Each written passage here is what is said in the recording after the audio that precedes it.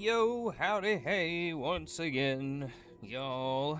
We are nearing the end of the July season on MTG Arena. We're nearing the end here. It's almost over. We got today and tomorrow, and then it's all done.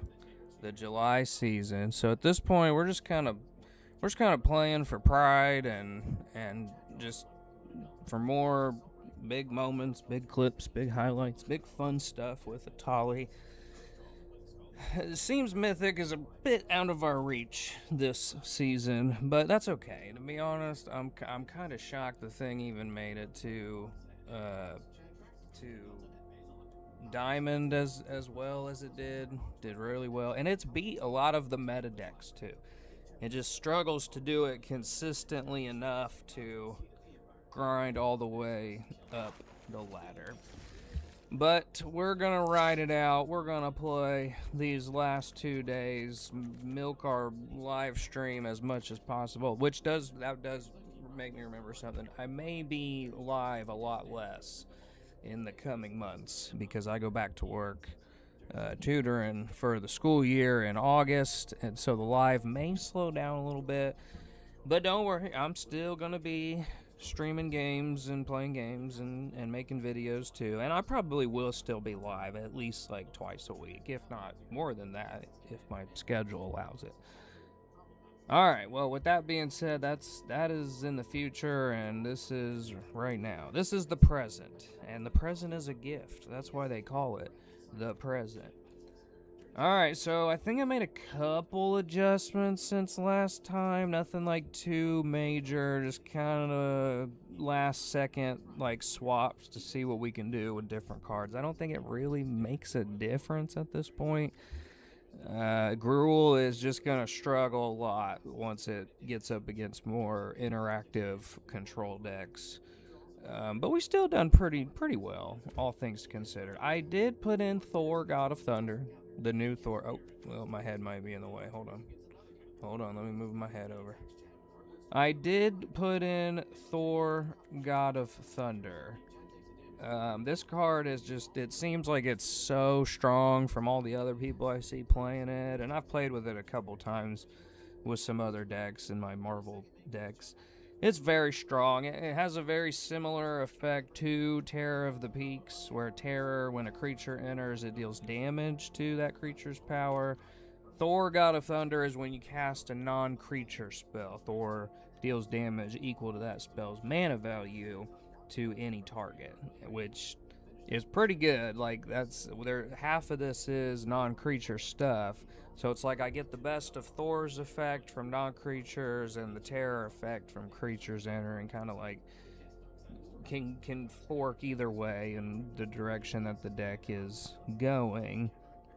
And then of course with all of our copy spells, our copy sorceries, it's good for Thor to be able to like flash those back and then enable me to recast them. So I added in Thor, God of Thunder.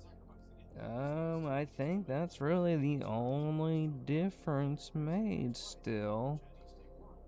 Yeah. Well, that was pretty much it.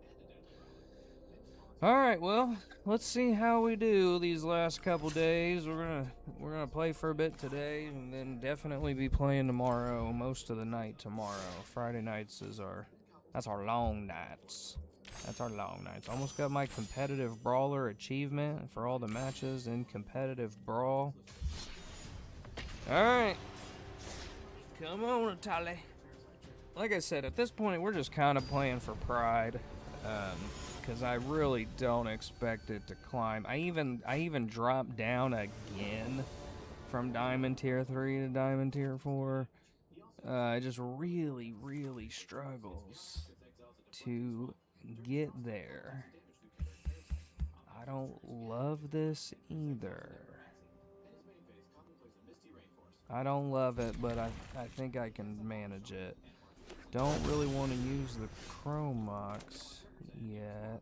Actually, yeah, we'll use the Chromox to imprint the crop rotation. I'll imprint the crop rotation.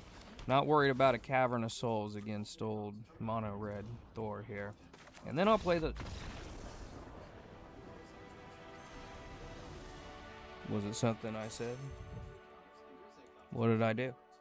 What happened? I don't know. But we take those. We take those easy wins all day long in the ranked queue. So thank you, sir. May I have another? All right, one down. Easy win. I like it.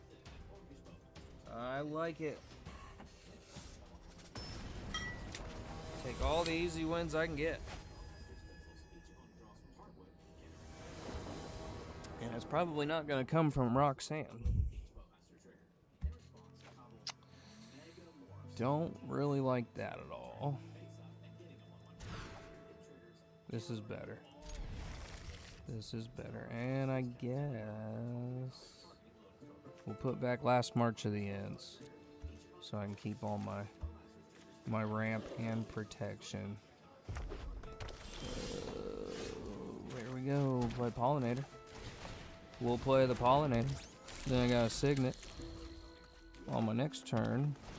Man, this Roxanne deck though is just bad. Bad as in like good, like bad to deal with, and a pain in the ass for me. All right, we're gonna sack the forest so I can get an Ancient Tomb, so we can out ramp this Roxanne deck here. We'll put the Ancient Tomb down, and now we have 2, 3, 4. This has to tap an additional. Bruh. Damn. Sure wish I had my deflecting slot. Still, that made me sad. That made me sad. You blew up my land. Why'd you do that, Chuck Dog? Alright, well, let's see here. We'll strike it rich. We'll strike it rich. And then I'll strike it rich again. Feeling really rich. Bam, look at that. Look at that. We're rich, buddy. 1, 2, 3, 4, 5 shield.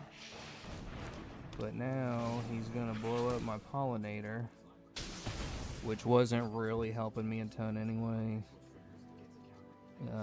Because I would have had to tap something else to even do it. Wow. And now with no playable cards, I do have a deflecting. I've got my good defense cards though.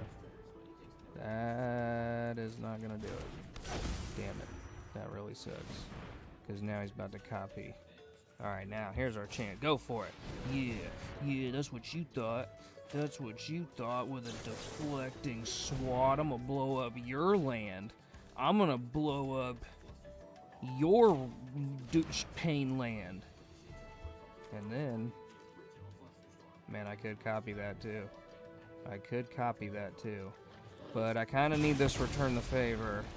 And I need my treasures to even have a chance at getting Etali down. So, like, oh, well, wait a minute. Well, I'd have to tap all that to do it. Yeah, it wouldn't even be worth it. Wouldn't even be worth it. Almost wish I would have just saved this. Not cast the deflecting swat, because I could have got 2 lands off Flare of Cultivation, but doesn't really matter. We basically have to hit on a land. We gotta hit a land drop, like right now, or we're just kind of screwed right now. Right here now. Yeah, I gotta hit a land drop like right now. And we hit the land drop. Do I call my shot or what? Oh! You're GGing me awfully quick, buddy. I mean, I know it doesn't look good for me, but you never know. It ain't over till it's over.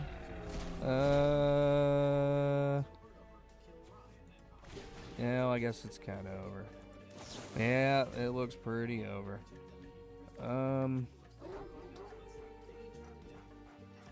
I guess I kind of need to blow up an artifact because Roxanne can add an additional mana. Not that it really matters. He's got a bunch. But Now he also can't willy-nilly attack into me with Roxanne. Well, maybe. We'll see what he does here. I don't know. We'll see what he does. Oh, no. No, no, no, no, no, no, no, no. No, no, no, no, no, no, no. That's not good. That's not good. No. No.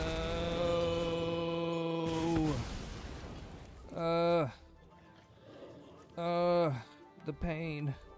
It's so painful. And it's got a stun counter on it. That's not cool at all. Oh no. That's crazy. Well, I guess Spider-Punk's getting blown up. But I can still kill Roxanne with Etali. So that's something, I guess. Not a lot, but it's something. Oh my gosh, are you kidding me? Top decked a Rionia Fire Dancer. I don't know how good it's gonna do, but it's a Rionia Fire Dancer to make a copy of Etali. There's Etali. It does not really matter at this point. I'm gonna keep mine just in case we hit on like. Oh! Oh!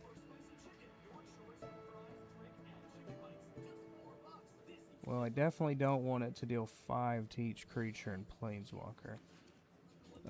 They both gotta go on the stack at the same time, so I guess it doesn't really matter for Thor's ability. Yeah, I don't want to do that, but we'll go ahead and put Thor on there. Alright, we got Thor now. Oh. Oh. I don't have mana to do that until the end of my next turn. Oh, we get Deflecting Swat back. We get Deflecting Swat back. That's pretty helpful. That's pretty helpful. Okay. 1 damage to any target. I'm going to just leave those up for blockers. I'm just going to leave them up for blockers. I'm just leaving them up for blockers. We got a Deflecting Swat until the end of our next turn. I don't know how much good it's going to do us. Especially when he can harmonize something really bad. Alright, let's see what he does here. Let's see what he does here. These are going to come in. I do not want him to blow up Rionia. No, no, no, no, no, no, no. No, no, no, no, no, no, no. Don't blow up Rionia. Don't blow up Rionia. Oh my gosh, I'm going to Deflecting Swat this 2 damage. I'm going to Deflecting Swat. And then Thor's going to trigger. Roxanne's going to die again from a Deflecting Swat. And then I'm going to point this at, I know, I'd be salty too, buddy. I mean, I guess it won't kill anything, so I might as well just point it right back at him. And then Rionia lives. Well, no, she's not. No, she's not. She's still gonna die. Man, that sucks. That sucks, because Rionia living on my next turn would have really helped me out to keep some sliver of hope going. Alright, well, it doesn't look good. We need a hell of a top deck for 5 mana. Oh no, no, no, no, no, no, no, no. No, no, no, no, no, no, no. What could it be getting for 6? What could it be getting for 6? It's, oh no. No, we go down to 9. Oh my gosh, and we get nothing. Nothing. Alright, well, we gotta return the favor. I mean... Okay. Wait a minute. Wait a minute. Here's what we do. Here's what we do. We're gonna cast this for its spree cost. We're gonna spree it all. We're gonna spree it all. We're gonna target this. We're gonna target this. And then I deal 2 damage. I don't really want to do it to Roxanne because I don't want her coming back in here. Yeah, I don't think it's really gonna matter a whole lot. So we'll just point it right back at his face. Right at your face. Right at your face. And I gotta select a new target. Well, I don't really want it. Maybe if I... Well, that's only 4 damage, so it won't kill. I guess we'll just take out one of these. I don't want to point it at Roxanne again. Because then, yeah, Roxanne just comes in. And now I can chump block with these. I can chump block with my Will Devils here. We'll chump block with the Devils because I don't want Roxanne to die. I guess I could have. Yeah, I screwed this all up, but that's alright. We'll just point it right back at. We'll just point it right back at. And all we have is a lowly mountain. Oh my gosh. Yep. And here we go. We're gonna die. We're gonna die. And yeah, that's the 6 damage that he needs to kill me. And the 4 more on there. Well, that was kind of close. It was kind of close. A little clutch, you know, for Etali. But that's kind of how it happens. That's what happens with Etali. You either have it, and it's that blowout, or you're just screwed, man. It's really it's shown me how privileged we are when we are playing blue, because I can just stop so much more against when I'm playing blue than when you're playing here. You are basically at the mercy of... I don't love this, but it's not the worst thing ever either. I don't love it, but I don't hate it, and I go first. So if I can get some green. No green. Okay. Well, I mean, we got a Lelia, which will give me something, but I need a forest, like, right now. And we'll attack with Lelia. Gets a +1/+1. And I can only play this until the end of my turn. That's... Okay. What's double team do? No, Sephiroth. Sephiroth. 1, 2, 3, 4, 5, 6. Oh, I might have enough for Jessica's will now. I might have enough for Jessica's will now. There we go. 1, 2, 3, 4, 5, 6, 7. I got enough for Jessica's will. Here we go. We gotta do it too, because I don't have a single other answer right now. Let's go. Let's go. Red mana. We need that red mana. I don't like this. He's got 1 treasure open. What could that be for? Let's go, Etali. Come on, I need something big, Etali. I need something big. I need a big thing. Oh. Okay. Well, this won't do anything, the meat hook. However, the Freyleys will come in. And then I'm gonna go ahead and sack the Etali, 2 Freyleys. I gain 7 life. Etali goes back to the command zone. Yeah, that's something. And then Lelia gets gone. Okay, well, that's fine. I kind of figured that was fine. Okay, now. Then we'll play the Fabled Passage. We will crack the Fabled Passage for a red mana. That will untap. I will use the red mana for a Strike It Rich. I will use the Strike It Rich for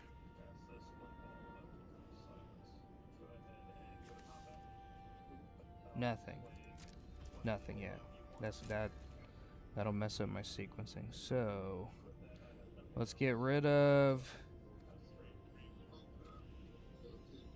the Raptor, the Destiny Spinner, and Survival of the Fittest. That can all go. Alright, so on my next turn, I'll be able to play World War Hulk, cast Etali for free. We're going to cast Etali for free with World War Hulk.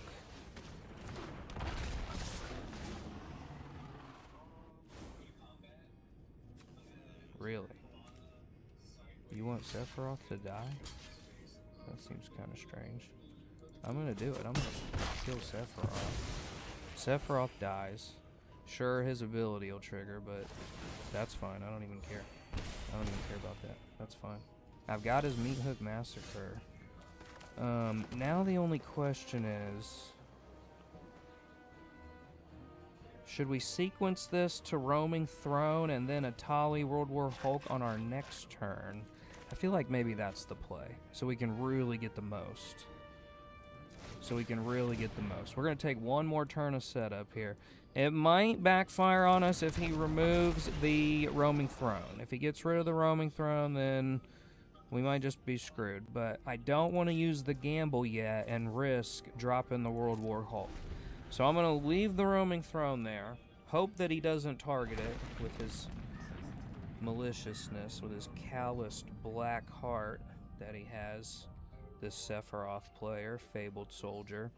And I feel like that's exactly what's going to happen. Yep, that's what's going to happen. That usually happens, I find, when I try to set up an Etali turn for a little bit more. But, that's alright. That's fine. It's fine. It's fine. We are going to World War Hulk. We're going to World War Hulk. And then we cast Etali for no mana cost. Oh, well, we are going to pay 2 because of the commander tax, yeah. So we'll pay 2. Etali comes in. Something big. It is not something big. It is not something big at all. Wow. Wow. But we do have a Heat Shimmer. And I've got a gamble. If I can gamble for Food Chain.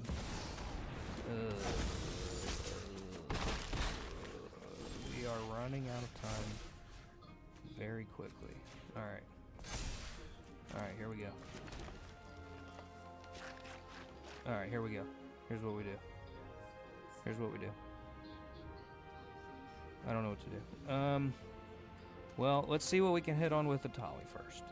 Let's go Heat Shimmer. Let's go Heat Shimmer. Man, and I am going to keep my 10-10, letting the other Etali go.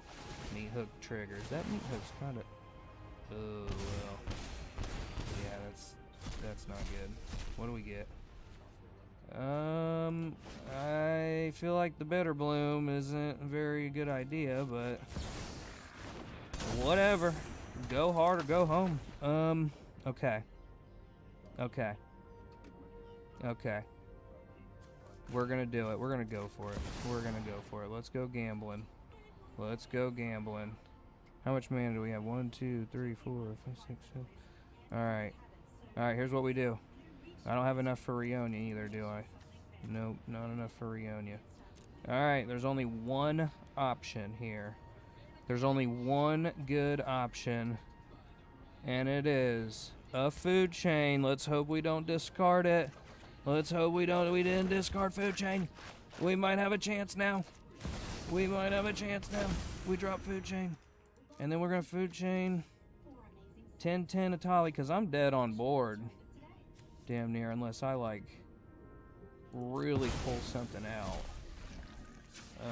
Food chain there. And now Etali's 11.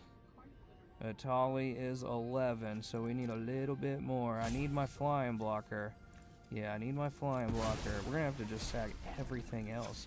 Everything is riding on this one Etali. It's all riding on this one Etali. Bam! Etali triggers. What is it? Okay. Wait a minute. Wait a minute. Alright, we'll bolt that. And then I can reanimate something. What can I reanimate? What do we got? What do we got? What do we got? What do we got? What do we got? What do I got? Man, I think I'm still dead though. I think I'm still dead though. I think I'm still dead though. If I do this. We'll go Wildebonder. Wildebonder. Lose 4 life. Lose 4 life. And then he loses 2. I don't like this at all. How much was Etali again? Do I have one more Etali maybe? Maybe we just go for it? Maybe we go for it. Red mana. There's 6. There's 6. Exile another Etali for red mana. I think we got enough. We got enough. One more Etali. Let's go, Etali. Oh my gosh. It's a seething song. It's not enough.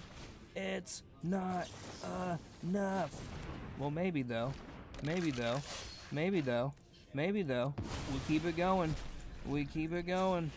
And we exile Etali one more time. Oh my gosh, this is insane. This is everything. Oh. Oh, come on. We need that Emrakul. Bah, we need that Emrakul. Etali, where's it at? Where's it at? Where's it at? Where's it at? Where's it at? Oh, we got Thor. We got Thor. And now I can make him discard something. Oh. What do we get rid of? What do we get rid of? Probably Virtue of Persistence. I think that would be. And then I can exile another Heat Shimmer.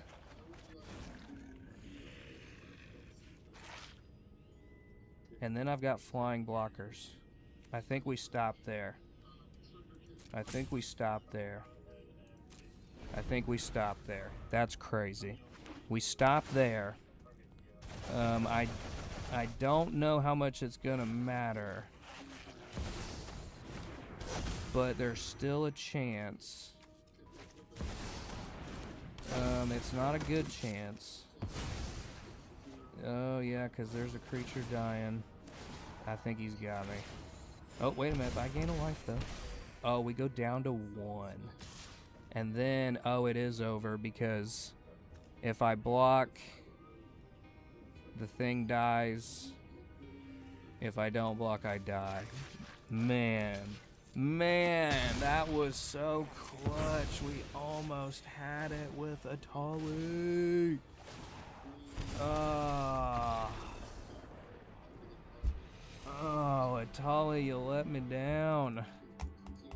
You let me down, but that's just how you have to play the deck, though. You gotta just spin and spin and spin until you finally hit on the thing that gets it done. Because even though I lost, like you could think of it as a deck issue, but really that's just the nature of a high roll deck that is gonna get shut down now that we're facing good old Illuge control. Yeah, I don't think any of this is gonna help me, honestly. I don't think any of this is gonna help me, honestly, but it's at least something. It's a little bit of something. Put Crypto with Right. Thought about taking Crypto with Right out of here too, but I have such like big mana sinks that I don't really want to do that. Great. Well, yeah, I guess this is just how this game's gonna go. Yep, we're gonna have no land drops and just get controlled out. is how this one's gonna go. I don't even want to play this one, honestly. I can just tell how this one's about to go. And then this giant 4/4 finishes. I don't even have a playable card. No playable card. Okay. I mean, and it sucks because I really have to play this first. I gotta play Rhythm of the Wild first to keep my creature spells from getting countered. And I really needed that on like turn 2. Because now I'm gonna eat 5 from this friggin' fish. And then he's gonna have counter spells ready to go. So here's Ruby. Ruby can't be countered, but she can be returned back to my hand. He just time stopped me. Yeah. Wow, that's so salty. In the turn, bro. On a time stop. See what we're dealing with? Do you see the degenerate blue meta that we are dealing with? Insanity. And it's not gonna get any better. Oh, we give it haste. That's kind of helpful, actually. And then we can give this one haste too. We can give this one haste too. And then we can give this here Frog Butler haste too. Oh! Oh, you out of answers, partner? And then we give the Malevolent Rumble haste. Well, it won't have haste too, but it'll make a spawn. Finally. Oh, it was a non-creature spell. So, Rhythm of the Wild says creature spells can't be countered, but it does not prevent non-creature spells. So, this is it. We're going to eat 6 now. And now he's got a whole bunch of mana open. He could River's Rebuke me. He could... Yeah, we're done. It's over. Good game. Good game. Blue is ridiculous, bro. And anybody that says otherwise is just so gaslighting. Like, it literally has the very best cards to play the game. Like, if you're wanting to play the game at the highest level... Why is my chat disconnected?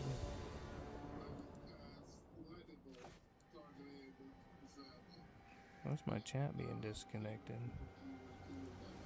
I don't know what's going on with the chat, but... Oh, well. This is another meta problem we've been running into. This Tifa Lockhart here.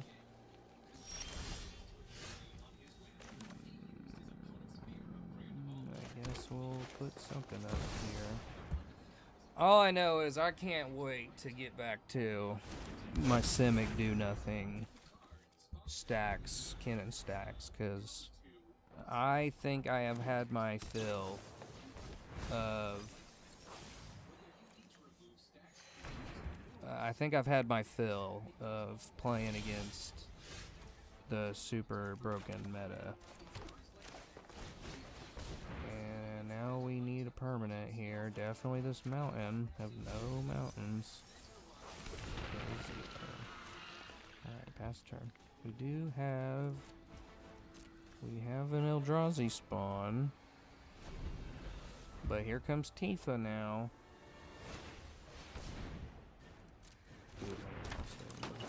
I could gamble for a lightning bolt, but I can't even really do nothing with it.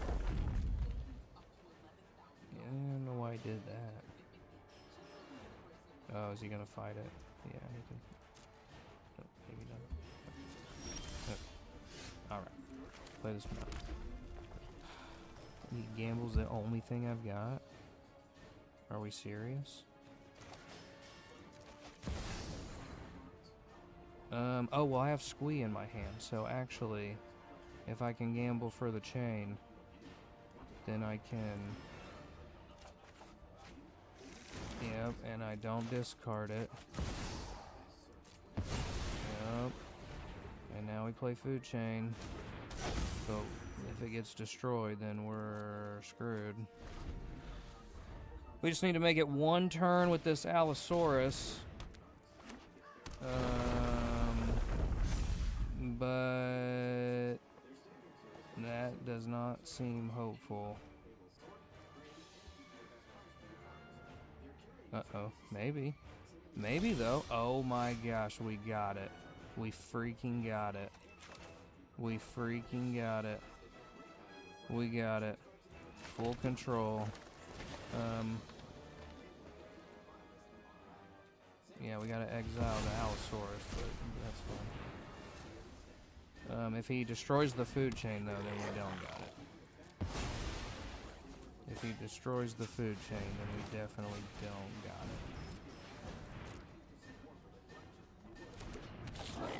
But I don't think he has a way to blow up the food chain, it would appear. So, it looks like we might have it. Do you see the line? Do you see the line, Tifa? Do you see the line? Nope, they do not see the line. Alright, how much is that? 10? Yep. Yep. Oh, wait a minute. Hold on, I gotta do it one more time, though, because then I'd have to... Yeah, I'd have to exile the... Etali too. Alright. Red mana. Alright, now Etali comes down. Here we go, Etali. Bam! Etali. Come on, Etali. Come on, let my Etali resolve. Bam! There we go. Come on, girl. Something big. Something big. Well, that's not super helpful, I guess, but I will take it. I will take it, I suppose. I don't have an additional land, but that's okay. Oh, well, there's a land. There's an additional land. What do you know? And then I can play my Panharmonicon. Oh. And then I can food chain the Destiny Spinner. Red mana. And then I can play Squee. And exile Squee. Red mana. I think we got it. And then food chain Etali for red mana. Oh, we got 13. Let's go. And now a double Etali triggers because of the Panharmonicon. Double triggers because of Panharmonicon. What up, dog man? We're still going. We're still trying our best. It's not looking great for Etali, but we're still trucking along against this meta landfall Tifa bullshit Lockhart. Come on, buddy. Let my Etali resolve. I get double triggers. I get double triggers for the Panharmonicon. Your go. Your go. They're gonna go off if you wrote me or not, bro. They're still going off. There's no way to stop it. There's no way to stop it. Is he gonna blow up the food chain now? He might blow up the food chain now. Do you have the Force of Vigor or not? Do you have it? Do you have it? Oh my gosh, are we serious right now? Are we serious? You just went off on your little landfall shenanigans. I barely even had lands in my hand. There we go. Double Etali triggers. There we go. Come on, Etali. Double triggers. Do something crazy. Flip it something crazy. Flip it crazy. What did we get? That. No.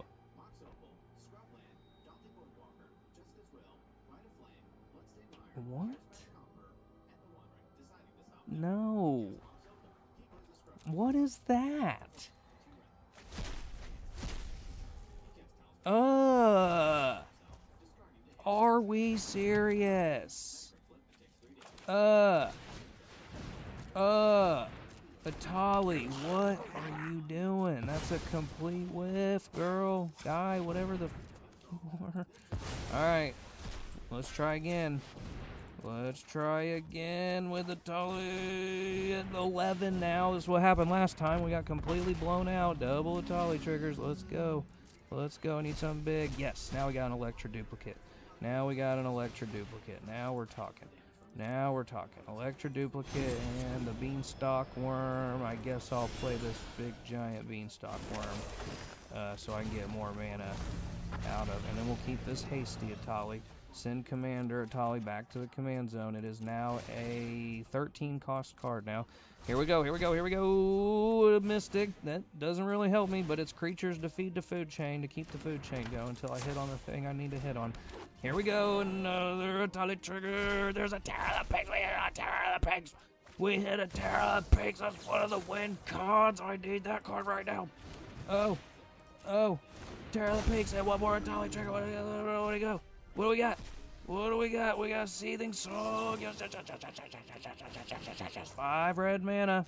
5 red mana. Here we go. We'll attach it to Etali, I guess, because why not? Yep.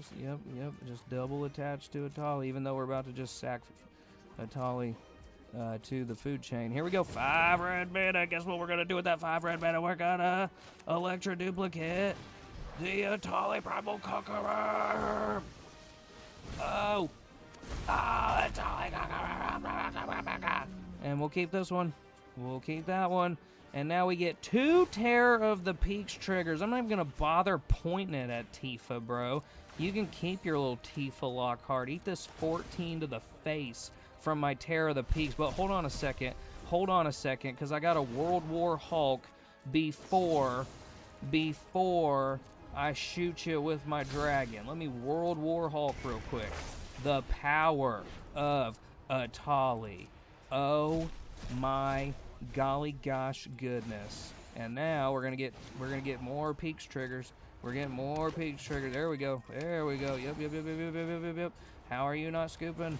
How are you not scooping? Look at this stack. Look at this stack. Oh, the red stack. No, I needed that copy spell. That's alright, that's alright. That's alright, we're gonna point more damage at you. Bam! Bam! And this center trigger and Terror of the Pigs again. Good, come on, bam! Bam! Oh! 7! And now we're gonna go to combat. We got to combat. We're gonna swing with Etali. We're going to combat. We gotta swing with Etali. What are you doing? Oh, don't you do it. What are you doing? What do you think you're doing, bro?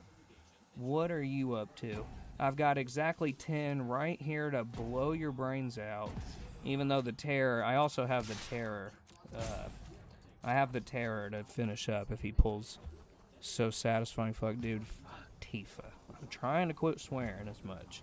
But my gosh, Tifa Landfall is the most brain-dead, boring archetype. I mean, there's better landfalls. Like there's landfalls that actually like take some sequencing and some thought process. Tifa and freaking, are we done? Is that it? Do you got the fog effect? You got a fog maybe? If he has a fog, that would be so badass. He's looking at his cards. He's looking. Oh, he's gonna live barely, but not really. But he's gonna, yeah, he's gonna live from Etali trampling him over, but it's not gonna really matters. That's what you're here, Dogman. I appreciate that. It's not gonna really matter because now I'm just gonna food chain all this other stuff. We'll just food chain Etali for green mana this time and play a Crater Hoof Behemoth. This has to be the only time Crater Hoof Behemoth has ever won before combat, or after combat, I mean. What is this sequencing? What are we doing here? Oh, that makes it 19 damage at your face. Oh! Have you ever seen a Crater Hoof win after combat? I'm losing my voice. I can't even talk. Oh my gosh, that was one of the wildest. See, that's what I was trying to make happen on the Sephiroth game. You have to just like keep going on food chain. That is your window with Etali. You keep going and just keep trying again and again and again until you finally hit on one of the game closers. And we actually hit on two of them. Craterhoof and Terror are both game closers, so it can still win. It can still beat those decks, but it's just such a grind, and it's not consistent. The variability is just really high, but I think that's why it's so fun, because sometimes you just get that where it just like explodes creatures and damage and crazy sequencing like back to back to back, and then sometimes you just get a freaking not that I can recall. Recall what? I'm not sure what you mean, Dogman.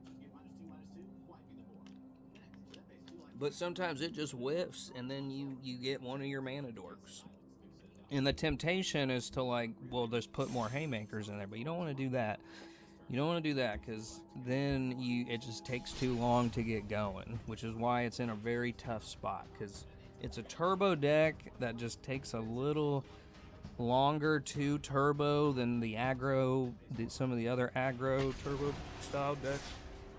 But it also has a very high ceiling, but a very low floor. Like you could do all you've done up until Craterhoof after combat. Yeah, I'm saying I don't think I've seen that one too often for sure. And this is going to be another one of those examples. I'm playing against Ugin now, where if we do not ramp faster than Ugin, then our game is probably just over. It's not going to be good. But we do get to go first, and I got a halfling, and I got a signet.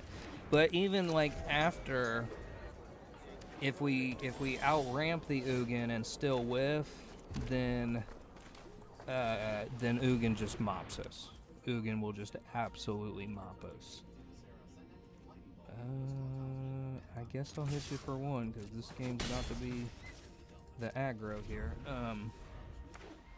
Yeah, if we whiff if we do not ramp fast enough before this Ugin gets out, then we're just completely screwed.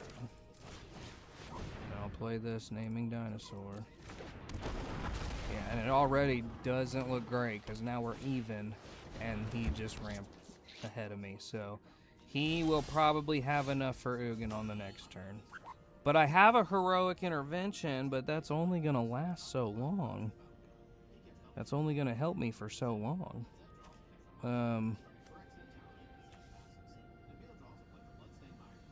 And I can... Oh, no, this isn't the right one. Never mind. Well, we got to play creatures, because I'm going to need my... if I get into my Cryptolith right... Alright, let's go Roaming Throne.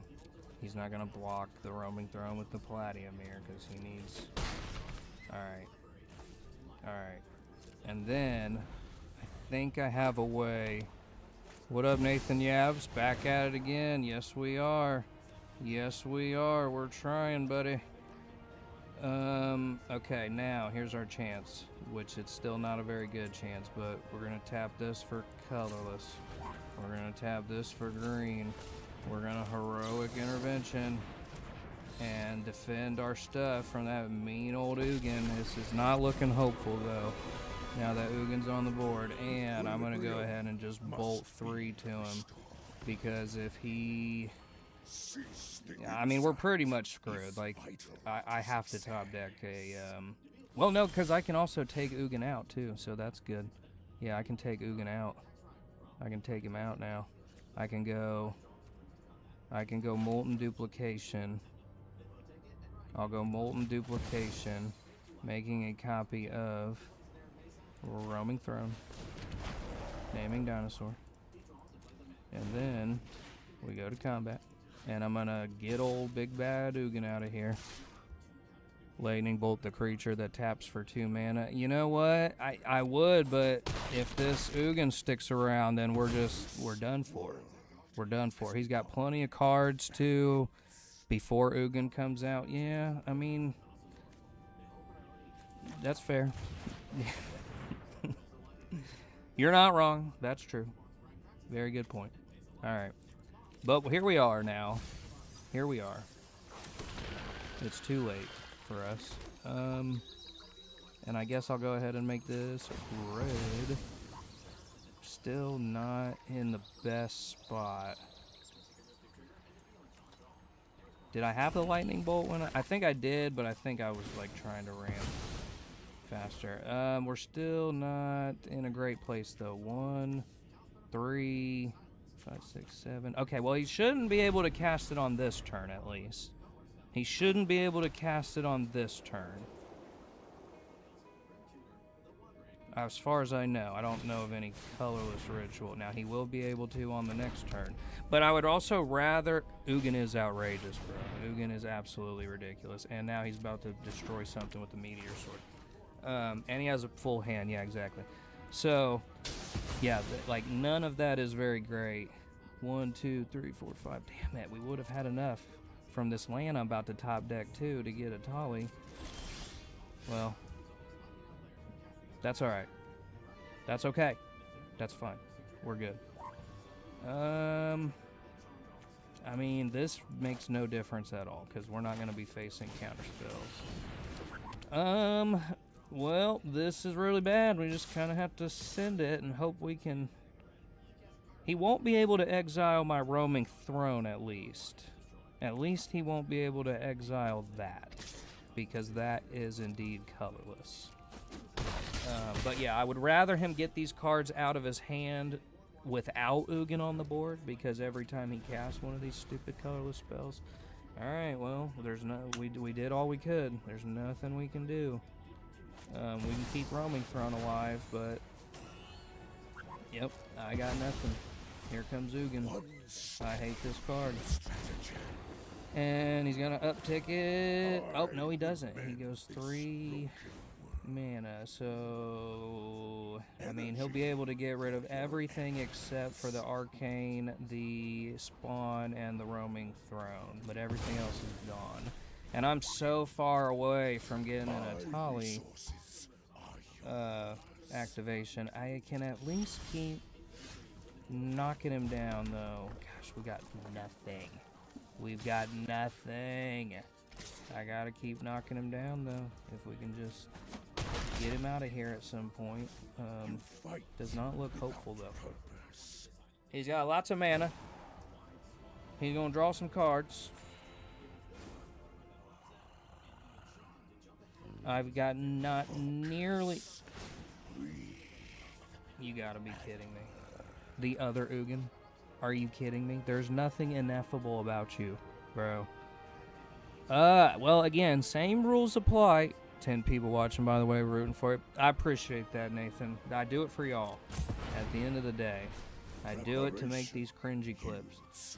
Ugin the Ineffable, still same rules apply, though. He will not be able to destroy my roaming throne or my arcane signet. But now he's got blockers, so I am much less hopeful about surviving through this one now. He's got 2 Ugins on the board. I would be scooping from this if people were not watching me. But we're going to try our best. I mean, he can't exile anything else, at least. So we just kind of have to sit here and wait for him to ultimate his Ugins and freaking vomit every single Eldrazi in the entire deck out. There's nothing left to exile, buddy. There's nothing left. You've stormed through it all. Alright, well now roaming throne is blocked. That's not gonna help us at all.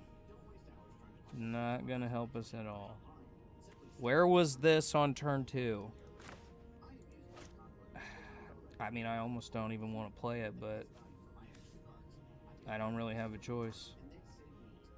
I don't have a choice. We gotta just keep making him use stuff till he runs out of gas. This is so bad.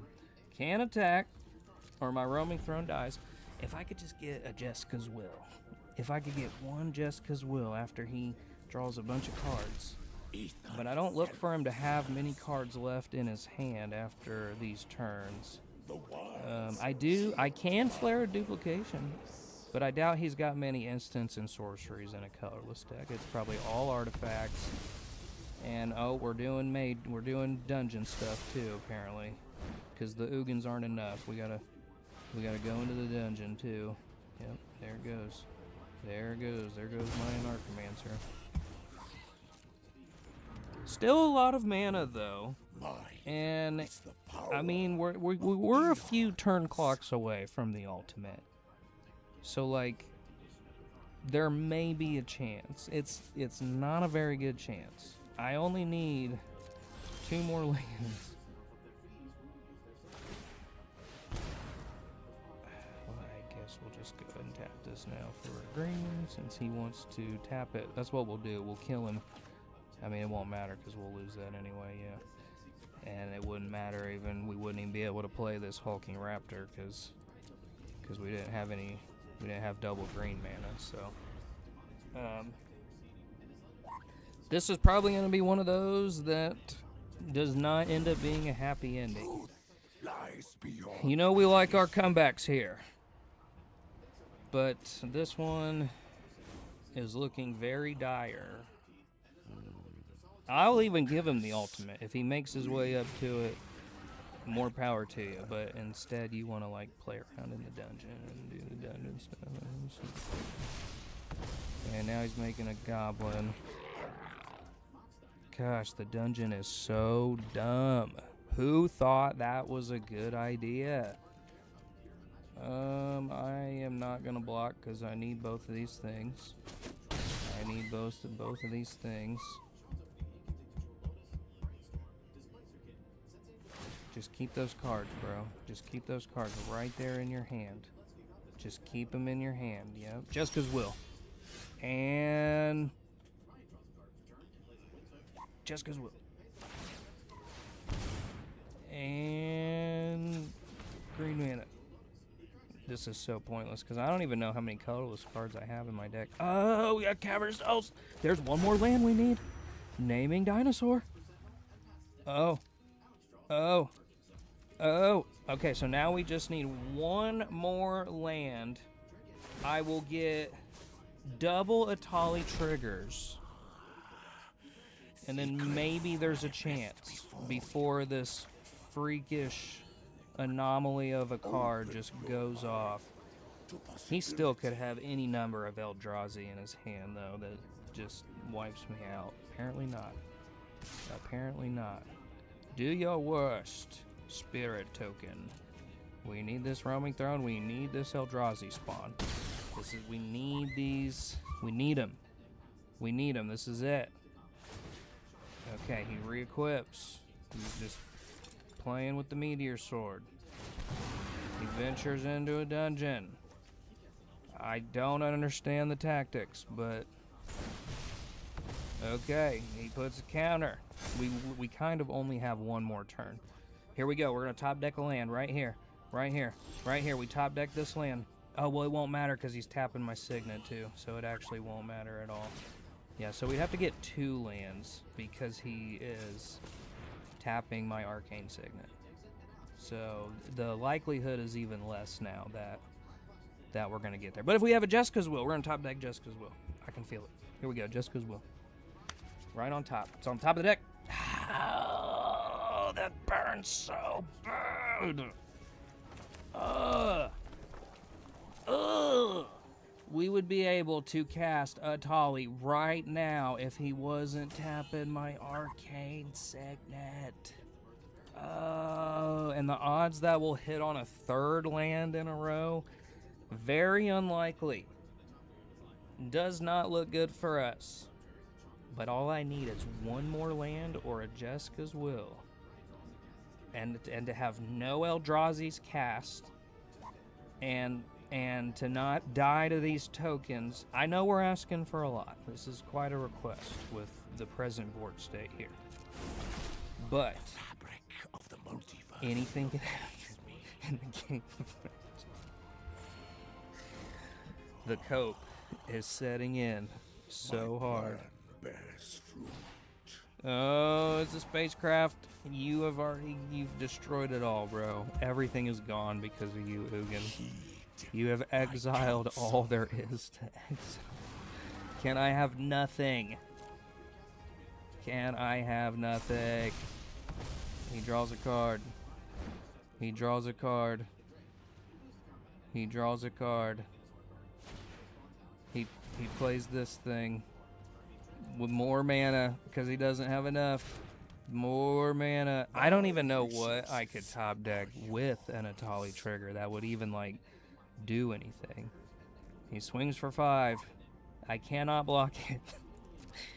Yeah, there's nothing even in my deck that would be able to do anything against this. But we're gonna try. Alright, here we go. Heart of the cards. Heart of the cards. I just need one more land. One more land. Heart of the cards, one more land. One more land. Or Jessica's will. I'll take both at this point. We'll tap this for a green mana. It does not make any difference. It's a land! Ah, we top decked the land! Do I call my shot? Oh, here we go. Our only hope. Everything is riding on this one, Etali. Oh, it was nice. Thank you, Ugin. Thank you. I still don't like you very much, but thank you for saying that. Oh, it's all riding on this one. What are we gonna do? Oh, that's a complete whiff. There's a whiff. Oh, there's a whiff. And one more Etali trick. Come on, one more. You have got to be kidding me. You have got to be kidding me.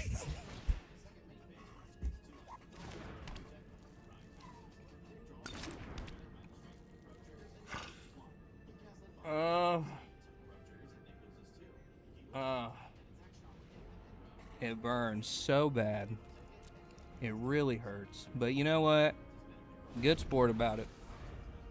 I'm a good sport too. Do your ultimate. Do the thing. Do the ultimate thing. Come on, bro. Just do the Ugin thing. Do the Ugin thing. You've got the ult on board. Yes, you just had to get rid of my Etali one more time, didn't you? Didn't you? Can you just do the Ugin thing, bro? I want to show the people what an Ugin ult.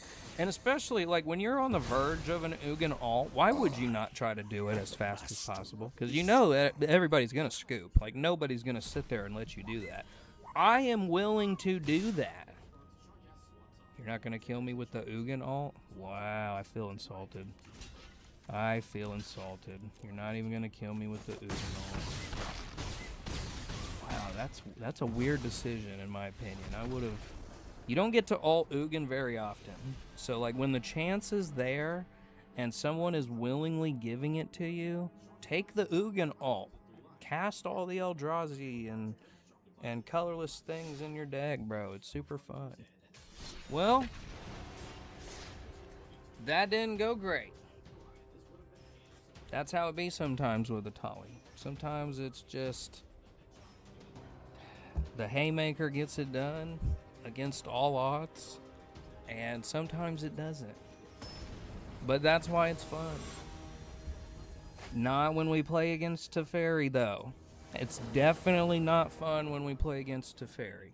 So you might actually see me crash out on this one. And there's like nothing.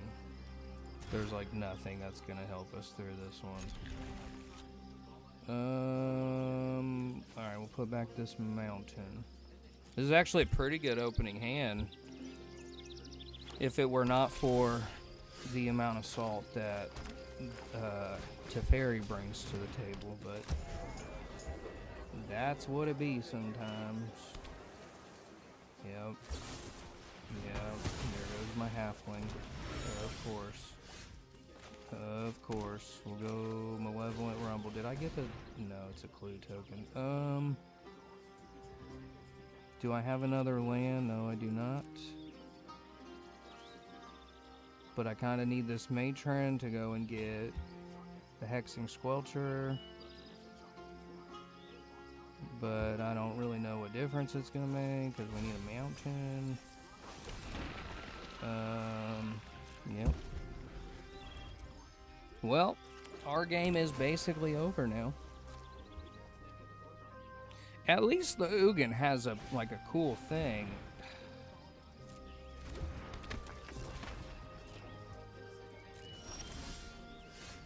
super cool. Super cool. Alright, well maybe I can find the bolt. Maybe I can find the bolt. And I don't necessarily need Etali to win. It really helps a lot, but...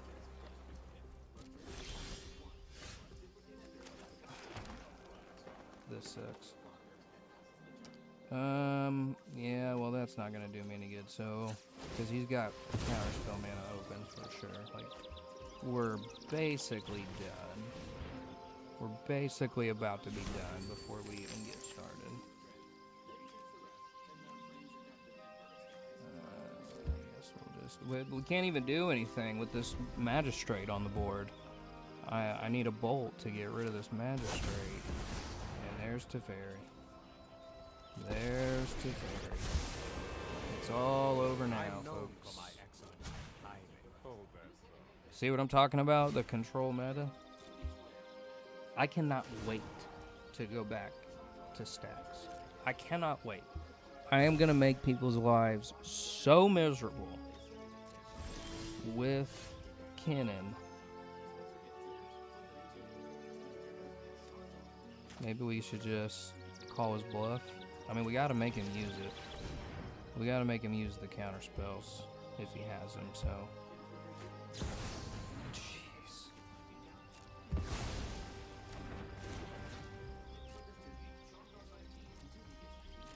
Well, it's all over now. I mean, there's no way I'm going to get to this.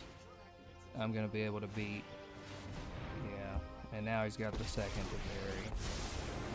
This isn't a fight you can win. Last March of the Ents can't be countered, though. Nope, there goes my... There goes that. Yeah, I don't think I'm going to sit here and play it out with Teferi like I do Ugin. It's basically a non-starter. Like, it's not... It's just not a playable... Just not a very playable deck. But maybe if we can get the Squelcher. I have no way to draw the card, but and then I guess I'll play the Safekeeper. I'm sure no, it does not get countered. I am gonna blow that up, or at least attempt to. I don't know how far I'm gonna get. Maybe he doesn't have any more counterspells. Maybe he's all out of counterspells. 1, 2, 3, 4, 5, 6. Ah, I need one more land to do the Squelcher thing. Hurry. Alright, well, we have the Squelcher. Again, I mean, the writing is on the wall with he's almost at this ult with all of this mana. And now he's just gonna draw more cards. Dude, Teferi is broken. Such an annoying planeswalker. Alright, well, we'll play the Squelcher. We'll play the Squelcher. We'll get the Squelcher down. Okay. Okay. Can we make it one more turn? Not that it would really make a huge difference. Not that it would make any real difference at all to this nonsense. But... And now he's just gonna look at more cards. Coward! Cowardice! Who draws cards? Who needs cards to... If you need cards to win, you're not good. Skill issue. Skill issue playing Magic. Alright, well, we're on the brink of a Teferi ult. Oh, I've done the hero thing before. It's pretty much over. But I'd like to just see if I can even get one Etali to pop off.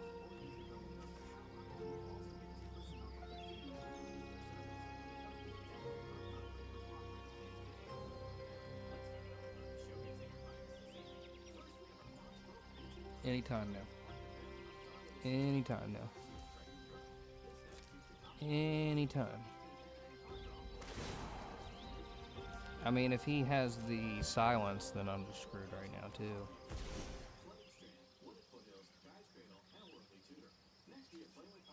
But, I mean, he's at the alt.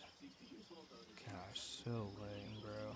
I'm sorry, but if you play Teferi, like, cool, fine, whatever, but, like, pretty lame. What are we doing? What are we doing? Okay, here we go. Here we go. We're gonna sack the Fabled Passage.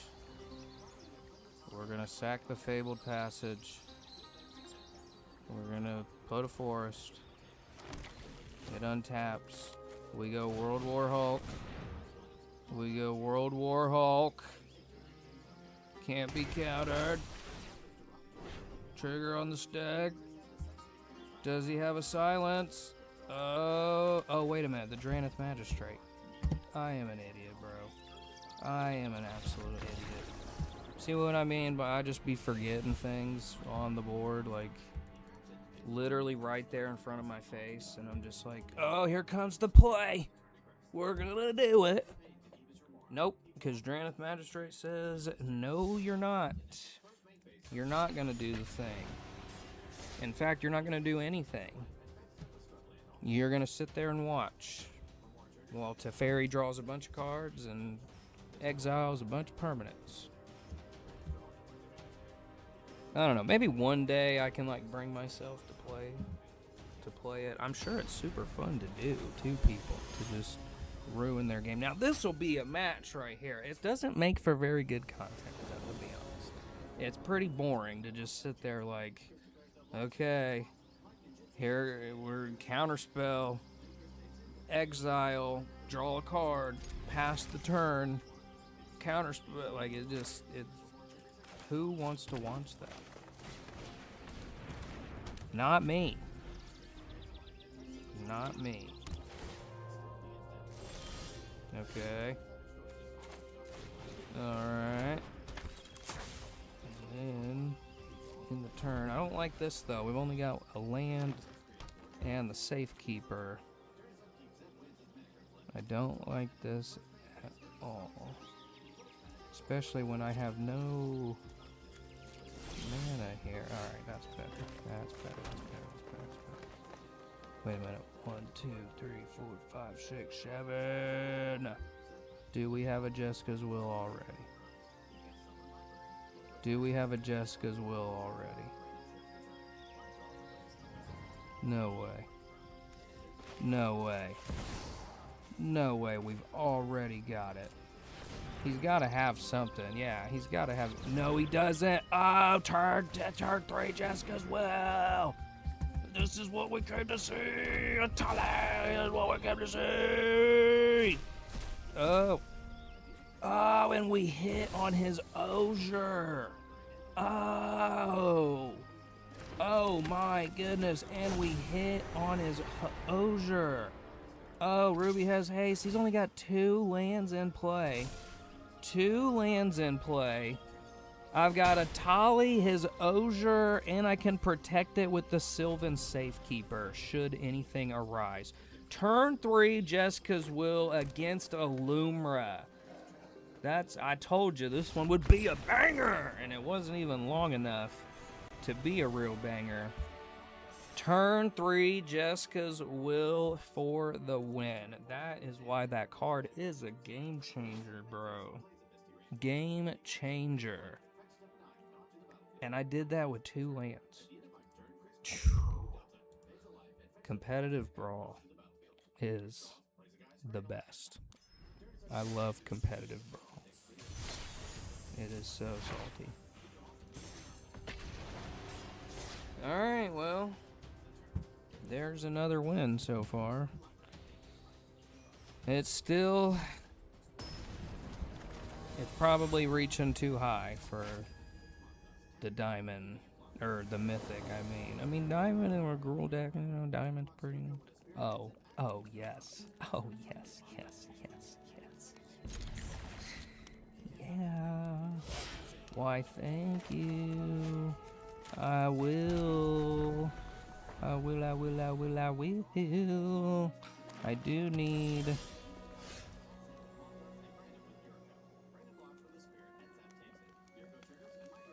Who is he playing? The Ooze?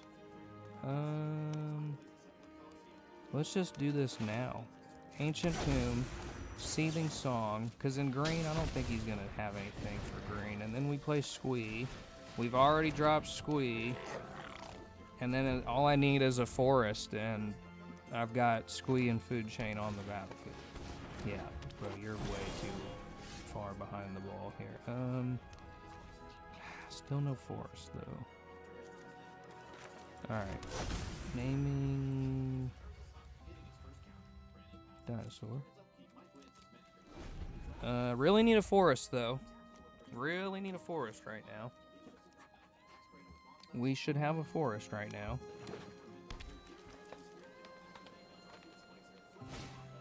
Oh, no. Oh, no, and still no forest. Still no forest. Dude. That is just sad to see, bro. A Food Chain in hand with a Squee on board, and I've got no forest to do the thing. That is painful. Oh, that's so painful. That is so painful. And I've got Emrakul in my hand, too. Oh, no. Oh, no. What is this thing? What's he doing? What's he doing? Uh-oh. Ah, it's a ball-born tyrant. That's scary. He gonna draw a card? Oh, and there's slimes. We need a forest right now, or we're just dead to this mono-green showdown. No, we're not. We're not dead. We are not dead. We are not dead at all. We are not dead at all, because a blasphemous act is gonna take us all out, buddy. Well, I forgot about the Volborn Tyrant comes back. So what do we got? 8, 14. That is so painful. Yeah, we're done for. Dude, not a single forest? Are you kidding me? We get 3 mountains and not a single forest. There's no way. And this is, watch our forest. I'm going to top deck the forest right here on my last turn. Here comes the forest. Here comes the forest. Would I still have enough, though, to do the combo? If I hit on a forest right now, I have enough to do the combo. But yeah, we would literally have to have a forest right now. And I'm not buying it. There's no way. There's no way, bro. There's absolutely no way. There's no way. No way.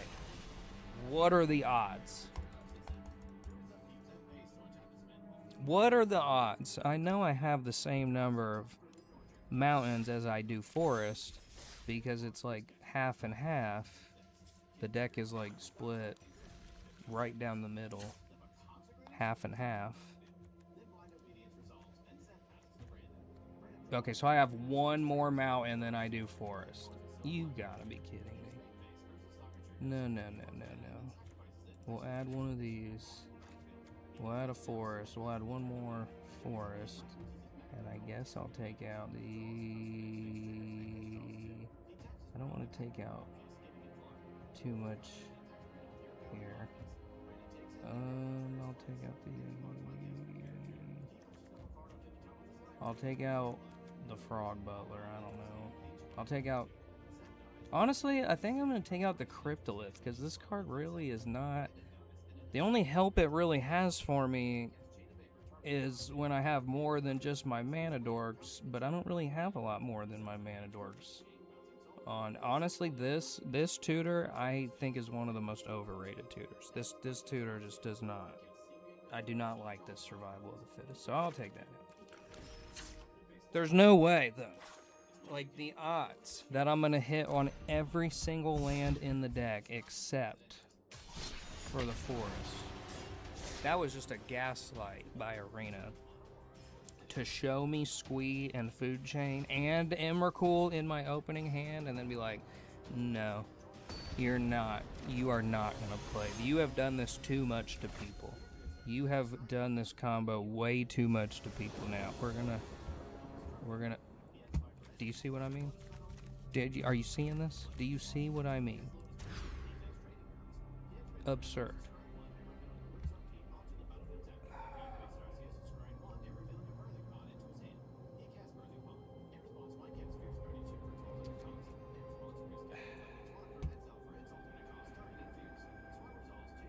I mean, I could make this work, but we're playing mono blue. God, I miss blue. Where's my boy blue? Where's my boy blue? I played this guy a few days ago. This thing is a ridiculous card too.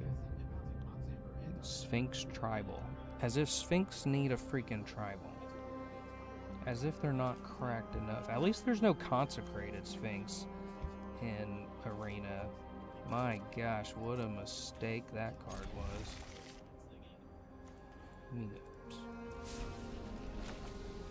Alright, we'll go red mana. We'll pay 2 life. We'll go ahead and gamble now. We'll go ahead and gamble now. Everything's riding on this gamble. If I don't hit on this gamble right here, then we're absolutely screwed. We gotta get the Squelcher, because you know we're gonna be walking into Counterspell City. Okay, alright, well, we did get rid of one of our... Okay, now we got Squelcher on board. This could go a little bit better.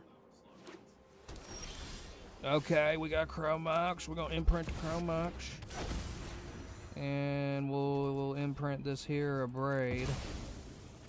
And then I'm gonna go ahead and Curse Mirror the Squelcher, even though it literally does absolutely nothing to me.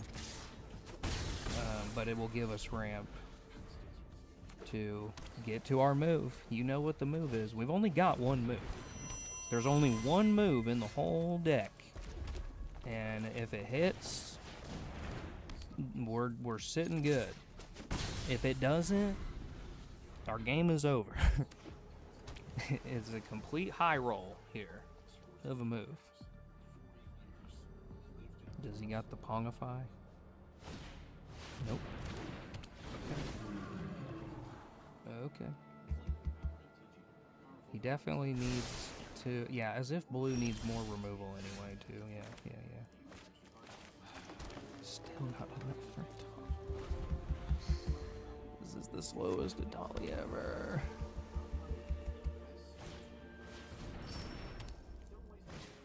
We need a land. We need a land. Oh my gosh.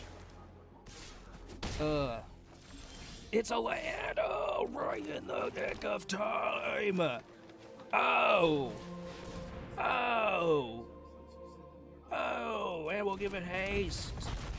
And we'll give it haste. Oh, a Crater of Behemoth.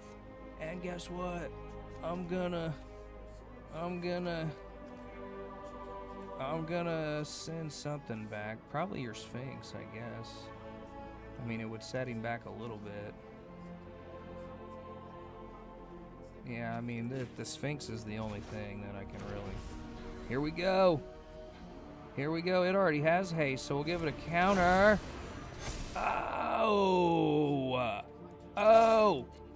Oh, that's enough to win. Oh, we got it done. Yes.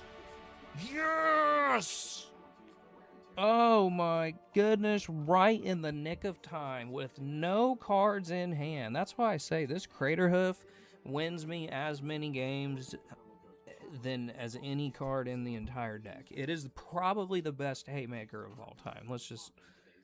well, I mean, you need creatures, which is growing more and more of a not optimal strategy with the removal and the board wipes and the nonsense. But if you even have like 4 or 5 creatures, Craterhoof is the go-to. Just an amazing haymaker of a card that ended up winning the game.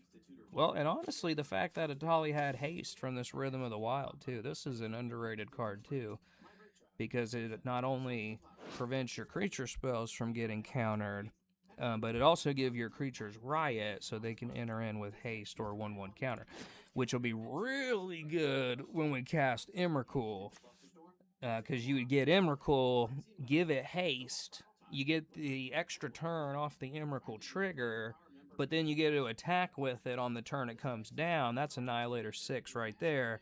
Go to your next turn, attack again, Annihilator 12, and that's just Emrakul alone. If you have the double triggers with the Roaming Throne, then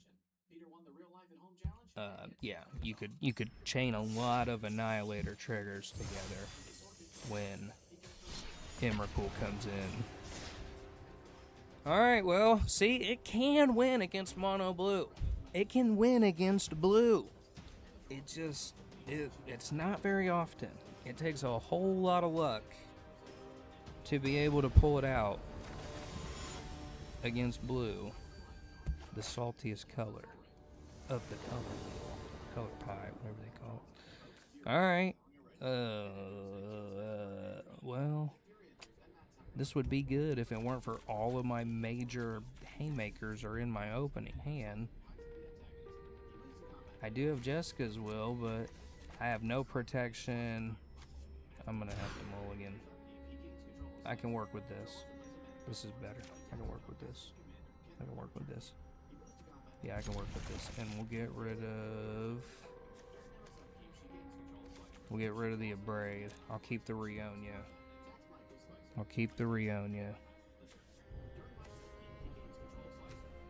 I mean, we got a board, but that's about all we got. He goes down to 5 cards. Interesting. Come on, buddy. Don't be a coward. Let's play it out. Let's play it out. And then I can Signet into the Springleaf. And then I have Rionia for the turn that Etali comes down. Rionia is such a good card, bro. That is such a good card. Oh, we have some protection with Veil of Summer, too. Alright, Arcane Signet into Springleaf. Yes. Alright, we're sitting good. I don't think I can play the Rionia, though, and protect it with the Veil of Summer. I don't love that. And I'm about to walk into a counterspell, I think. Alright, let's go Ruby. I am not going to walk into a counterspell. Never mind. I actually have protection up still, so 1, 2, 3, 4, 5, 6. Okay. What did he get? Yes, that's a whiff. That's a Cascade whiff. Maybe he's not playing Control because it is Emoti. Emoti does want those big haymakers too for Emoti's ability. So he's probably not playing a Control blue deck.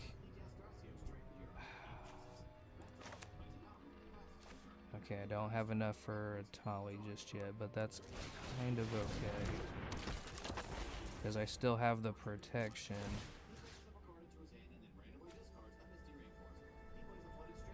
I mean, it doesn't really matter. That's going away. Alright. Now all I need is one... Actually, I think I have Etali on my next turn anyway. Okay. And Astral Titan gonna cascade into an Ornithopter. Yes, that's a whiff. That's a whiff. There we go. Okay.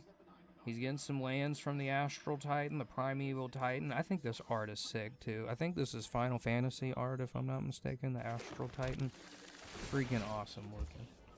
Awesome looking. Alright, I think I have Etali on the next turn. I don't know for sure, though. I think I do now. We have it. We have it. Etali comes down, and I'm going to get an extra... I'm going to get an extra trigger because of Rionia. What did we get? We got Ulamog! Oh, I hit on his Ulamog! Oh. Oh. Oh. Oh. We go combat. We're going to make a copy of Etali Primal Cucumber. I'll just keep this one so I keep the deflecting SWAT live here. We get his coma! Oh! Oh, I'm gonna blow up your Thopter too, but you thought you were gonna keep that Thopter. You thought wrong. I got a coma! Oh! Oh! Make a coil. We make a coil. Good luck attacking into that, buddy. Ulamog has Annihilator 15. Annihilator 15 when I go to attack next turn. Does he even have 15 permanents? He does not. Do you see what I mean? When it has it, it has it. When it has, and it honestly kind of helps me when other people put powerful cards in their deck. There's nothing worse than like whiffing on like just trivial stuff. That's probably a good argument for why you don't always need to like load your deck with the most powerful stuff, because it might get stolen from you. But yes, that was all off of his deck pretty much, which I should know with Emoti being a Cascade deck. Ulamog with Annihilator 15 and then a coma. Wow. That was a game right there. That's how strong Rionia is, too, because, like, I kind of whiffed at the beginning there. Ooh, Goblin Negotiation. That's cool. I kind of whiffed on the first Etali trigger, but it was that second one, and sometimes I forget that Rionia will always at least make you one copy of a creature. It will always make you one, even if you've not done the instant sorcery thing, and then it adds more if you have added instants. If you've cast instants and sorceries, then it will add. She will add extra copies for each instant and sorcery that you've cast before combat. But she'll always add the one. You're still getting one copy of something on combat. It might as well be a copy creature spell. Alright, well, this is not the worst opening hand, especially since we have Veil of Summer against Dimir Ashiok here. Paradise Druid has protection, hexproof, but that's if it survives the counterspell that I'm sure I'm going to have to deal with. Ward, Roaming Throne's got the ward too, so we've got the Etali trigger redundancy with our Roaming Throne and the Panharmonicon. That's something.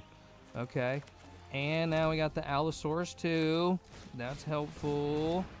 Okay, finally we might be getting into some like fair magic here for once.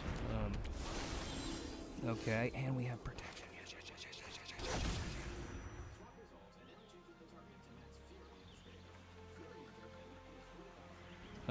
I am actually going to tap the Druid now. I don't even care. We'll tap the Druid.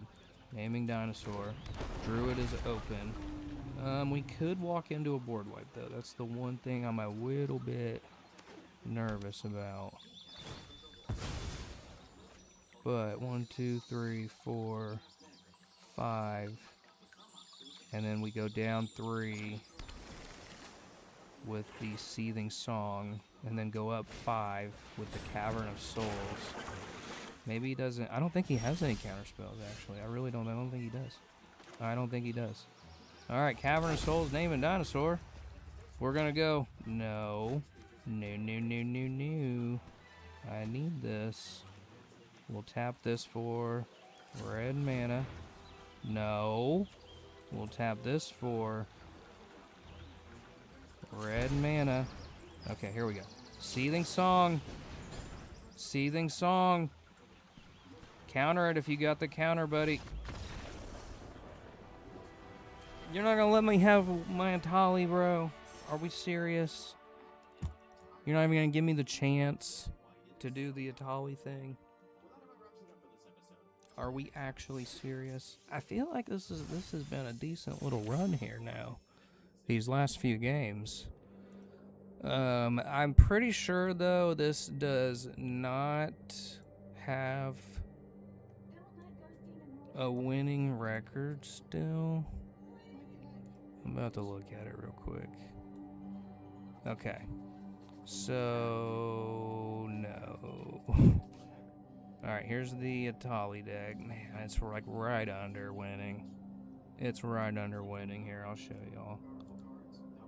Oh man, I was really hoping this would end with a winning record and maybe even get to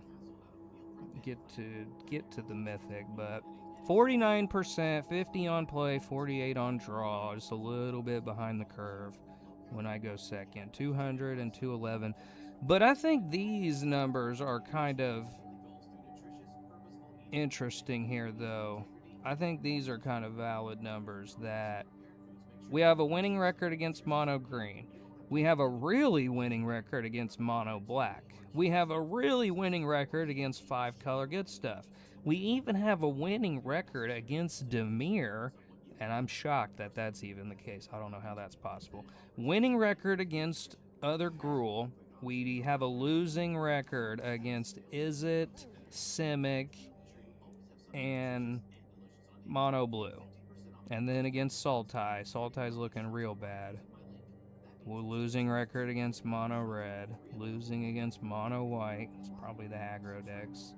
Losing the record against White and Black. But then again, White, Green, Selesnya, winning record. Colorless, winning record. Golgari, winning record. And then Blue comes back into the picture, losing record. And then White comes back. Boros is kind of even, 50-50. Really sticking it to Naya. Naya just doesn't... It's too many colors to get going, and it doesn't quite have the interaction needed. Grixis, losing record. That seems crazy. Well, I guess the games are also kind of lessening out. Yeah, like we're playing less games against these colors too. Have not won a game against Rakdos. But yeah, the games are also kind of lessening out. Where we're actually seeing the most, let's say like 10 or above games, winning records against colors, against everything but control, basically. Because I guarantee these are control decks. This is the abhorrent control deck. This is the sociopath's control deck. Azorius, white and blue. If you play Azorius, white and blue, seek help. Like me, I need help. Love white and blue. Mono white, that could be either aggro or control. Red, it's a little too aggro, like I was talking about earlier. Mono red just gets going a little faster than us. Sultai, super salty. So yeah, pretty much everything except blue and control we have a winning record against. So, I mean, that's kind of something. That's kind of something. That's nothing to scoff at.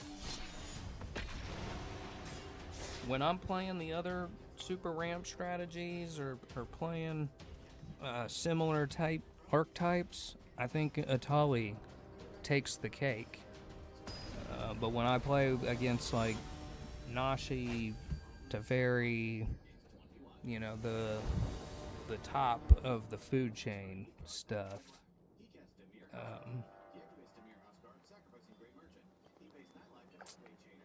this would be good if I had one land. Gosh, this would be a great opening hand, but I can't risk it. This is better. This is better. This is better. Okay. Okay. Return the favor.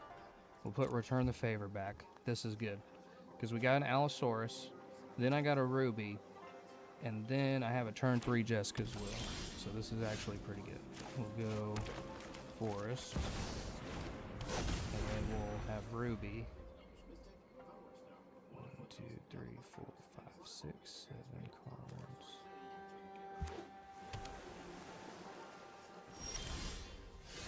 Okay, that's kind of strange, but fine, sure, whatever. And then we'll play Ruby. Can't be countered because of Allosaurus. Can't be countered. Can't be countered. And then I can tutor up even some more protection with my Worldly Tutor. I really don't know if I need more protection though, honestly, depends on what he does here. No tax. Yeah, and Hybe, however you say that stupid bear's name, pretty salty, but shrines, they kind of take a little bit to get started. 1, 2, 3, 4, 5. Okay. So he'll have 6 cards in hand? Yes, he will. Yes, he will. So with 1 land... Okay. I'm not gonna tutor yet. Yes! I think this is be enough. I think this will be enough. We go Chrome Mox. We go Chrome Mox. Imprinting Rhythm. Chrome Mox Imprinting Rhythm. 1, 2, 3, 4, 5, 6. This would be it. This would be it. Alright. We go Jessica's Will. Targeting him. And now we go Etali.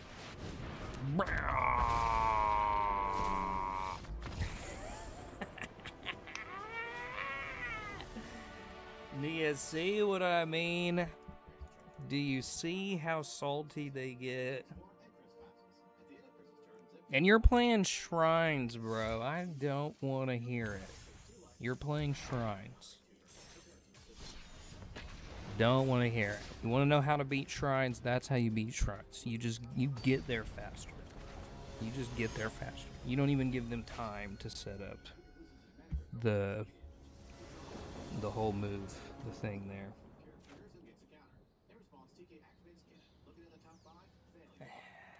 This is kind of better because I do want some protection stuff against Demir Rat control nonsense here.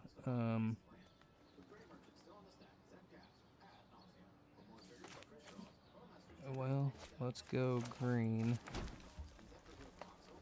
Let's go... Gosh, I need that Veil of Summer. We'll go Peter Parker. I'm going to keep the Chrome Mox in my hand because I really want these other cards. Yeah. But if I have to, then... well, it's not going to matter because he's going to just try and... Alright, we'll Chrome Mox the Wild Bonder. Oh, maybe he doesn't have anything. What?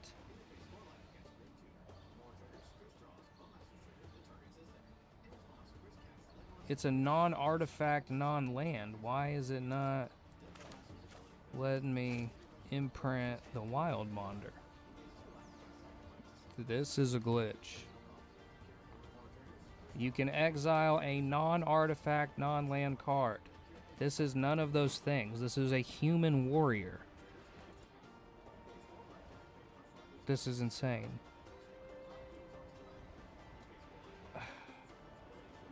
Whatever. Oh, it's duh. Gosh, I'm so dumb. No, it was the trigger was on the stack, keeping me from casting. It was giving me priority on my own. And God, dude, do I even play this game? Do I even play this game? Go ahead, bounce Lelia, buddy. Go ahead, bounce it. Bounce the card. Use it. Okay, fine, don't. Give me that trigger.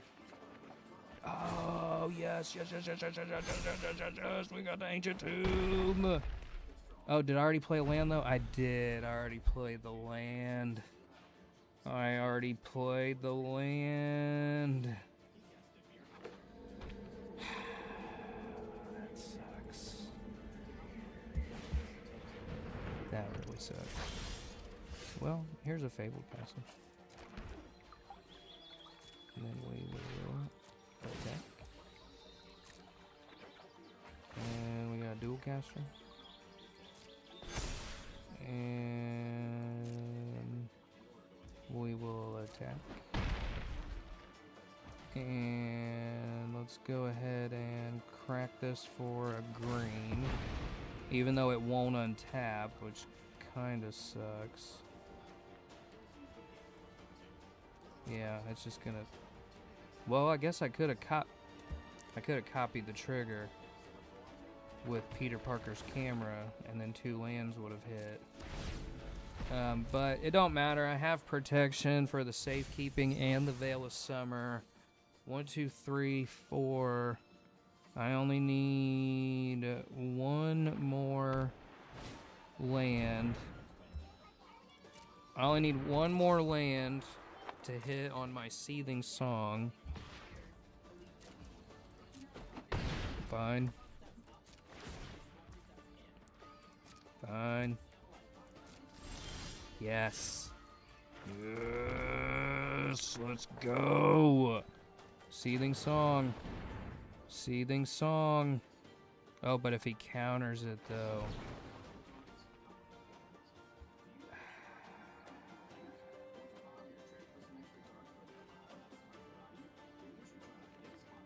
That's gonna suck, because I still won't have enough. It would be 6. I don't want to waste this on this either, because I need exactly 7 mana anyway to cast Etali. And if I use a mana for this Veil of Summer, then I'm just screwed. So we are going to let Seething Song get countered. And then attack with Lelia. Okay. Okay. And now, bam! Hit with a 5/5. Gosh, Lelia's good. That is a good card. Alright, well, I have Veil of Summer and Tamia. 1, 2, 3, 4, 5. That kind of sucked, though. I was really relying on that Seething Song to get me through it. But it wouldn't have mattered if I would have used the Veil of Summer. No, no, no, no, no, you don't.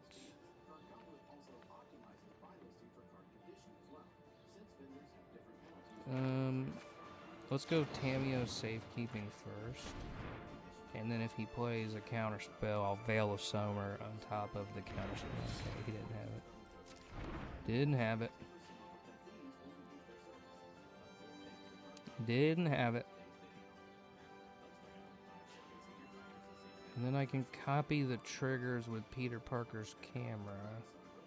That's kind of the only play, is to copy Lelia triggers with Peter Parker's camera. And then just kind of hope we get there faster. Okay.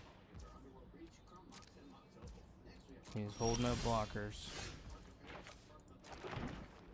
But watch this. I attack with Lelia. I'm going to copy the trigger with Peter Parker's camera. I'm going to copy the trigger with the camera. And then... Oh... Now it's a 7/7. Which means he does not have enough to kill Lelia even if he double blocks. I still have the Veil of Summer. What are you gonna do, buddy?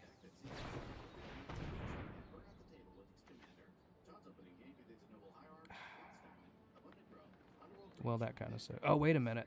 I can Deflecting Swat this. And that's what I'm gonna do. That's what I'm gonna do. Deflecting Swat. Look at you getting outplayed. by the Gruul player. I'm using all your tricks against you. All your Demir hoobablah. Now my Lelia has indestructible. Dude, Lelia is so good. Oh my goodness, that's a good card. This one single card has kept me in this game like the entire time.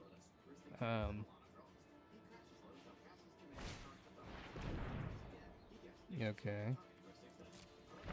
That's pretty good. Okay. Okay. 1, 2, 3, 4, 5, 6. Yeah, bro, I got another protection spell. I got another protection spell for you, buddy. And we got our land. And I got a land for Etali. Oh my gosh. This is so crazy. This is crazy. We've been beating the Demir player on the stack at every single turn. This is crazy. I am shocked. I am truly shocked how this could be. With no cards in hand. And we've just been kicking the control player. Here we go. We have an Etali too. We have an Etali too. Let's go for it, Etali. Bam. Oh, we got Thor. Oh my goodness. Oh my gosh. Oh, dude, out-Demired the Demir player. Beat them on the stack at every single turn. That was a skill issue for sure. Shut down my seething sun. Not his. I'm not saying there. I'm saying my positive skill issues. The lack thereof, one might say. No, I'm terrible at Magic, but that was so crazy. We used deflecting SWAT to take his offer immortality, give Lelia indestructible and death touch, use the safekeeping to keep her Diamond 3 inbound. Well, we've been at we got to Diamond 3 I think a couple days ago, and then it just plummeted all the way back down to Diamond 4. That's what happens. It goes on these crazy runs, and then it just loses again and again and again when I get up there a little bit higher. But we're still shooting for it. I mean, I'm not done yet. I'm not stopping. But yes, I appreciate that. I appreciate the support, dog man. Always. Man, that was crazy. That was some crazy interaction on the stack. Who says Gruul can't interact? I mean, they definitely can't interact like blue can, or even black. Okay, Selesnya, this is good. I might actually have this one. It depends what. Okay. Okay. This might be good. This is pretty good. This isn't terrible. It's pretty good. We got a turn 1 Badger Mole. That can't be terrible at all. We go Command Tower. We go Chrome Mox, exiling. Let's say Flare Duplication. I don't think I need that right now. And then we go Badger Mole. We Earthbend our Command Tower. Okay. Okay. This is pretty good. This is a little bit better. Okay. Okay, we got another one. Okay. And I'm pretty sure I'm going to discard the Carnosaur, do 3 damage to Mike and Leo. Goodbye, Mike and Leo. Sorry, buddy. Sorry, buddy. I can't let you get there on me. And then I can tutor for a Mana Dork that will tap for 2 mana because of Badger Mole. We'll probably go get what's her name? My little raccoon girl. Where's she at here? The Ruby, that's it, Ruby. Ruby. She has haste too. So we'll go get Ruby. We'll get Ruby. And then I'm pretty sure that would give me enough mana for an Etali on my next turn. Alright, so we'll play the Fabled Passage. We'll crack the Passage. It's the only land I got, so it doesn't really make a huge difference here. And then, okay, Mountain. Mountain. And then we'll play Ruby. And then I am not going to attack Bristly Bill. Alright, we got Rionia. We got Etali. As long as, I don't know what he might, I mean, he is in white, so, like, there could be some annoying spot removal happening at any point in time now. I'd really like that not to be the case, though. I would really appreciate it if you did not run removal, Fanta Litro, and just let me do my diabolical plans here. That'd be great. Even though I did get rid of your Leo, I blew up Leo. That was not cool. That was not cool of me. Okay, that's not removal. That's not removal!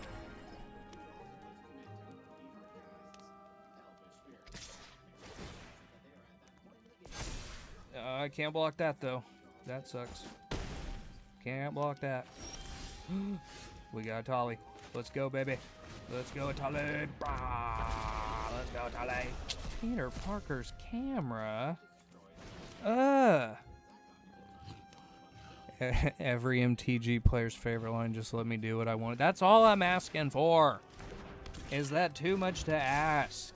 To just let me do my annoying broken stuff.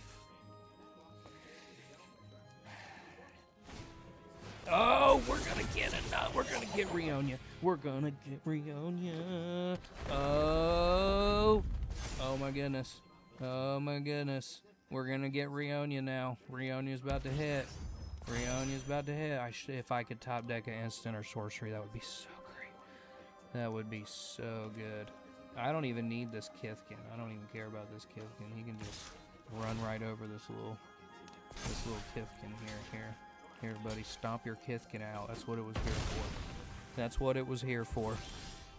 Okay, well, we didn't get that, but I think I have enough to copy the Etali trigger with Peter Parker's camera. We make a copy of Etali. I could copy Rionia's, but I don't think it really matters, because, yeah, I don't think it really matters. We'll just make a copy of Etali's trigger here, and I will keep, I guess I'll keep my Etali, and then we'll copy the trigger with Peter Parker's camera.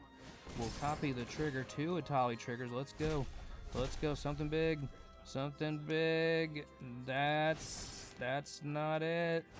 That's not it. Oh, we got Jessica as well, though. And we got a Celestial Armor. Jessica as well. Oh, and I control my commander. I'm glad I picked Etali. I'm glad I picked my commander. What do we got? We got a Seething Song. Oh, it doesn't really help me, but that's okay. Let's give the stuff to Etali. And how long can I play the Jessica's Wills cards? Play them this turn. So I have to play them this turn, which really sucks. That blows. And I've got like nothing that can even really do anything with it. Alright, well, we can at least hit him for 9 with a big old flying Etali. And now I cannot play any of these cards. That really, really sucks. That sucks. But we've got the Safekeeper, so I can sack a land to keep my stuff safe. I will get another... well, we are really on a clock now. This is really a clock. This is a clock now. Yeah, we are really on a clock now. We might be dead. We might be dead. We might be dead. He's got a bristly bill and a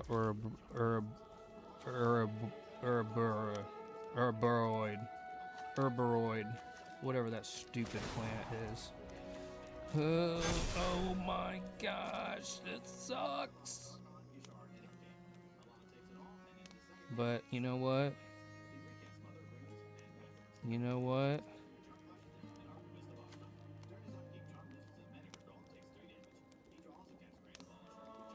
I don't think I need the Badger Mole anymore necessarily.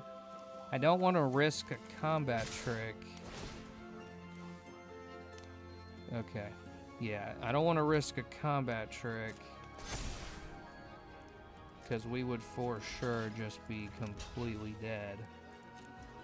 And we still even might be. Okay, well he didn't have the combat trick. I'm just going to go ahead and send the Badger Mole on its way. I don't really need the Badger Mole anymore.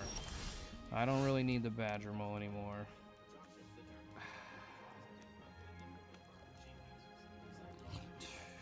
No instants or sorceries. That's such a bummer. That's such a bummer. But do I just have the win though? Cause 9-3. You know what? We're going to combat. We're going to combat. We make copy. We're gonna make copy of Etali. We're gonna make copy of Etali. We copy Etali. We're keeping our 9-7 Etali. We're gonna copy the trigger with Peter Parker's camera again. We're gonna copy the Peter Parker. And now... Yes! That's it. That does it. That does it. Etali gets double strike and can assign damage as though it's not blocked. Unless... Diamond Tier 3 again! You called it, Dogman! You called it! Oh! Back to Diamond Tier 3! Oh my gosh, bro. I felt all this whole season has just been the most, like, disappointing variance of any even more than Gyruda. And Gyruda was, like, pretty high, but at least I had blue and black. I'm in the best colors with Gyruda to be able to, like, interact and stuff. This has just been, like, I am at the mercy of the stack, my opponent, my own card draw, my own luck of the flips, like, literally just, like, complete chaos deck. And still managed to claw it all the way up here against this nonsense. Oh my gosh, yes. Yes, happy face emoji indeed, Dogman. Diamond Tier 3. Now the question is, do I just save what I've got left in the tank for the run tomorrow? Or do I truck along and try to get to Tier 2? I feel like if I could get to Tier 2, it would make the run tomorrow that much more in sight. People don't understand. It is like... made it back to Mythic yesterday, so I feel your pain, but also switched from my Storm deck to my Baron deck. Yeah, that's how it be sometimes. I've been playing with some pretty high variance decks these last couple seasons, and it's tough. It's really tough to claw up there against the control. To this day, Yuriko has been my most dominant deck, and, like, not even close. Not even close. Yuriko just buzzed through the tiers. People don't realize how hard it is to actually climb those tiers, man. Because you get knocked down multiple, and it's, like, so discouraging after you've just been hanging out there, like, back and forth. To this day, most dominant, brutal, just absolutely oppressive Yuriko deck. Just full of the salt, though. Like Deadly Rollick, Mana Drain, Fierce Guardianship, Flare of Denial, Force of Negation, Pact of Negation. Every single way to counter something possible. And then all the one-drop unblockable you know, evasive flyers and can't be blocked. Good healthy amount of ninjas to trigger our Eureka triggers. Ninja. Lots of tutors too. Lots of tutors. There's actually, I don't think I have top deck tutors in this, like a vampiric tutor. That would probably make it better, honestly, but wow, that's crazy. I thought I had I think Splinter's technique is the yeah, which is basically a demonic tutor, but with an extra step. So I'm not really sure why I picked that instead of demonic tutor. I could have sworn I had a demonic tutor. Anyway, doesn't matter. Mystical tutor. We got a commandeer. We got overwhelming forces, the Kraken and Emrakul. These are like the big flips to get stuff out of there. A lot of top deck manipulation. Eureka is just a monster of a card. Still the most successful deck of the channel since I started recording these matches. I've been collecting cards on Arena for a lot longer. I've been playing this silly, dumb game a whole lot longer. Greatest game ever, though. Yeah, these are all my decks. I've got 100 here. You can see 100. All the staples. Etali, Kennen, Narset, Maryland, Coma, Hilfa, Kalia, Miram, Turgrid, Gitrog, Sorin, Ozai, Tavol, Galadriel, Krenko, Aurelia, Zur, Tiamat, Tywin Lannister. Love that deck, it's so fun. Derevi, Crick, pretty much all the powerhouses that you can have in the game. Eureka, love my ninja deck. Muldrotha, that's super fun. Infinite Mindslaver Lock, super fun. I think I have the vault here at like 77%. And since I really only play Singleton anymore, I've almost got every single card on Arena. Because I am on a mission. I am the Ash of MTG Arena. I have to catch them all. I gotta catch them all. All the cards. Avatar, Ishtola, Glurb, Scarab God, Joda, Nikobolas, 3 different Eldrazi decks. I need to fix these around, though, because I guarantee all of these are all just because of the new bannings that says extra turns are too salty for regular Brawl, and you can only play extra turns in competitive Brawl. So I need to go through. I guarantee that's what it is. Yep, temporal manipulation. Yep. They banned this in regular Brawl, so you can only play it in competitive Brawl now. And this is my Saruman Spell Slinger, I think that's what this one is. Yeah, Spell Slinger. Yeah, this one's pretty fun. Saruman is another one of my favorite cards. It's not really meta, but I just think it's so much fun to play. He's a dark wizard. Whenever you cast your second spell, each opponent mills 2 cards. When one or more cards are milled this way, exile target enchantment, instant, or sorcery with equal or less mana value than that spell. Copy the exiled card. You may cast the copy without paying its mana cost. So kind of a mouthful there, but you basically want your big spell, little spell, big spell, little spell. You want your second spell to be as big as possible, so then you make them mill 2, and then it doesn't have to be one of the 2 milled cards. It can be any card in the graveyard, and it just has to be milled from Saruman's triggered ability. And then you can cast an enchantment, instant, or sorcery with equal or less than the second spell. It's very convoluted. It's a very complicated deck, but super fun. Real. That's why we have some of these big hitters here. Forces, Breach the Multiverse. Love this card. This card is so good. This card is so good.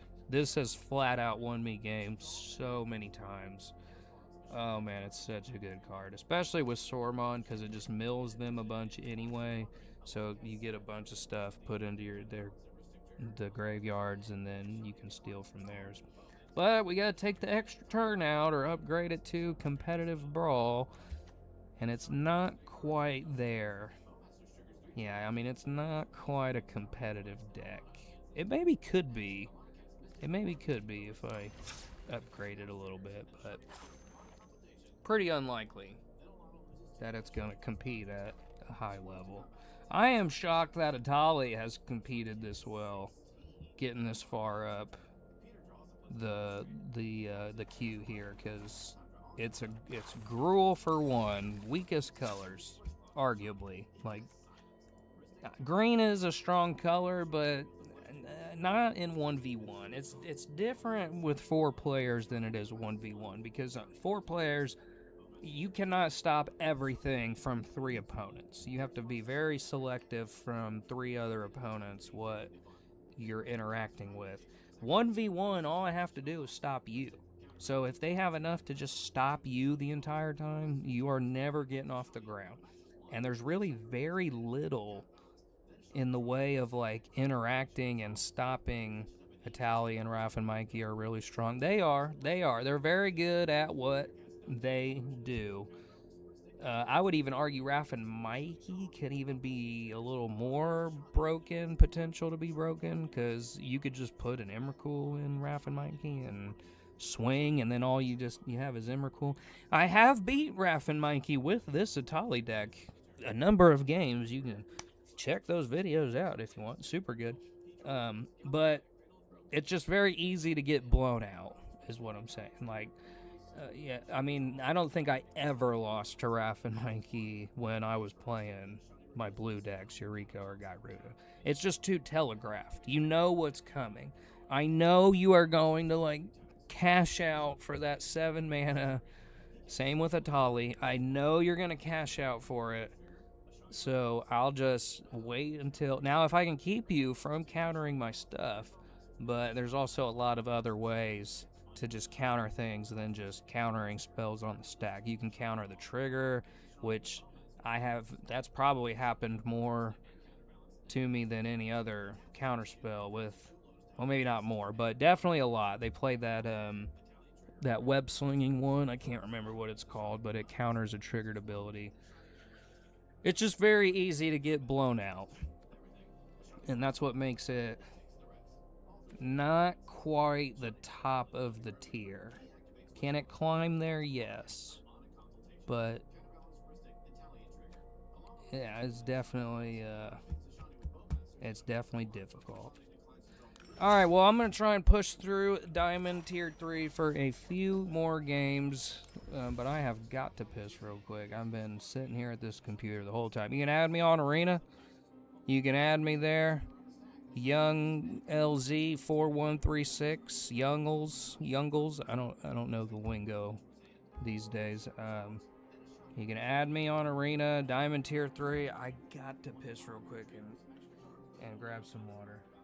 And then I'll be right back. Just look at the screen.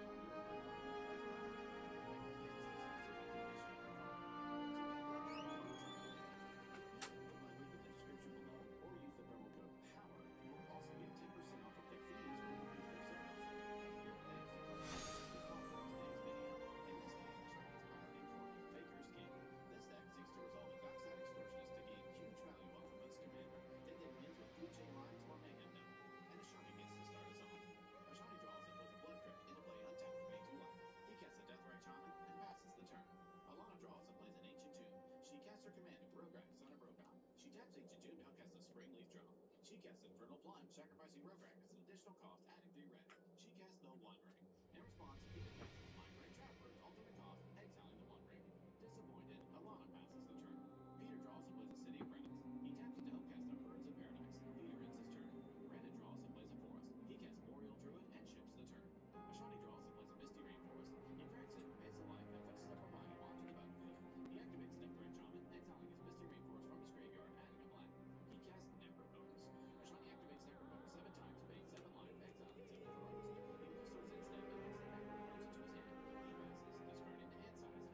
a black. He casts Necropotus. Ashani activates Necropotus 7 times, paying 7 life, exiling 7 cards. He moves towards end step and puts the Necropotus into his hand. He passes, discarding the hand size, exiling the discarded cards. Alana draws and taps HC2 to help recast her commander, Rograk, son of Roga. She plays a command tower for turn. She casts a Mono Tutor, fetching up a card into her hand. Alana gives the turn to Peter. Peter draws and plays a Tropical Island. He taps City of Brass to help cast a Witchclaw Talisman. Peter passes to Brandon. Brandon draws and plays a Forest. He casts his commander, Marvel the Nurturer. He passes. Ashani skips his draw step due to Necropotus. He plays a Nurturing Beatland for turn. He casts Ragavan, Nimble Pilferer. He activates Necropotus 10 times, paying 10 life, exiling 10 cards. Okay. What do we got here? Yeah, I'll add you sent. Oh, yep, I see you. I see you there, buddy. Added.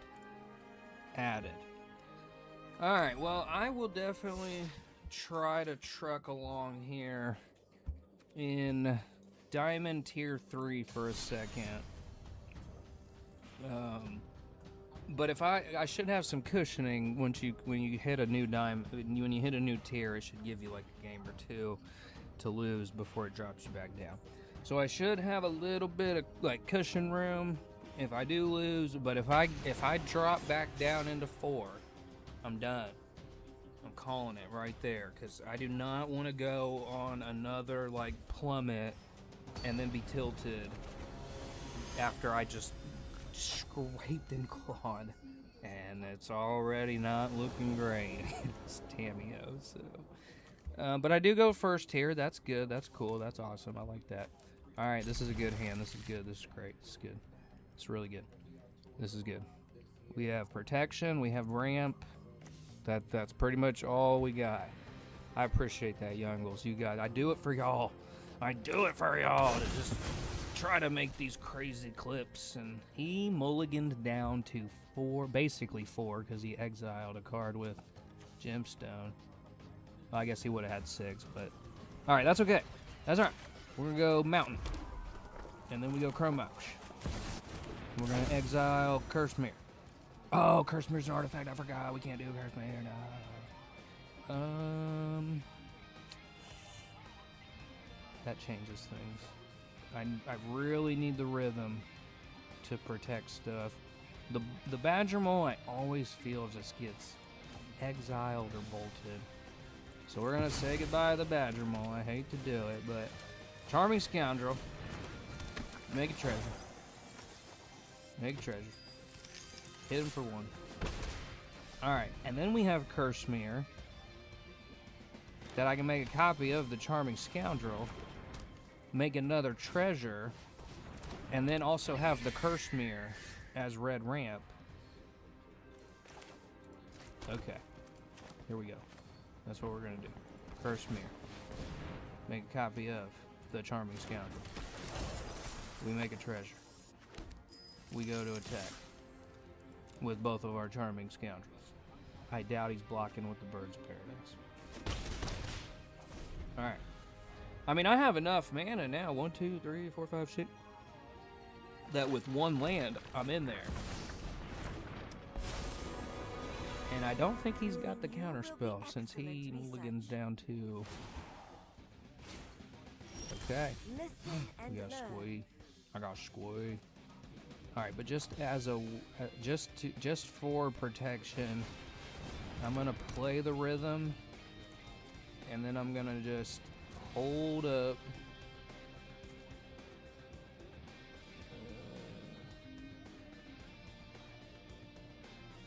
Interesting. Oh, so it'll draw a card. He'll get to draw a card off my damage too. I really don't want him getting closer to that ult though. Well, I guess the bird can't do damage until he puts a counter on it because it does not have any power. Really don't want Tamiyo getting to that ult. Wow, he's gonna let the birds go. Okay. Yeah, he only got one card because the birds doesn't do damage. All right, I just need a land. I just need a land. Look at that. Is it? Are we not playing pseudo CDH here? I've got 2 lands and a Chrome Mox, 2 treasures, and a cursed mirror. I've got like. New data is always welcome. I've got 7 mana worth of stuff on board with 2 lands. What has happened? Really need that 3rd land though. If I get that 3rd land, I get Etali. Etali will come in with Riot. I can trample over Tamiyo's face here with Etali. And that would be fantastic. And it looks like that's exactly what he's going to let me do. Okay, it's not a land. It's not a land. But it's still pretty good. It's still pretty good. There we go. There we go. All right, we need the land. I really would have liked to have the camera, but the camera is just kind of win more at this point.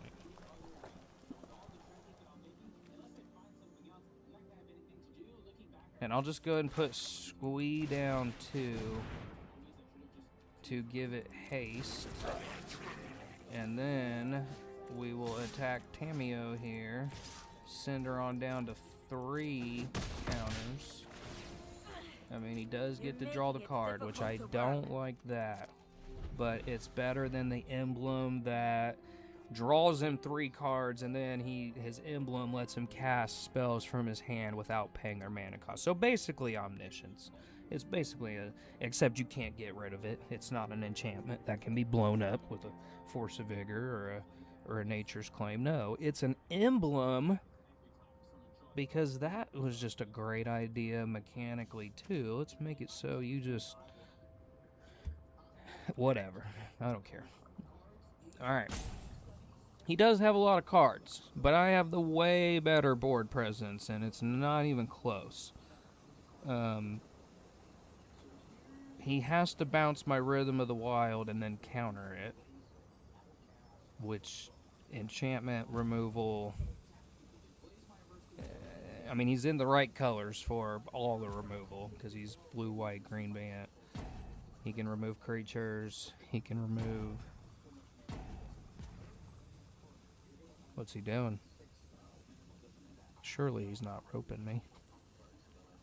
Surely he's not gonna do that.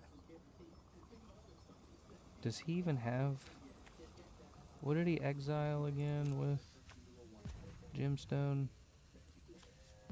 It wasn't Plowshares, was it?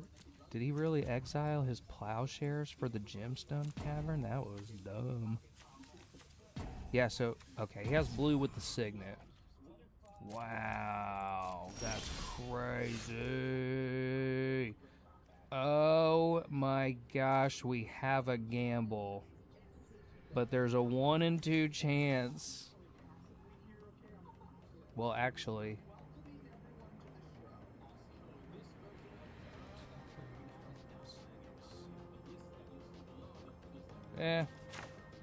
Let's just go.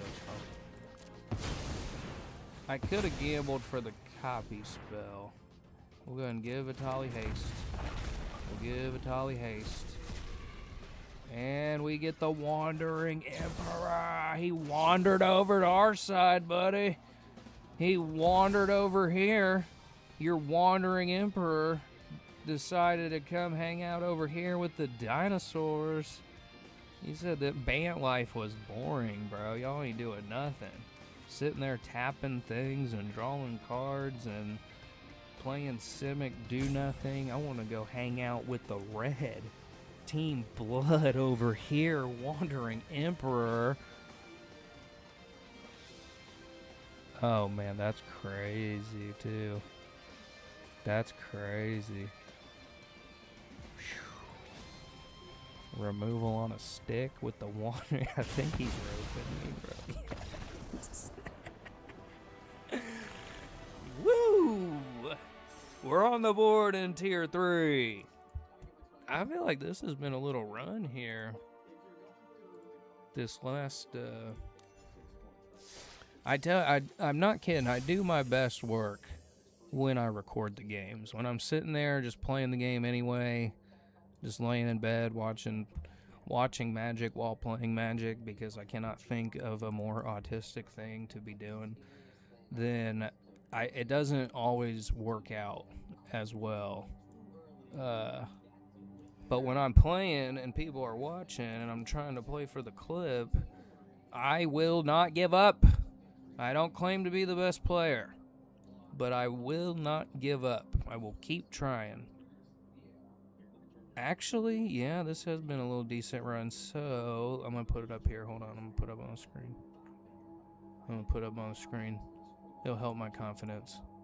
All right, so this is where we started. Yeah, this has been a run. Where's this session? 7-0 when I added the forest. I mean, that's definitely not what did it. Took out survival of the fittest, added an extra forest, and went 7-0 on this last run. Oh my gosh. These were a little less impressive though. 3-6, 4-4. So I don't know what luck be that we've had here this last little stretch, but I'm gonna keep it going until it runs out.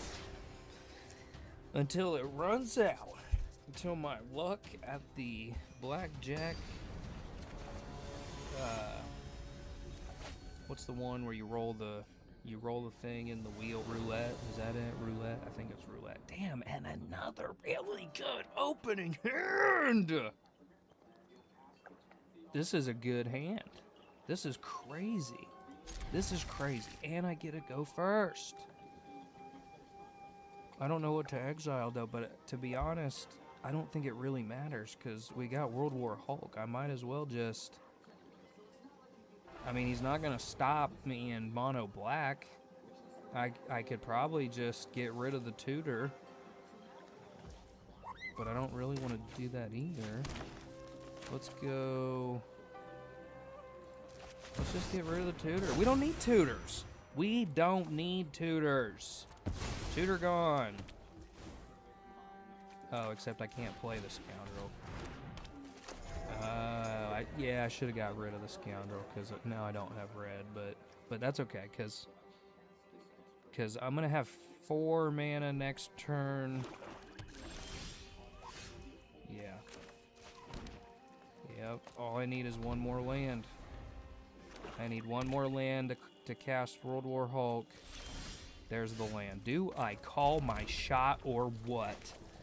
Do I call it or what? World War Hulk. Next creature, green or red, I can be cast without paying its mana cost. You're gonna stop me in mono black? Go ahead, bro. Blow up Etali. I don't care. I don't care one bit. Blow up Etali. See if I care. And here comes Etali Primal Conqueror. Go for it, bro. Destroy it. See if I care. Use your stuff. Use your mono black evil. Are you kidding me? A Thor and a Breach the Multiverse. What is this run? What is this? A Thor and a Breach the Multiverse. Oh, and all we got was a Destiny Spinner? That's kind of crazy. But we got Green Goblin. We got Doctor Doom. Do I want Green Goblin or do I want Doctor Doom? Ooh, that draws me cards. Yeah. Yeah, I'm going to take Doctor Doom, I think. Thor and a Doctor Doom on turn 3.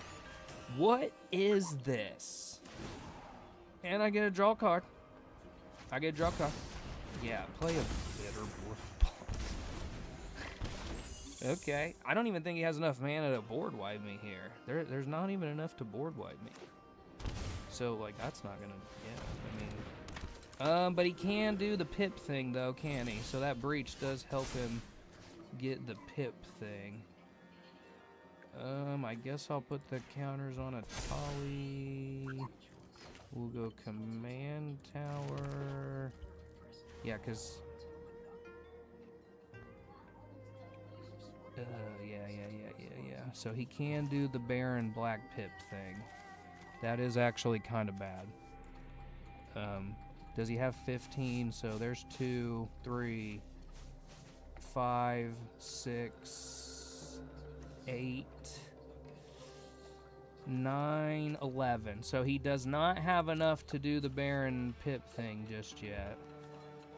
And I could blow up Baron by discarding the Trumpeting Carnosaur, which I kind of feel like I should. Yeah, kind of feel like I should be doing that. I hate to do this because I'd much rather just cast the dinosaur, but I am going to blow up the Baron to slow down his exile and the black pip things. I guess. And he knew that was the play. That was the line, wasn't it? That was the line. That's what you were. I've been hit with that move before. I know that move. Salty old Baron. In case you didn't know what Baron does, you exile any number of black cards from your graveyard with 15 or more black mana symbols among their mana costs. Copy those cards, and then you can cast 3 of them without paying their mana cost. That is crazy recursion there. That is crazy. And, like, a mill strategy, absolutely perfect for this.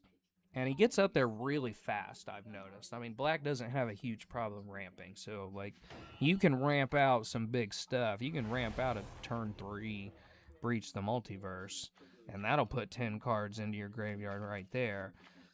And then you exile those cards, and then you cast 3 of them, and it can be any 3. So he could have got a Breach. He could have got the Gray Merchant. This is a combo piece with Crick. This is Infinite Life Loss with Crick. And the Goblin, he could have got the Green Goblin. That's your boy, Baron. Baron's your boy. Very good card. Really good card. He got a Calling the Weak. Love that card. Use that a lot in Gyruda. Use that to get a turn 1 Gyruda. Super busted card. Yeah, I mean, he had some really good hits in here. If he would have got to do the Baron thing. So that's why I was like, as much as I want to discover 5 with my Trumpeting Carnosaur, I've already got the win on board. I've got a way better board state. I'm going to cut his legs out from that Baron activation. Yeah, very good card. My win con is the ring that ruled them all in Doomsday Executioner or Excruciator. One of those Doomsday cards. I noticed they added the traditional Doomsday too in the Marvel set. There's an actual Doomsday 3 black pip. Is it 3 or 5? I can't remember, but where it exiles all the cards except for your 5 left. Yeah, the ring that ruled them all. Yeah, the whatever that card is. You talking about the Black Saga enchantment that destroys everything, destroys all non-legendary creatures, I think it is. I think that's what it is. Yeah. Really good card. This is a really good hand too, dude. I am feeling it. Oh, I don't like this though. This is probably that mono white deck that I don't have the winning record against because Light Paws just gets going so fast, and there's so much removal.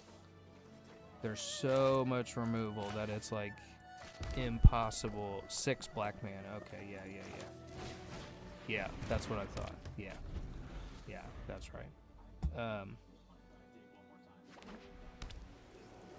Yeah, this light pause gets going so fast that it just really sucks. But I think I have an answer. We're gonna go Charm the Scoundrel, make a treasure, and then for my next trick, I'm gonna play the Halfling, tapping the Scoundrel, and then I leave up mana for the Veil of Summer, even though this Veil of Summer will do nothing for me against mono white. It's only good against black and blue. Doomsday exiles all but the 6 cards in the enchantment, will mill the remaining 6. Oh, okay, yeah. That's good. That's good. That's a good combo. Yeah, black is brutal. They've got some real salty cards. Those black decks. Well, Veil of Summer is not gonna help me a lot against this white deck. That's why I go back and forth on this card. It is amazing against black and blue. Amazing. Won me the game in that Dimir when I played the Rat Rogue. But against any other color, it's just kind of a dead card. But I have a plan here. We're going to go Goblin and Archimancer. We're going Goblin and Archimancer. And then we're going to tap the we're going to tap the Anarchomancer for a green. Play the Badger Mole. Badger Mole comes in. Earth bends the Stomping Grounds. And I sit here with no cards in hand with a very useless Veil of Summer. If I can make it to my next turn, I have an Etali. If I don't think I have an Etali. 1, 2, 3, 4, 5. I'm 1 mana away from an Etali if he removes the Badger Mole. I really hope he doesn't remove the Badger Mole. I know, bro. It's a lot of mana fast, isn't it? Look at it. He's admiring my ramp. Oh, look at that. Oh, I beat you with my ramp, bro. Oh, my gosh. You already got rid of my freaking halfling. That was not nice. You were that mad because I had 1, 2, 3, 4, and then the reducer with the Anarchomancer. I could tap a creature with the Spring Leaf. So I had 6 mana on board right now. But if he would have just waited and killed the cub, it wouldn't have been that bad. I don't know. I know I'll take it, though. I will take all the easy scoops you are willing to give me. I will take them all. Make it easy. I've grinded enough. On this run. Ooh, Etali versus Etali. Now this could get interesting. I've had mixed results. It's not great, but I can make this work. It's not amazing, but I actually can make this work. This could actually work well. We go Command Tower. We Crow Mox Veil of Summer, because that's going to be absolutely pointless for us in this game. And then we play the Spring Leaf. And then we play the Spring Leaf. And then on my next turn, I have the Matron. Depending on... Shoot, I don't know. I feel like I should just go get a Dockside. But if I go get Squee... If I get Squee... and then hit on the food chain, then it's basically just game over right there. I'll get Squee. I might come back to regret this, but We'll end the turn. I might regret this. It's a little bit slower, but yeah, I was going to say a lot of the Etali decks aren't really playing artifacts. They're not playing permanents. Permanents are like getting played less and less all the time. Are you kidding me? Are you kidding me? How am I doing this? 1, 2, 3, 4, 5, 6. All right, here we go. Just 'cause woo. Red man, let me show you how to Etali, bub. Here, let me show you how to Etali, buddy. Bah! Let me show you how to Etali. We get some more ramp. I will take it. And we get Ruby. And there's a squee, too. Oh, my gosh. I'll take it. I'll take it. I will take it. What are you going to do? Oh, I love that card. I took this out of my Etali deck because I was like, this is kind of helping them out a little too much, but I really like this card. This is a very fun card. If you don't know this card, cheering crowd at the beginning of each player's first main phase, that player may put a +1/+1 counter on this creature. If they do, add colorless for each counter on it. So you and your opponent can put a counter on this and then use the mana from the card for each counter that you put on it. It's really fun. It's like a little party. But you really don't want to do it if you're the person that like kind of has the advantage on mana and stuff. You don't really need it. Then you don't really want to use it. However, 1, 2, 3, 4, 5, 6, 7, 8.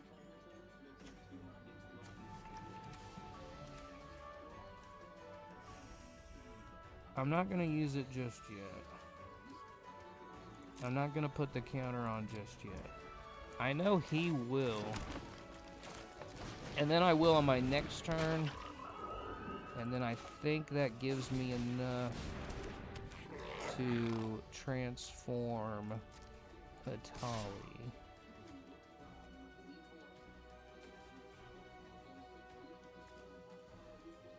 We'll just attack with Etali. Alright, well, we gotta survive his Etali trigger.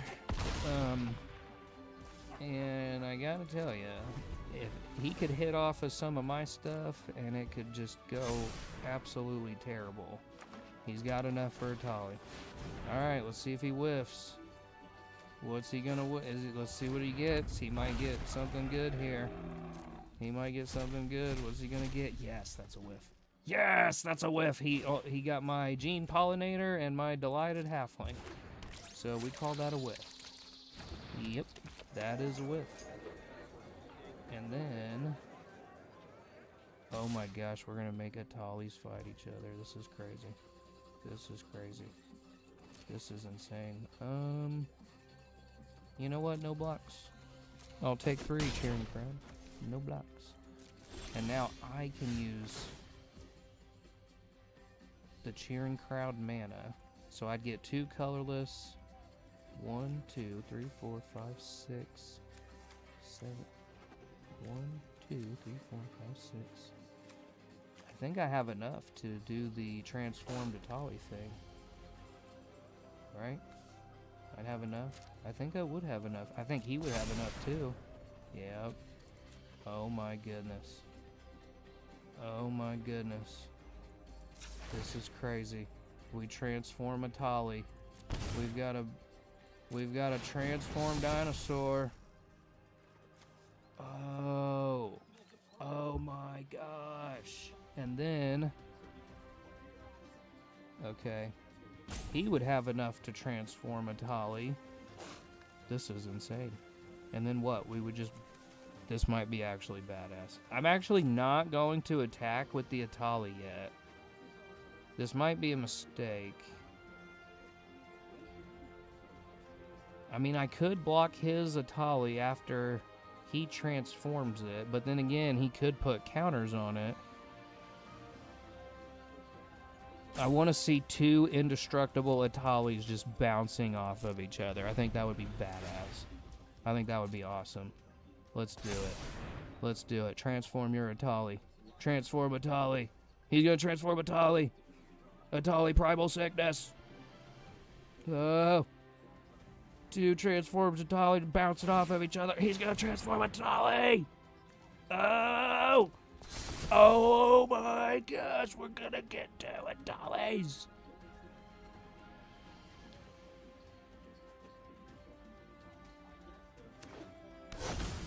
This is crazy. 2 indestructible Etalis facing off against each other. How often does that happen? Because you barely even get... You barely even get 1 Etali. Do it. Attack. Come on, man. Oh my goodness. Oh my goodness. Oh, this hurts. This really hurts.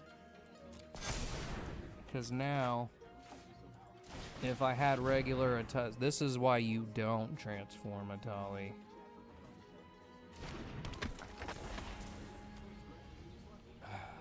We are on a standoff here. We are at a serious standoff here. Alright. So, what we do now... Wow, this is insane. We're gonna make copies of the Goblin Matron.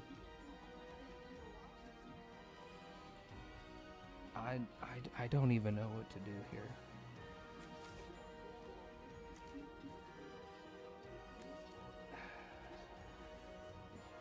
I don't really want to use the Parker's camera on this. Because if I top deck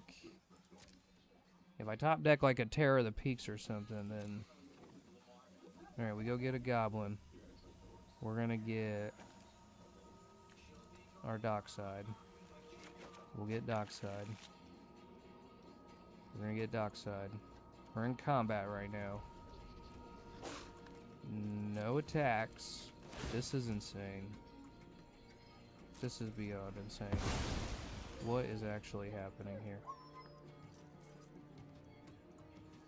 What do you mean? I could cast this? What are you talking about? I got mana to cast that. Whatever. What is happening? What is actually happening here? We got 2 indestructible Etalis. All he needs is a Crater Hoof. All I need is a...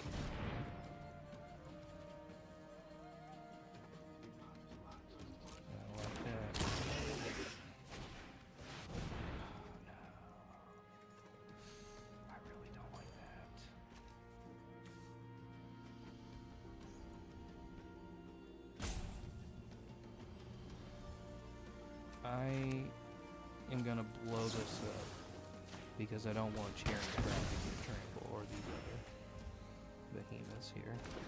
Alright. Yeah. I know it was nice. I know what you were trying to do there, buddy. Who's he gonna do the 2 damage to, I wonder? My Matron? Really? Okay, it's fine. It's cool. It's great. It's fine. It's fine. Really need a Crater Hoof. Oh gosh, he's about to go up on card advantage now. That's really not good. And it's my turn.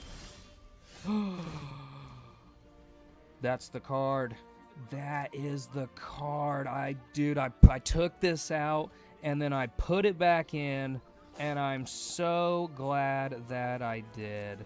Proud Wild Bonder. This card has won me too many games with transformed Etali.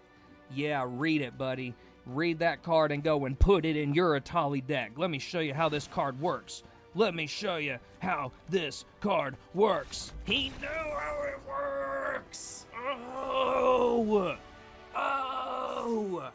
I'm glad I put that back in here. It is an instant win con with Transformed Etali. If you do not know this card, Proud Wild Bonder. Creatures you control with Trample. You may have this creature assign its combat damage as though it weren't blocked. Ridiculous with Transformed Etali.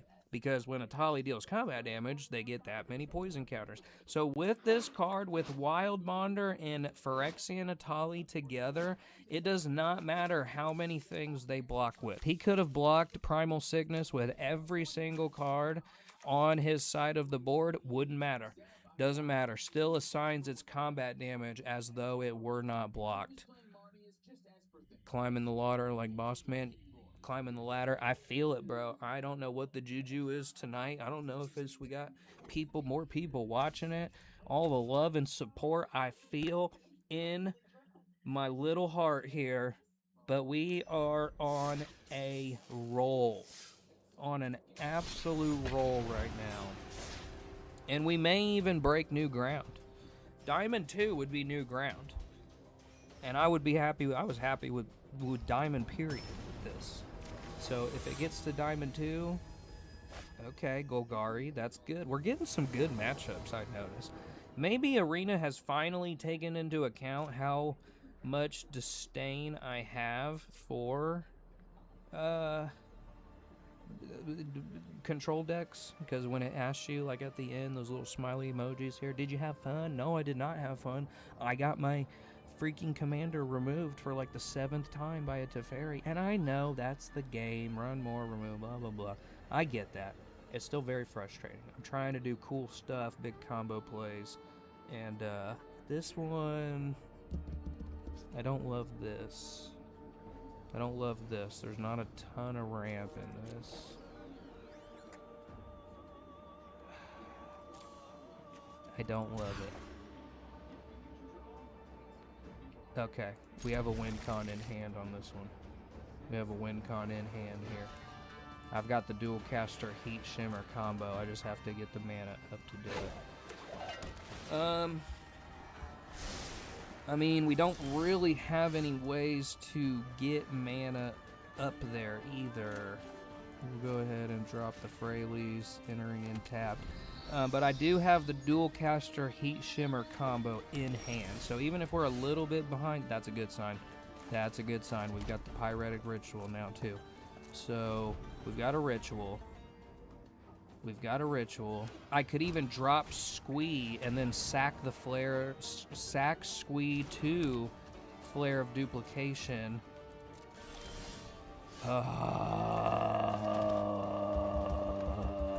Never mind, plans have changed. Okay. Plans have changed. We're gonna go Pyretic Ritual. And then we play Squee. And now we just make it one more turn to Food Chain. Come on, baby, let's go. Oh, yeah, go ahead. Go ahead, put the greaves on. Put the greaves on. Go ahead, buddy. Damn it. All right. Well, that's all right. That's all right. We'll do it on the next go around. We got this. All I needed to work. I just needed to work one time. It only has to work one time. Oh, except I don't have red mana now. Well, let's go Springly. Well. That's alright. That's fine. It's fine. Cool. Resisting me will be painful. Well, we're getting slammed here now. I gotta put Food Chain down now too, or we're really screwed. I mean, if we don't get a creature, if I don't get something to play, if I don't get a creature or a way to play Squee on my next turn, then our game is over. The game is over. If he has the Force of Vigor in his hand to deal with the Food Chain, then the game is over. He does not have it. I am gonna get hit for 9, so we're pretty much riding on this top deck now. We need a mountain. We need a mountain. Or a duel that taps for red. If we don't get that right now, our game is over. It's completely over.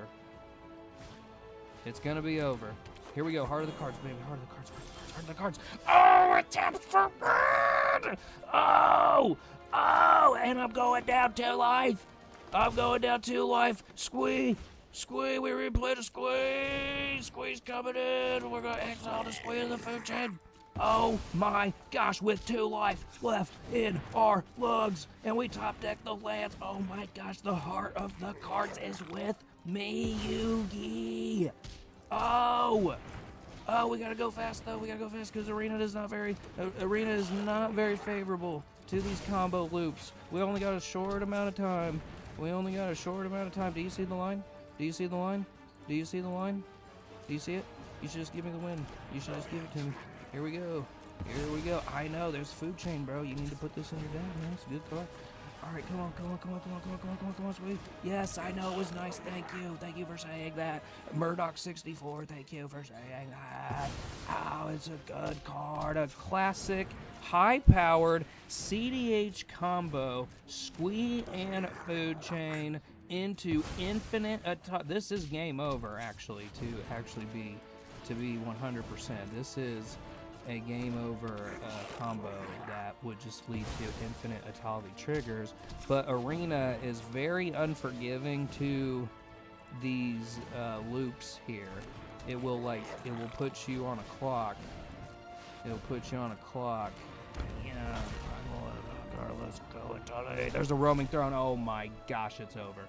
Oh my gosh, it is over. And I got a blood curdle. I'm gonna blow up your Llanowar elf just out of principle. I'm gonna do that. And then I got a roaming throne. I'm gonna put the menace counter on Etali, even though Etali's probably, it's not matter. Etali's not long for this world now. We're gonna name dinosaur. And then we're gonna food chain Squee. We're gonna food chain Squee again, and then we'll food chain Etali. Red mana. Back to our command zone. Here we go. This is the move. Y'all know and love it. And for 9 mana now, we replay Etali. It's going to get double triggers because of the roaming throw. Double trigger Etali. Here we go. It just keeps snowballing. There's nothing you can do about it. Oh, I can't target his creature with this scorpion sting, so I'm not going to use that. I'm not going to use that. Is that a pan? You gotta be kidding me. A Panharmonicon and a Hooded Blightfang. That's a cool card. This is a big old snake. That's a big old snake there. Oh my gosh. Now we have a roaming throne and a Panharmonicon. Oh, we're gonna get 3 Etali triggers. Is he actually gonna let this go off? Why are you still watching this? Who sits through this? Who sits through these loops? I don't understand. We're gonna exile the Etali. Etali goes back. It is now 12, and now we're gonna get 3 Etali triggers. Oh, 3 Etali triggers on this deck. Let's go, Etali trigger. Let's go. Oh, we got Professor Zadell. We got the life gain, life loss loop thingy guy. Yes, that's Strixhaven. Yes, it is. And then we second Etali trigger. The second one, we got a gamble. I don't even think I need it because I got a bloodletter of Aquazots. And now we got a gamble. What will I gamble for? It's probably going to be the tutor, and then I'll put this away with a worldly tutor, putting Emrakul on the stack after this, before this Etali trigger, this third one goes off.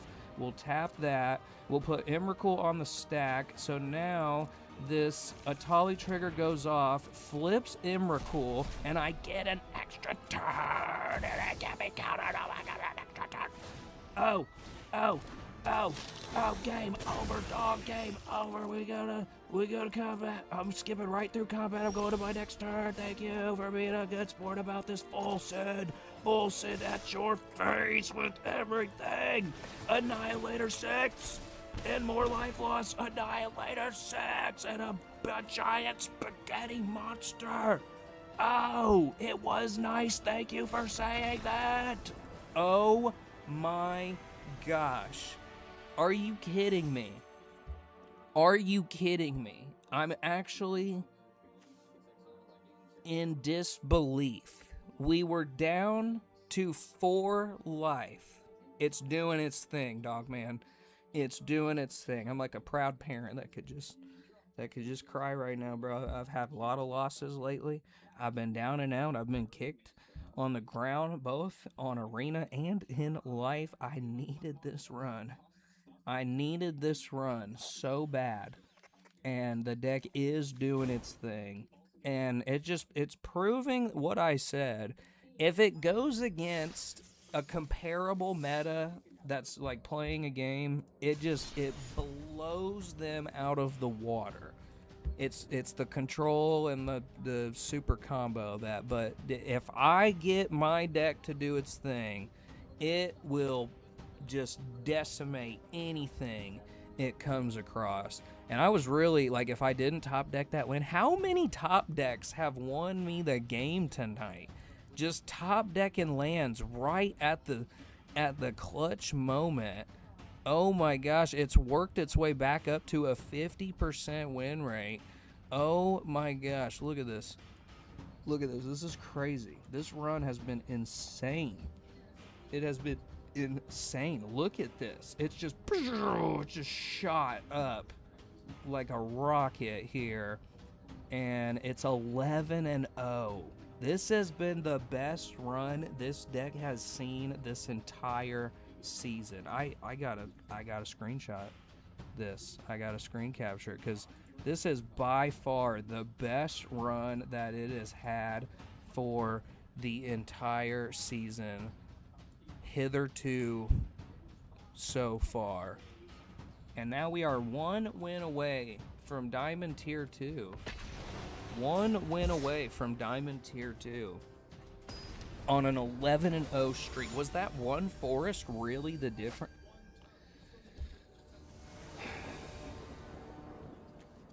And we get stopped dead in our tracks. Well,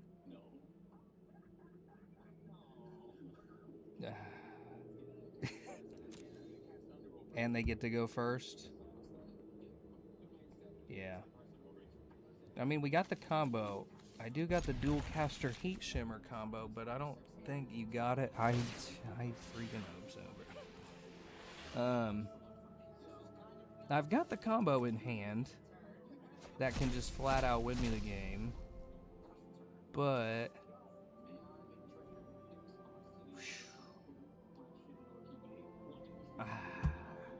it's one of those, like, we gotta get there before he does, and him going first, I am not extremely optimistic about, but we'll do the best we can. Maybe this time we will bolt the Mana Dork, like somebody said in the last game. We'll bolt the Mana Dork so he doesn't get to the Ugin. But if I can get to the rituals, okay. If I can get there. If I can get there fast enough. The problem is, though, you need a lot of red mana for the combo, too. You need 3 red pips. And... okay. Okay. I think, actually, we can probably get there. Because I go... Bloom Tender, and then I bolt this. I bolt that. There's our 3. We need 1, 2, 3, 4, 5, 6. I think I have it. Yeah, I think I have it right now. I'm pretty sure I have it. We've got it. We've got the dual caster heat shimmer combo right now. 1. Yeah, because Frog Butler adds 1 mana of any color, right? Yeah. This is it. We've got it. It's over. It's over. We did it. We did it. We did it. We Heat Shimmer, targeting Bloom Tender. With Heat Shimmer on the stack, we flash in Dual Caster. We flash in Dual Caster. Dualcaster comes in, copying Heat Shimmer. You know what the move is. You know and love it. Copying Dualcaster. Copying Dualcaster. Oh, we got there faster than you this time, Ugin. We got there faster than you this time, Ugin. Making a copy of Dualcaster. Copying the Heat Shimmer. Copying the Heat Shimmer. Copy a Dualcaster. Yes! Diamond Tier 2!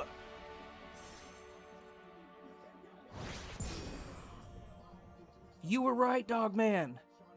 You were right. Diamond Tier 2. Diamond Tier 2, bro. Was that land really the difference maker? That one land. It doesn't really feel like that one forest would make that big of a difference. But in a deck that needs a lot of mana to like really win, but it's not just that, bro. We have had the heart of the cards tonight. Literally the heart of the cards. Top decked all the lands we've needed to top deck. Just every single time we get the card that we need.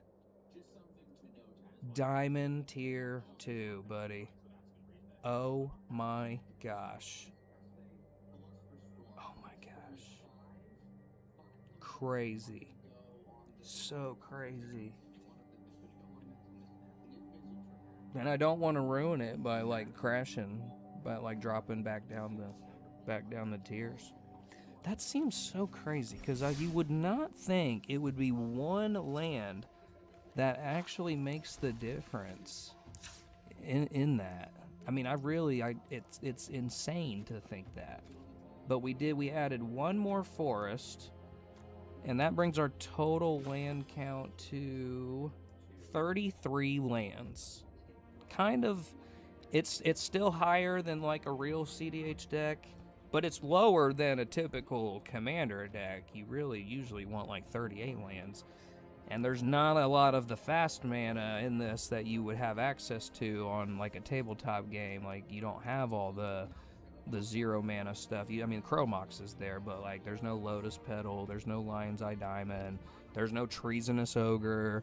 There's a lot of ramp cards that get Etali out fast that you don't have access to on Arena. The Jessica's Will for sure. That's still like this should go in every red deck. Like very hard to not put a Jessica's Will in like every single red deck that you're playing. But other than that, like yeah, that seems crazy, bro. That one land just skyrocketed. And again, I'm gonna look at it one more time here, because I mean, this is by far the best run that we've been on the entire challenge. This is my Kennen. This is where my Kennen's at right now. My Kennen at 64% win rate. I have been goldfishing the hell out of this Kennen deck, buddy. And I cannot wait to play this next season, because Kennen stacks. So no more hoping on a whim that we don't get completely blown out and can't respond to anything. No, we will be the one doing the responding next season. All right, so it's climbed back up to a 50% win rate. 50% win rate. This jump has been insane today. Absolutely insane. Highest run, highest peak we've been on. 12-0. And let's look at, so we beat the Mono Blue Sphinx.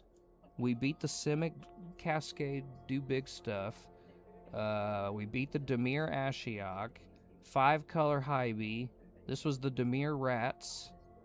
That was the crazy stack battle that we stayed alive with Eulalia, which new card too. I forgot about Eulalia, the Blade Reforged. I just added that here.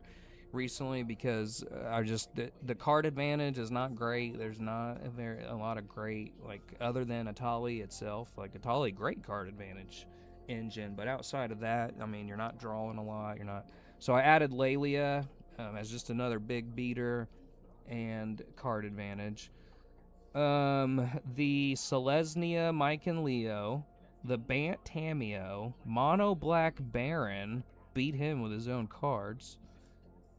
Mono White Light Paws, I usually get my teeth kicked in by this thing. Then we beat the other Etali with the Wild Bonder, which, I mean, he did the exact same thing I was trying to do in Gruul Etali, like, with the transform thing, but that one card, that Wild Bonder, it is the combo piece with a transformed Etali. You should definitely have that card if you're trying to transform Etali. And then we had our super clutch Golgari win that we were like on the brink of defeat. And then colorless Ugin. This is, I think, isn't Spirit Dragon banned in regular Brawl? I think it is. I think colorless Ugin is banned in regular Brawl, but you can play him in competitive Brawl. Honestly, this card isn't...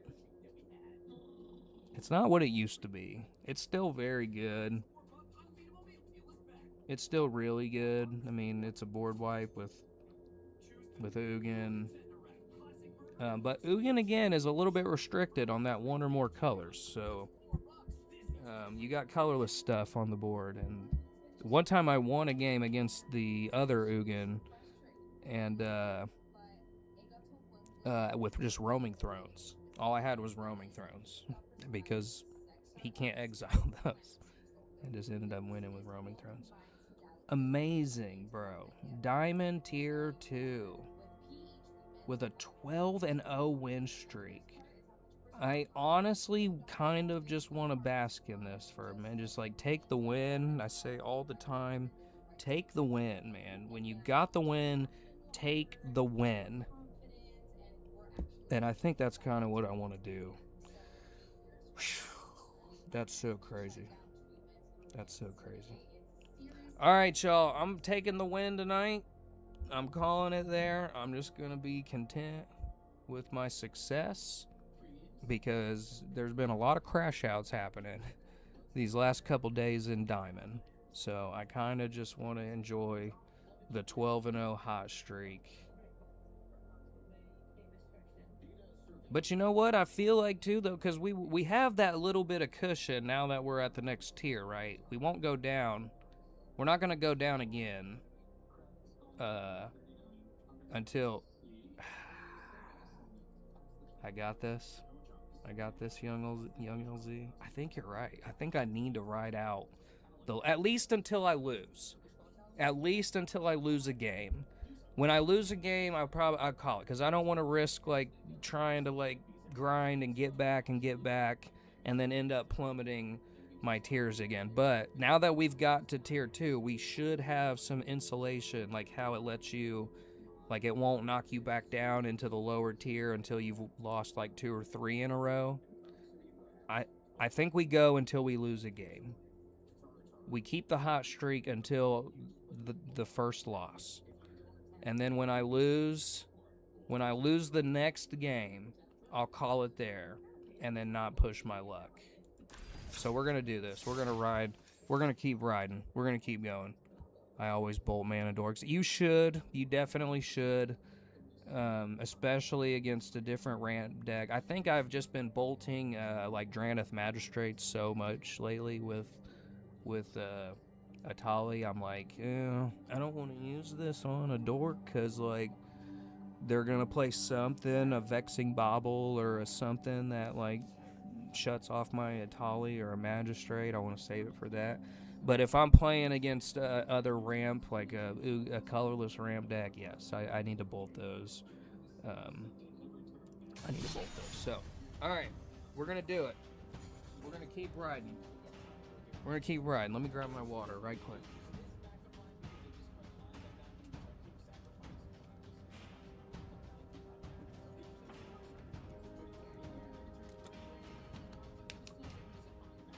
We're gonna ride this out. Did you make it? I was taking a shit. Diamond tier 2, dog man. Diamond tier 2. Diamond tier 2. I'm gonna show this. I'll show the stat one more time, and then I'm gonna keep going until I lose. I'm gonna keep going until I lose. When I lose, it's done. The run is over. The run is over. But right now, 12-0.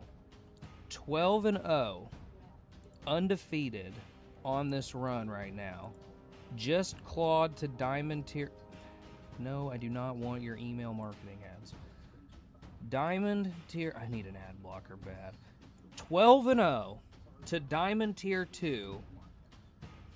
Diamond tier 2 on a 12-0 win streak.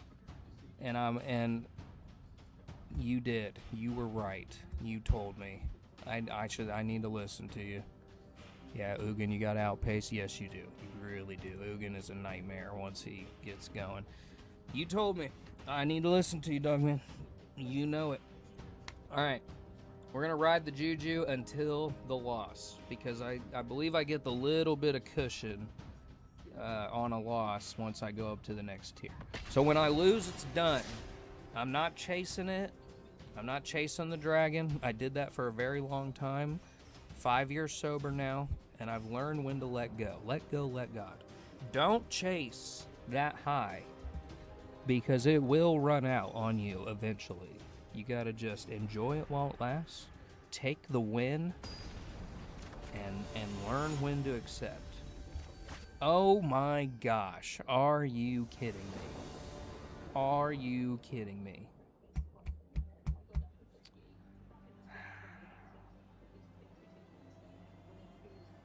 There's no ramp in this deck at all. There's no ramp. There's no ramp. I don't like this. There's no ramp. I need more ramp. This is better. This is better because dockside. Yes.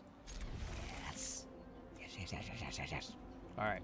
He will probably be running a lot of artifacts, because that's what colorless players do. So we've got dockside. I've got a tutor. And now we go Charming Scoundrel into Treasure Token. Oh yeah, I've figured you out, Ugin. I've got your number here. I've got your number, buddy. I'm not going to crack the treasure for the tutor, because I want to keep all of the mana that I have here. Oh, the same exact play. Is this the same guy? Did he switch to his other Ugin deck? Oh man, that's not going to do it, buddy. That's not going to do it at all. And now you're discarding. What do you discard? That land. Yes. Oh my gosh. Dude. 1, 2, 3, 4, 5. And oh, man, I really need him to play an artifact right now. I need him to play an artifact. That's an artifact. That's an artifact. I think this will actually get me to the dance here. Yep. I'm pretty sure it will. I'm pretty sure it will. This will be the ender here, because I'll play the dockside. Just for 1 mana. That's all I need. That's all I need. That's all I need. We pass the turn. And then on my turn, I'm going to Worldly Tutor the Emrakul to the top of the battlefield, and then Seething Song into Etali. And then it's just game over. And then it's just game over. You're done. You're done. Yep, that's fine, bro. That's fine. Get your setup. Get your setup turn. I don't care. Yep, go ahead, buddy. Go ahead. Do your little colorless thing. Enjoy it. Enjoy it, because it's not going to last very long. Oh my gosh. Game. Game. Game. So, we Worldly Tutor good old Big Mama up to the top of our library. And there is Emrakul on the top of our library. And then we Seething Song. We Seething Song into our Etali. Does he have a colorless counterspell? Nope, no colorless counterspell. Not yet, at least. Let's go. This is it. All our hopes and dreams riding on this Etali. Trigger of the stick. Oh! Oh! Oh! Oh, Emrakul! Extra turn time with Emrakul! Yeah, buddy, can't be countered. Oh no, it's Emrakul. What will you do? No text. And we go to our next turn. Oh my goodness, we play the Cavern. We play the Cavern, naming dinosaur, I guess. I don't know what difference it makes, but let's go ahead and go to combat. Good game to you too, Ugin. Bruh. Bruh. This is the streak. This is the streak. I'm gonna be here all night. I just want to call it a day. But I can't. You don't walk away from the table when you're hitting on your number over and over and over again. You walk away the first time you lose, though, and then that's it. No matter how much money it is, no matter what, you cut your losses and take the win. But we can't do that until we're like actually done and we lose. All right. Okay. What are we playing here? Oh,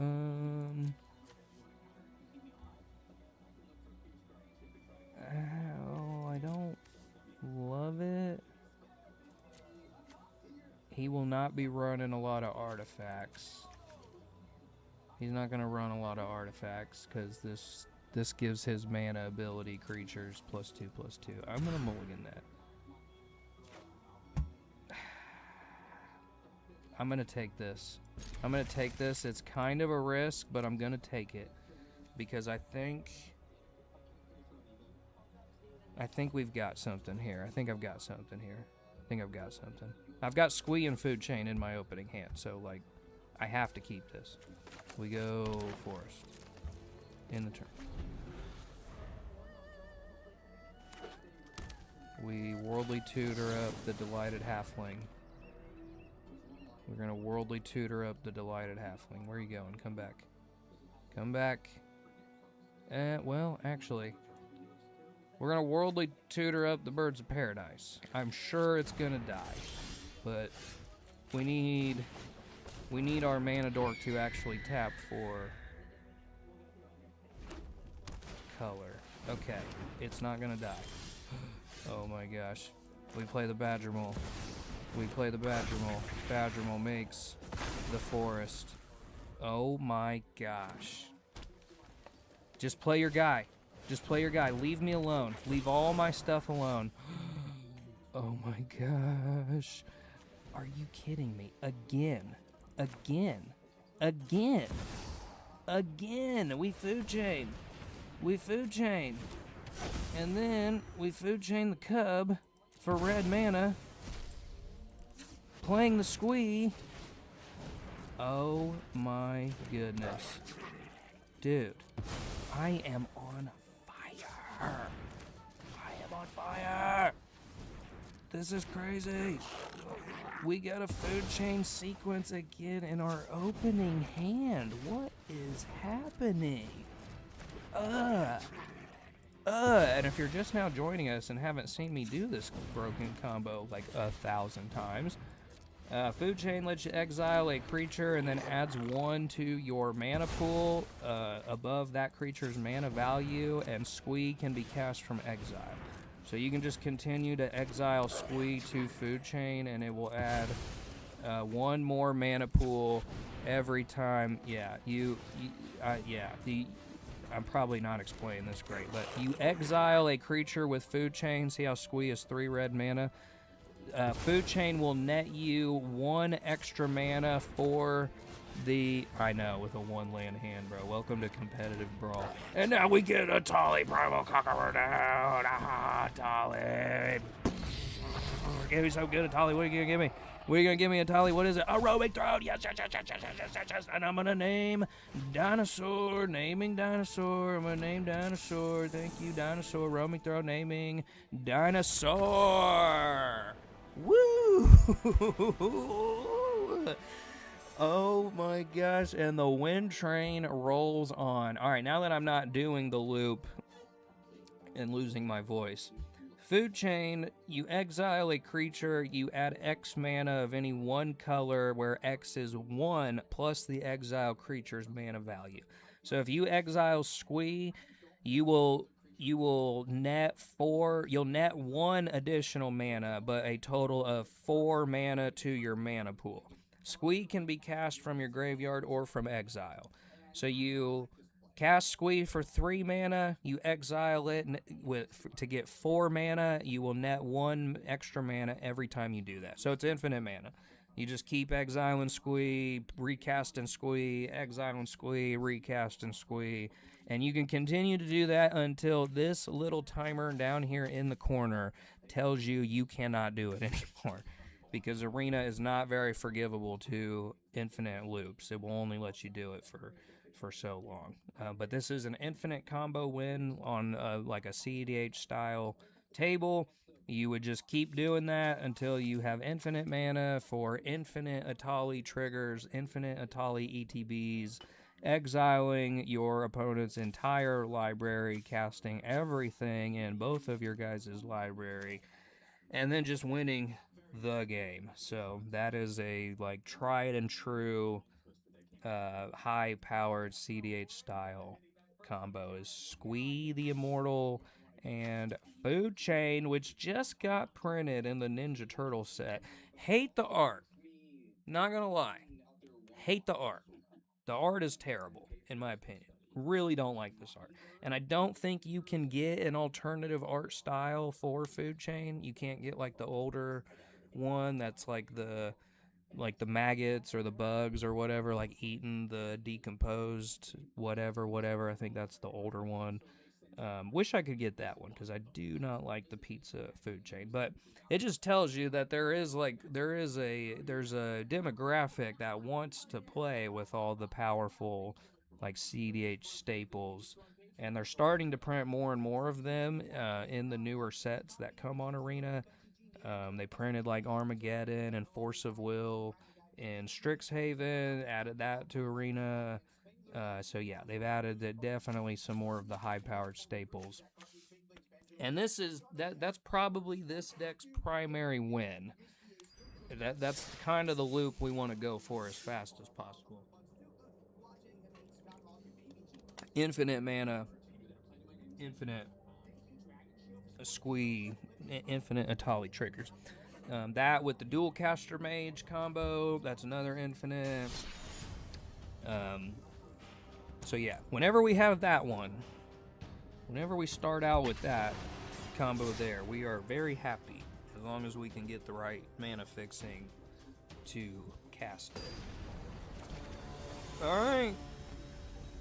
Okay, now we're playing our mortal enemy. So this one might be the one, and I'm serious now. If I lose, I'm calling it. That's it. We're calling it a day. I am actually going to keep this hand even though the mana isn't fixed greatly, but I'm sure he's going to be playing some artifacts in here with old Dovin. Alright, we'll play the Elysian. And then that will give us Lelia, as long as he does not remove the Elysian. He does not remove the Elysian. Okay. Here we go, baby. Here we go. Alright, we're going to play Lelia, the Blade Reforged. Very good card. Really glad I added this card in here. Really glad I added this in here. Okay, well, our Roaming Throne's gone, but that's okay. We don't need it. No, I don't even need the Roaming Throne. It's gone. It's fine. It's cool. Great. And then he plays the Dovin. That was kind of dumb, but he's gonna. Yeah, I held down tick Lelia. That's fine though. That's fine. I don't even care. And then we go to combat, I'm going to attack with the Lelia. Even though it won't do any damage, I need the attack trigger to exile and then put the counter on it. And then when I put the counter on it, if I control a creature with power 4 or greater, the Elysian will add 2 mana to my mana pool. Congratulations on your sobriety. I appreciate that, young LZ. However I say your tag thing there. I appreciate that, man. I've talked a little bit about it here and there. I have been doing substances since I was freaking like 8 years old, so believe me, it has been rough. 2, 3, 4, 5, 6, but I gotta go down 3 to make 3 too, though. So that will actually not work exactly. And then I kind of want to put down Rhythm of the Wild as insurance. I kind of want to put Rhythm of the Wild down as insurance so that my creature spells don't get countered.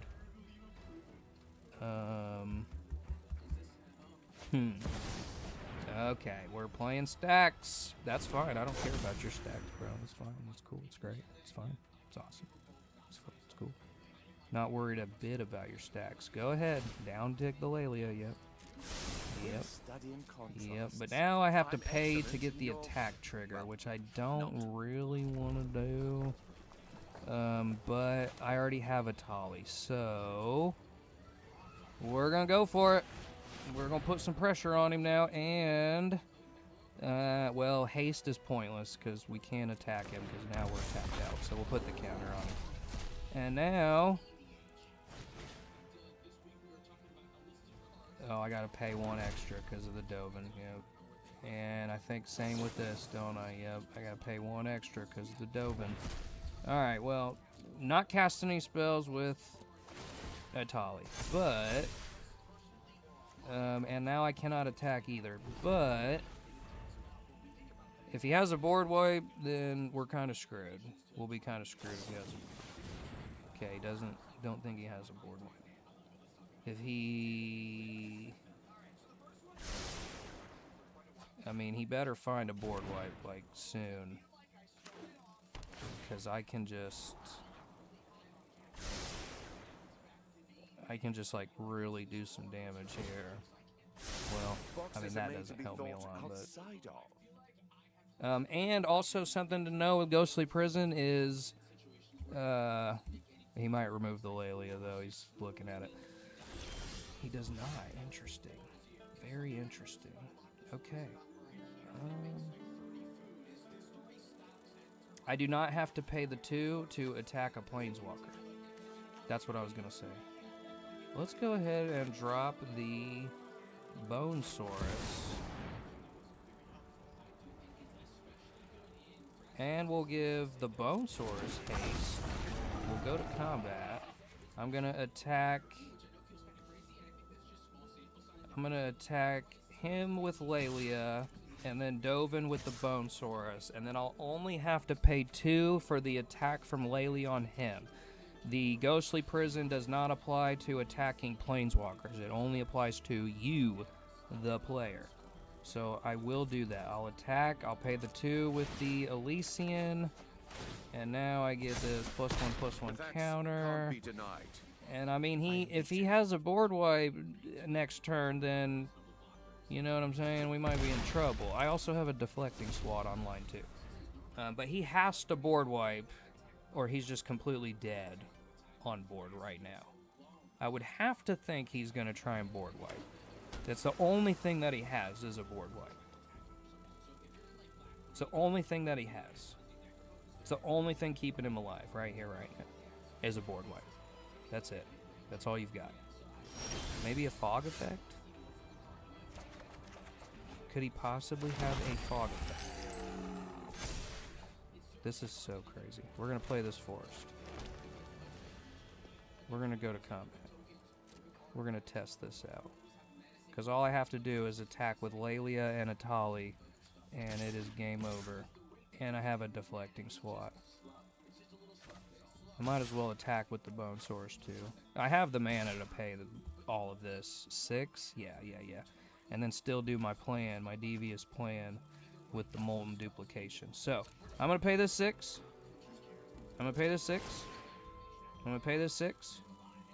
Let's see what he's got. Yep, I paid your taxes, buddy. I paid them all. Nice. And deflecting SWAT doesn't really help me because it doesn't target. So, pretty smart move there. Bought him a turn. It bought him a turn. And, yep, that does nothing. That does nothing. Pretty smart move there. I'll give it to you. That was pretty clutch. But you're not out of the woods yet, just yet, buddy. And now we will molten duplication, making a copy of Etali. I'm gonna keep Commander Etali, so the deflecting SWAT. Oh, we got his Soul Cauldron. Yeah, buddy. Okay. Okay. And I will pass the turn. Again, one board wipe, and we're hurting. That's all it's going to take. I will have the mana, though, to, like, recast the Etali and do the thing. Interesting. I don't understand. This is crazy. And I have a Cursed Mirror, too. So, like, yeah, bro. This is kind of insane.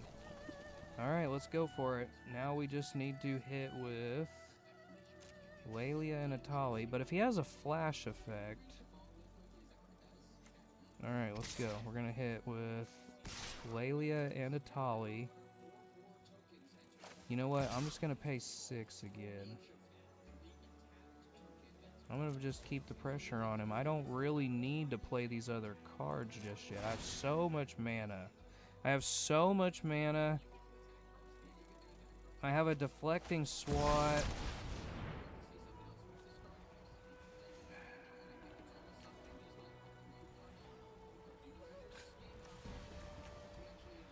This won't help that, though. Again, end the turn. Discontinuity.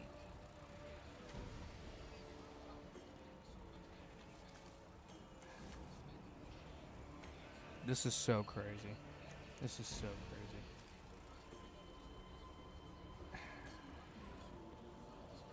I really sure wish this Veil of Summer would work, but I might as well get my card draw off of it. I mean, it's not going to stop this from happening, but...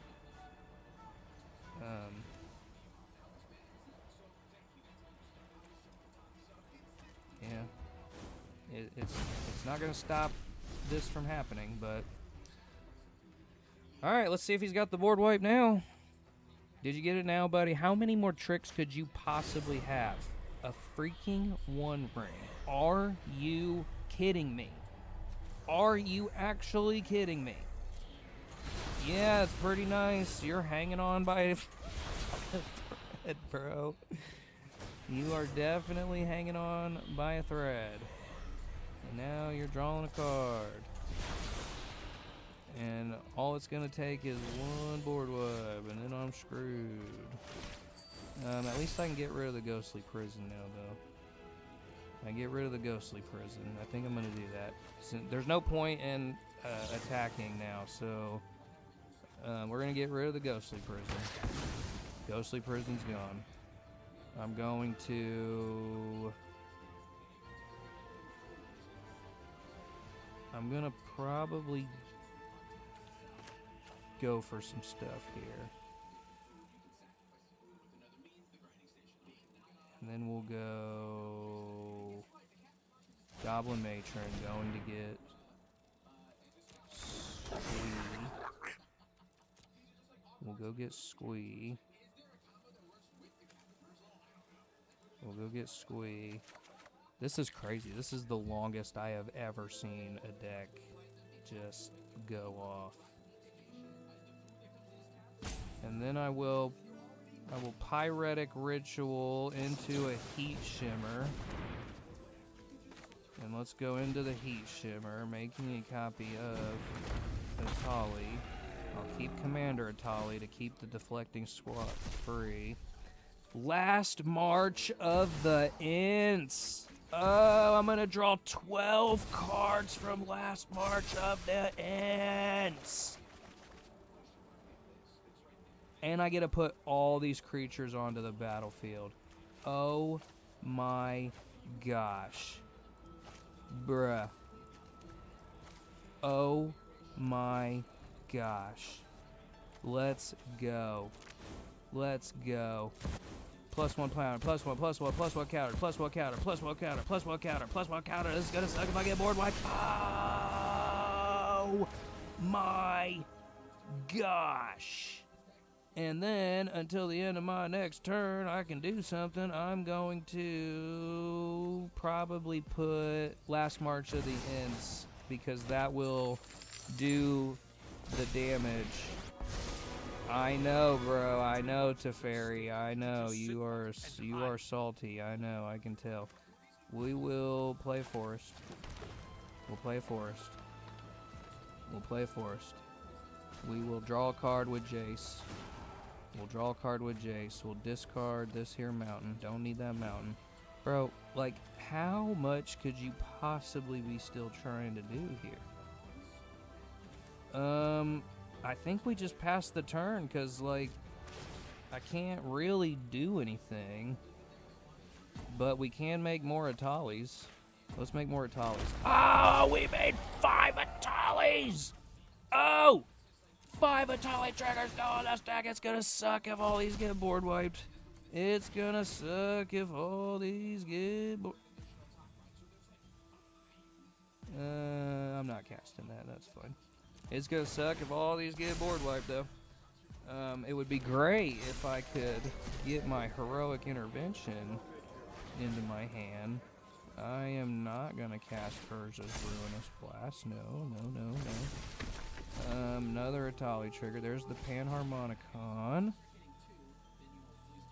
And now we'll tax him a little bit. We'll show him his tax here. I cannot choose a target, can I? I cannot choose a target. We'll target this here. It's a forced ability too, so I have to choose something here. All right, here we go. Oh my gosh, a Terror of the Peaks now. A Terror of the Peak. He has a lot of board wipes in here too.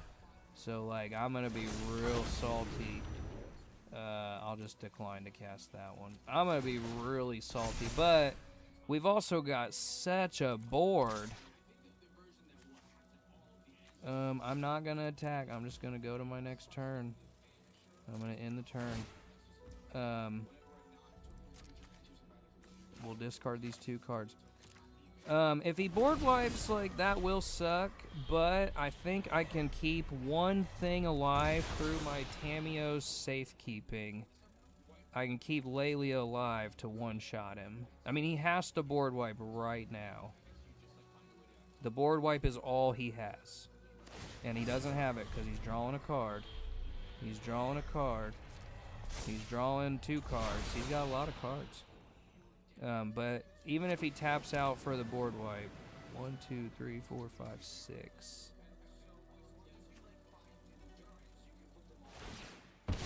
Oh my gosh, this is making me so nervous. I don't like this at all. I don't like this at all. This is so crazy. I don't like this at all. Oh man, where's my Heroic Intervention when I need it?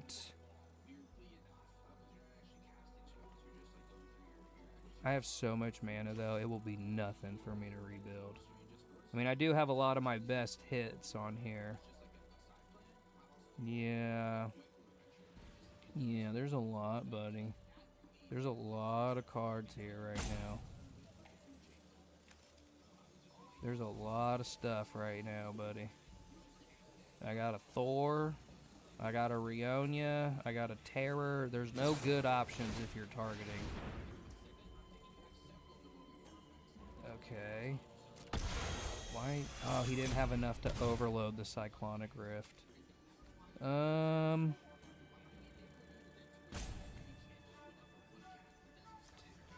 don't want to give him the 1 ring back.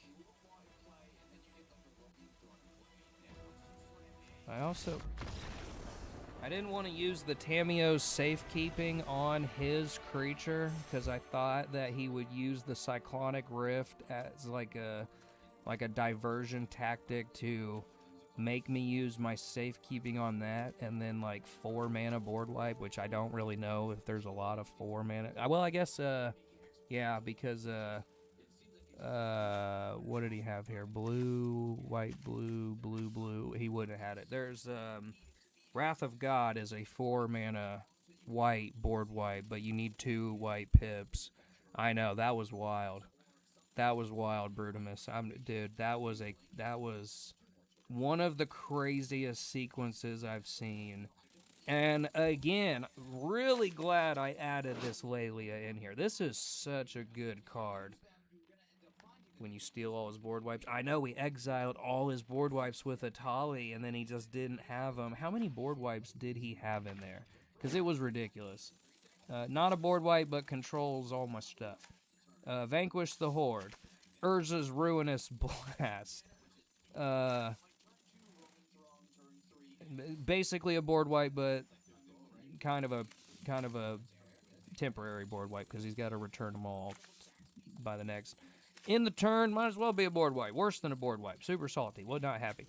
Taveri's Protection. Again, not a board wipe, but it's still salty. Yeah, bro. He had, like, all hit Farewell. Yep, Farewell. I think Farewell's 6, though. I think that's a 6 mana. I think it's 4 white. But, yes, Farewell. Super salty card. That just would have cleaned the whole board right then and there. If he would have farewelled. Yeah, he had a lot of ways to mop my board up. Day of Judgment, yep. That's a 4 mana board wipe. The River's Rebuke, 6 mana blue, one-sided bounce wipe. The Cyclonic Rift, he was banking on that Rift. He was trying to get up there for his Rift. I'll be curious to know what else he had in his hand. He was hanging on for dear life, and credit to him, he hung on for quite a while. Oh gosh. Oh no. Oh no. I know, that Rift would have hurt bad. Alright, well, he goes first this time. I don't like this. I really don't like a Turgid player going first.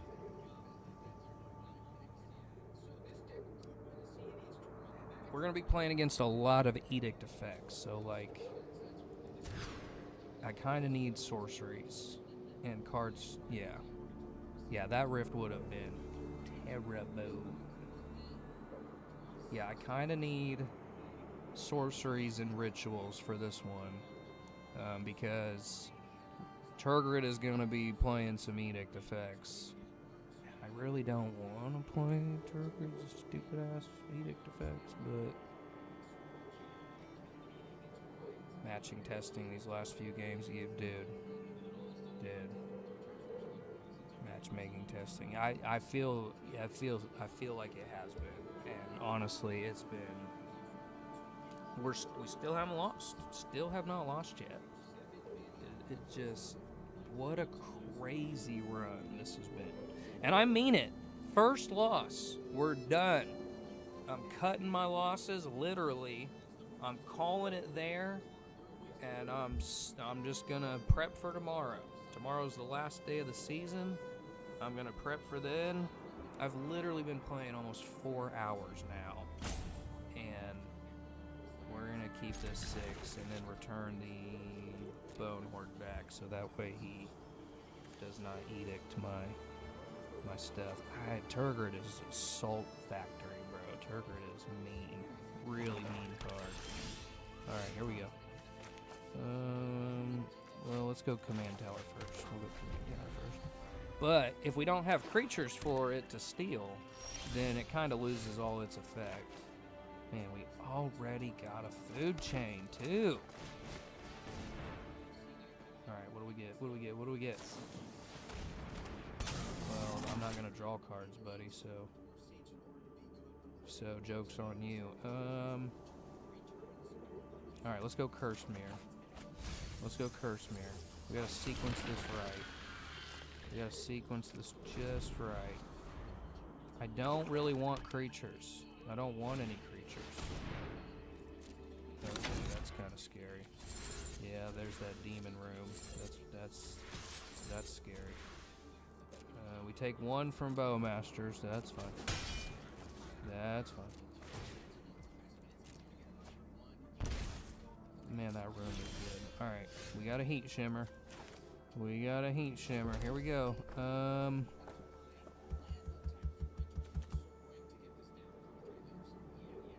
right, let's go Cursed Mirror. Making a copy of, I don't know, Bowmaster. Doesn't really matter. We just need mana right now. All I need is mana. That's all I need right now. I just need mana. I just need the mana. Okay. There's a Mox. There's a Mox. Okay. He's still setting up. Turgid takes any non-land permanents, right? Not just creatures? Yes.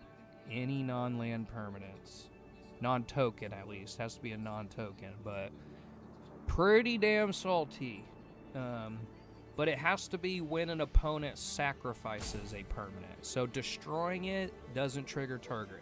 It has to be, or discard, which I'm surprised he's not running more discard effects yet. But it has to be when I sacrifice or discard a non-land permanent. So I really like to play kind of instant and sorcery, kind of ritual effects against Turgid, because that just doesn't really give her any fuel to do the crazy thing. Alright, here we go. Yeah, so it has to be when we... 2,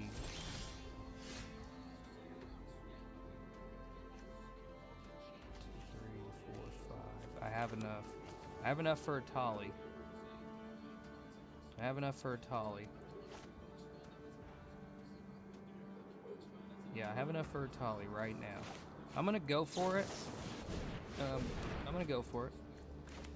Yeah, I'm gonna go for it. That's fine. And then hopefully...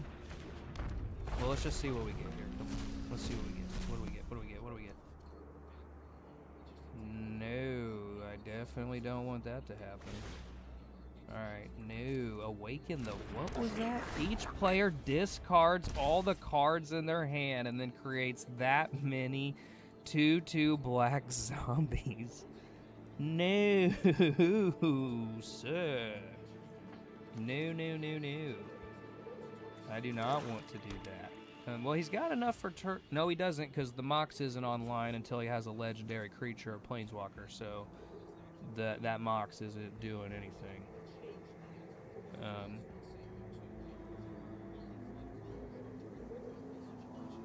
that Mox isn't doing anything. Turgid's still not there yet, which I don't want to, like, sack my stuff and all my stuff die and all that. Wow, he goes straight to his end step. He goes straight to his end step. We're gonna play a Fabled Passage. We crack the Fabled Passage. We're cracking the Fabled Passage. This is it. This is it, buddy. You took too long to get started. We're putting a forest down. It untaps.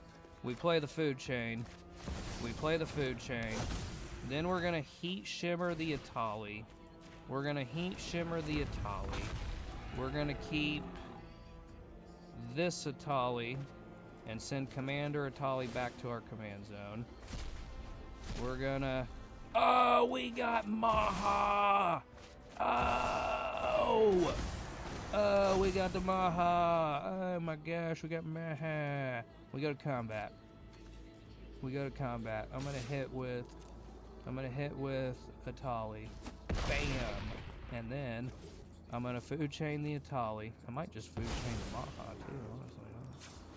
And then we replay Etali. Oh, I've got Etali activations for days. Yes. Now I'm going to make him discard 2 cards. Yeah, your trash discard strategy. No synergy at all with Turgid. Yeah, I know, right? I know. Dude, Turgid players, man. Am I right? Am I right? Turgid players? Am I right? No offense. Alright, we're just going to keep going for it. We're going to food chain the goblin. And maybe if we take our time doing this, he'll just, like, hate scoop. And then we food chain Etali. Red and mana. Etali goes back. And now we cast Etali for exactly 11. Let's go! What do we get? We got a siege. Okay. I mean, that does get rid of the Bowmasters, I guess. Yeah, we'll get rid of the Bowmasters. Okay. Alright, and now, for my next trick, we'll food chain this frog. We'll food chain this frog. We'll food chain the Stark Girl. Sorry, Stark Girl. What was her name from the movies? I can't remember. Food chain Etali again. Food chain Etali again. Etali goes back. Get out of here with your trash discard Turgid strategy, bro.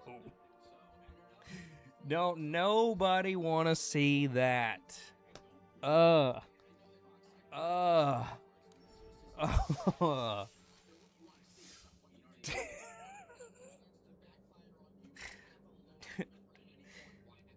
my gosh. Oh my gosh, bro. Where are we at? What a scoop indeed, Brudimus. I agree. I agree. You're playing Turgid, trying to make me discard and force sacrifices, and you're gonna salt scoop over. Wow, this is insane. Look at this. Look at this. We have battled Etali back to a winning record. A winning record, just skyrocketing up these last few runs.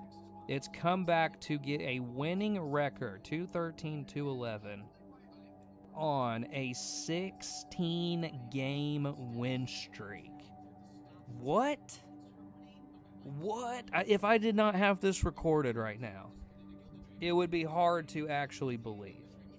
16-game win. What are the odds that that is even possible? Even with the weird arena matchmaking and draw algorithm. I know it's all conspiracy and arena's broken and all that. But all of that aside, what are the odds?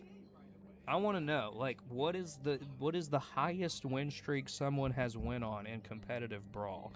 I have it recorded. Recorded or it didn't happen. 16 games in a row. That is a feat, bro. That is a feat. And with a Gruul Etali deck at that. That is a feat. I think I went on some pretty crazy runs with Yuriko, but nothing like that. I think I went on some, like, 7-0, 8-0, maybe even 10-0, but 16 in a row? I definitely don't think I've done that. That's insane. Well, I am sticking to my commitment. We will keep going until there's a loss. I will keep going. But when I lose, the run is over. We're going on 4 hours now. Codis is a salty boy. Yep. Codis is pretty. He's pretty trashy. He's pretty trashy. And they get to go first. Don't love that. Don't love that at all, but we might have a chance. Veil of Summer will protect us. I like that. Veil of Summer will protect us. Let's go Badger Mole. Let's go Badger Mole. Badger Mole might die. You deserve more than 7 viewers. You know what? That's a nice thing to say, Brutus. I appreciate that. I just do, I'd be playing this game no matter what, to be honest. I really would. When I say that, I would be playing this game no matter what. It's just fun to me. I do this to make cool, funny clips. And I have been playing Arena quite a long time. I have a pretty massive collection. And yeah, it's just fun to me. So damn, we almost have enough to World War Hulk, but not quite. Not quite. So yeah, we've got enough to World War Hulk, but I need 2 green pips to do that. So I need 1 more land, and I gotta protect the cub in order to get there. Oh man, that sucks, because I've got enough for the red mana. Okay. That's fine. I'm probably gonna have to take a Coda's hit too, which kinda sucks. Okay, this is getting really bad. I'm gonna have to take a Coda's hit. Yeah, we're gonna have to take a Coda's hit. Man, that sucks, bro. That really sucks. That really sucks. We have got to get a land right now. I need a land on my next turn. I can't afford to lose the cub. I can't afford to lose. Okay. He gets my scoundrel. That's something. He gets my scoundrel and he got my nature's claim, but I don't have any artifacts out yet anyway, so you know, kinda sucks. Kinda sucks. I appreciate you saying that though. I know I already said that, but like for real. That Oh yes. Yes. Yes. Yes. Yes. Okay. Okay, we're gonna copy Scoundrel's triggered ability with returning the favor, making a treasure. We made a treasure. There we go. There we go. There we go. There we go. That's what I needed. That's what I needed. I needed that treasure. I needed that treasure. Here we go. Oh my gosh. Oh my gosh. We got food chain. I got food chain. I got food chain. I got food chain, but I don't want to use it yet. Okay, here we go. And then we go. And then we go. We go red mana. I think I even have enough now. But if I want to protect it. Oh man, I feel like I'm going to get blown out here. I feel like I'm gonna get blown out here. I'm gonna go for this. I'm just gonna go for the straight up Etali now. Okay. Then we'll save the World War Hulk if it gets removed. We got a cursed mirror. There we go, baby. There we go. There we go. There we go. There we go. Cursed mirror. Let's go. Let's go. We make another Etali. We're gonna make another Etali. We're gonna make another Etali. Bam. And I think I will still keep Commander Etali. Because I want it around to block the Codas. So, and we got last march of the hits. Are you kidding me? Oh.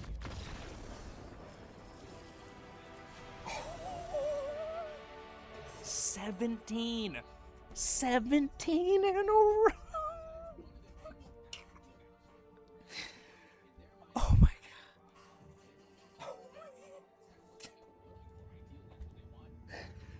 One went away from Diamond Tier 1 on a 17 game.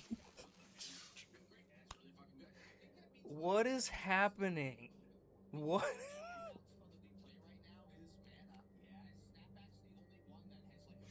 Oh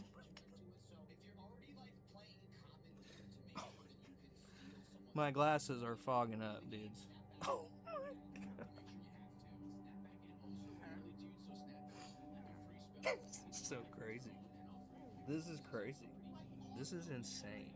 Oh my god, indeed. Brutus. Okay. One more. And we're at Diamond Tier 1. And I don't want to chase Tier 1. If I lose this game, that's it. I'm calling it. I'm keeping my word on that. If I lose this one, it's done. We're playing Mole Man, though. So...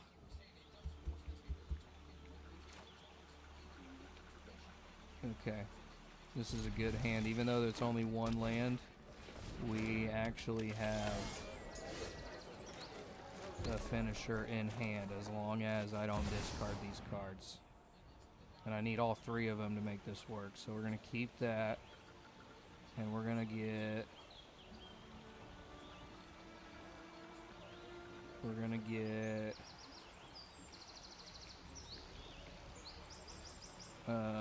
we need to get Seething Song. We need Seething Song. And okay, well, that was our ramp, but whatever. We can make it work. We can make it work. We can make it work. I've got a finisher in hand with the dual caster Electro Duplicate, but he's already got Mole Man. Okay, that kind of sucks.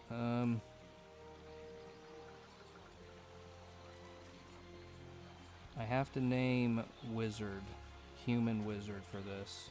I have to name Human for this instead of Dinosaur, so that I can get to the dual caster combo. And I can also cast this Wild Bonder too, in case I need to sack it to Flare Duplication.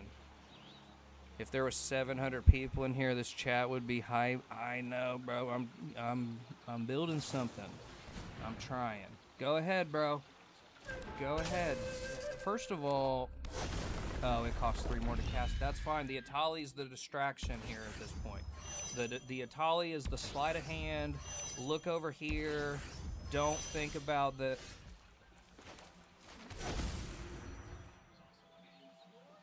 I think I have it. I have it. I have it again. Oh, but I need a creature. I need a creature to target the Electro Duplicate. So we're going to play this Wild Bonder first, because I need a creature on the board as a legal target to target with the Electro Duplicate, so then I can flash out the dual caster and do the dual caster thing. So we need the Wild Bonder on board, and then on my next turn, I can Seething Song with 1 extra mana from the Ancient Tomb to dual caster Electro Duplicate Infinite Combo. He doesn't have anything. He doesn't have it. He doesn't have it. He doesn't have it. He doesn't have it. He doesn't have it. He doesn't have it. Oh my gosh, he doesn't have it. He doesn't have it. He doesn't have it. Diamond tier 1. Diamond tier 1. Diamond tier 1. Just pass the turn, bro. You know you're not doing anything. Just pass the turn. You're gonna regret that, my guy. You're gonna regret that, buddy. Full control. Full control. Full control. We go Seething Song. We go Seething Song. Making 6 red mana. 6 red mana. Don't want to copy it because I need this target here on the Wilda Bonder. I need the target. We target the Wild Bonder. We target the Wild Bonder. We target the Wild Bonder. Flash in, dual caster mage. We flash in the mage. We flash in the mage, making a copy of Electro Duplicate. Oh my gosh. Oh my gosh. Oh my gosh. Oh my gosh. Faster, faster, faster, faster, faster. Let's go. Let's go. Pick it up, pick it up, pick it up. Faster. Come on, come on, come on, come on, come on, full control. Come on, full control. Come on, full control. Oh my gosh, make another copy. Make another copy. This is it. The game is over. The game is over. Just scoop. Just scoop. Why are you making me play this out? Oh, make a copy of the Electro Duplicate. And they all get haste. They're all hasty boys here, dual caster. Unless he's got a fog effect. Unless there is a fog effect in green that will, if you have your commander, you can cast without paying its mana cost. You can cast it without paying its mana cost. Read the card. Read the card, buddy. Oh, yeah, buddy. Get to know that combo while I'm doing it here. You got a few seconds here, buddy. Dual caster mage. Make another dual caster. Make another dual caster. We're going to copy Electro Duplicate. Does he have a fog? Because why is he not scooping? This is making me really nervous that he's not scooping right now. This is making me nervous. Oh, my gosh. I just want Diamond 1 so bad. Come on, Diamond 1. I want Diamond 1 so bad. Electro Duplicate copy. Oh, we need to make like 15 of them. Yeah, or well, 14 exactly. 14 wins the game. But I want to make a couple more just to. I mean, we got the time to do it. We got the time to do it. We got a full timeout. We got a full timeout. Man, it's gonna really suck if he has the fog effect, though. If he has the fog effect. Look at that sleight of hand, too. You thought you had it. You thought you had me thwarted, sir, by fluting my Etali. That was all sleight of hand, buddy. I wasn't worried about Etali this time. And that's kind of the deck. The deck has some undercover win cons that can definitely get us there without even needing Etali. Oh my gosh, we're up to 15 now. We've got 15 dual caster mages. That's enough to kill you. That is enough to kill you. That's enough to kill you without the fog effect. Without the fog effect. I'm gonna make enough that kills him. I don't know what he could have that could untap his creatures. I mean, he's fully tapped out. So the only card is that one fog effect that you can cast without paying its mana cost if you control your commander. It's like a force of stuff. That's not Force of Vigor, but it's like a force card that, like a Fierce Guardianship or a Deadly Rollick, whatever. It's one of those like free if you have your commander cards. And if he does have that, then it don't really matter how many dual casters I'm making now. We're up to 21. We're up to 21. So we've got 42 damage on board, 46 with the Wild Bonder, and we're about to go to combat. I'm gonna make 25. I'm gonna make 25 dual casters, and then we're gonna go to combat. We're at 23. We're at 23. We're at 23. 24. We're at 20, or no, we're at 23 now. Okay, my bad. Okay, now we're at 24. 24 dual caster mages for the Diamond Tier 1 win if he does not have the fog. And we'll copy it one more time, making a copy of another Wild Bonder. Bam. Ending the loop. Bam. We go to combat. We attack with everything. He doesn't have it. Diamond Tier 1 with infinite dual caster mages. Oh my gosh. Diamond Tier 1. Which might as well be mythic. Let's be honest. It might as well be mythic at this point for this deck. Oh my gosh, I have to screenshot this. Why did it? No. Let's freaking go, dude. Absolutely, let's go. Oh my gosh. What a run. What a run. And I still have to keep going. I can't stop. I have an obligation. I kind of want to lose, to be honest, because I'm getting tired. I've been playing for over 4 hours. Oh my gosh. Okay, this is where it might come to an end now. Reasonably, just be prepared. This one might be the end.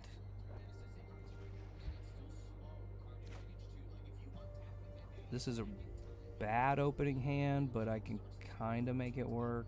No, I can't make this work. Well, the only thing is I've got the Allosaurus, which helps my mana dorks get online. And green spells can't be countered. I'm going to keep this. This might be insane. You might think me absolutely insane for this, but we're going to do it. We're going to go Allosaurus. Can be countered. Green spells can't be countered. We're going to go Allosaurus. We're going to go Allosaurus. We're going to go Allosaurus. Then we're going to go Training Compound into Ruby, which is a green spell. Ruby's green, buddy. You can't counter Ruby. Read the card. Nope. Nope. Can't counter it. Guess I'll go ahead and attack. Oh, wait. Does he have a flash card? Well, he would have done that either way, so that's fine. I really need to get... Okay, that's helpful. Alright, let's replay Ruby.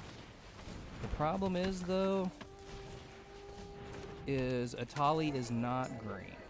I'm not gonna attack again because he might have like some return bounce if they're attacking kind of stuff here.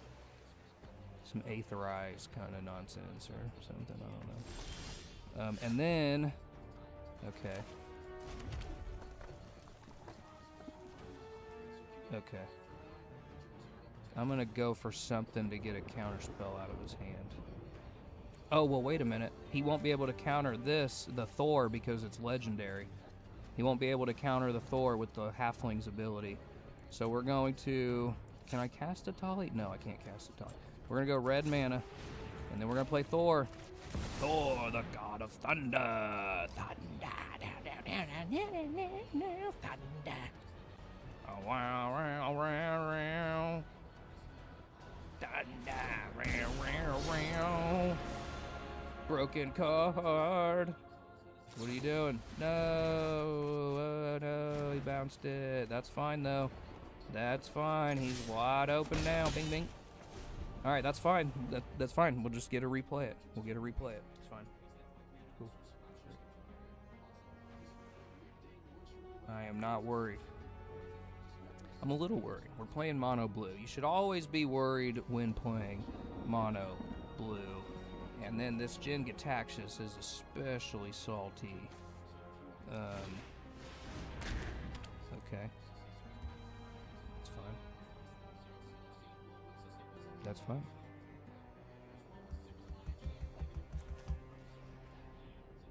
Okay, what are we doing?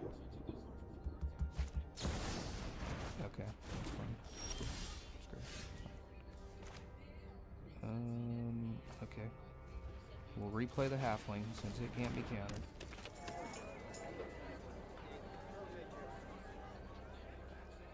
And I think I am going to go ahead and get the food chain down too right now. I could Etali right now too. He's tapped out. He's completely tapped out. Do I even have enough though? Red mana. I think I have Etali right now.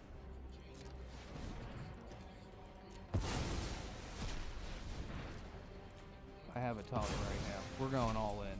We're going all in. We're going all in. Oh my gosh, we are going in here. Bam! Going in on Etali.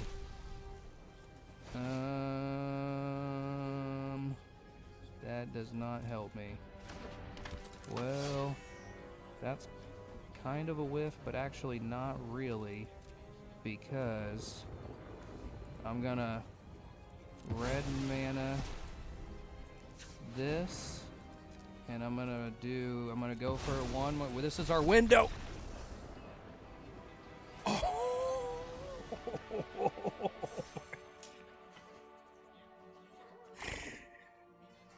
Mono blue scoops because of the salty food chain Etali combo. That was our opening. That was the opening right there. That was it.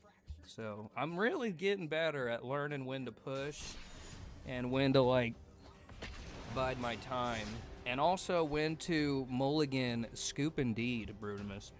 When to mulligan based on the type of deck I'm playing. I've noticed that kind of makes a pretty big difference, because when I'm playing other ramp turbo, I need to get there faster than them, but when I'm playing control, I'm okay with like taking a little bit less setup time in order to protect my stuff.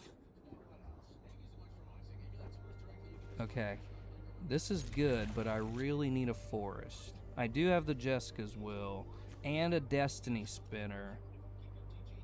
So I have protection and ramp, but I don't have the forest that I need to play it. So we need to get a forest.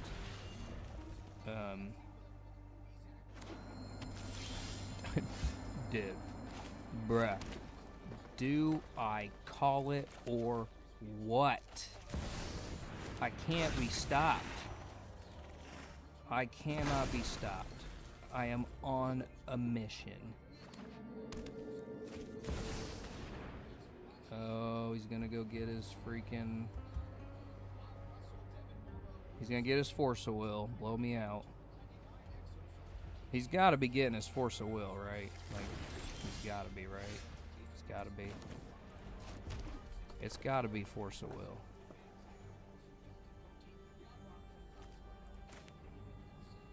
It's gotta be 1, 2, 3, 4, 5, 6. Man, I would literally have enough right now. There's enough here right now. I'm gonna go for it just to get the Force of Will out of his hand. I mean, I gotta get the Force of Will out of his hand either way.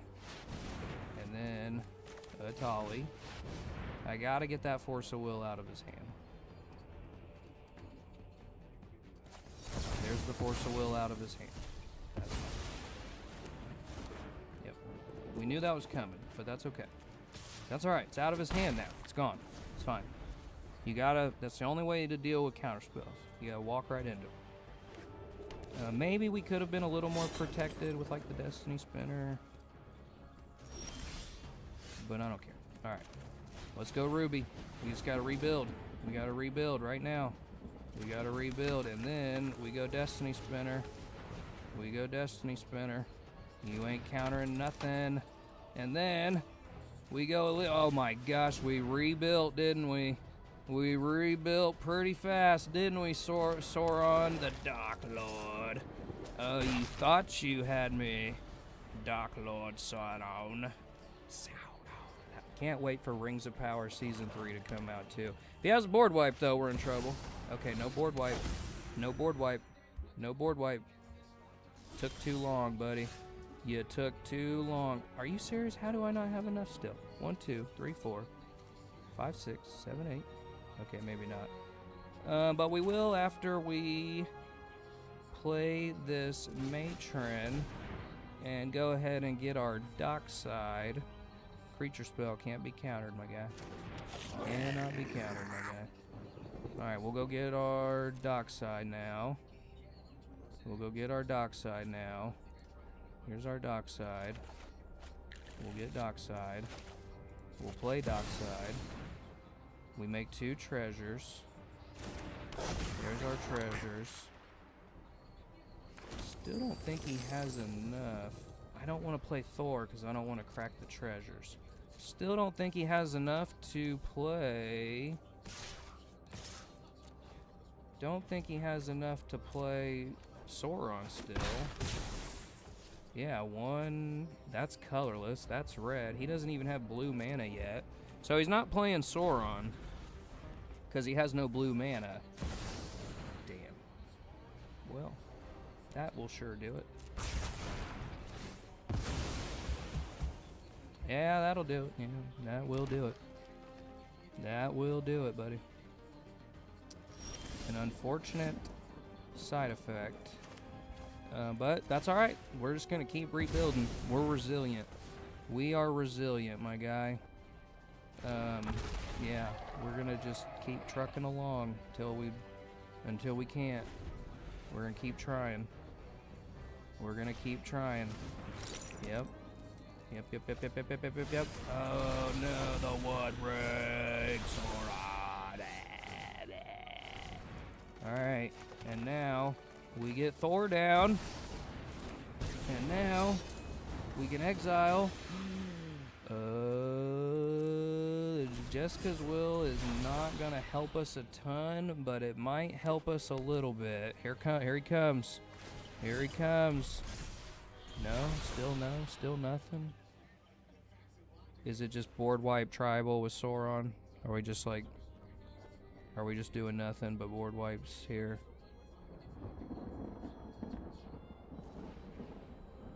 The Jessica's Will also do damage to him though. No freaking way. Oh, wait a minute. Yeah. Because we're gonna safekeep her here. We're gonna safekeep her. And then we go Jessica's Will. And I think actually on this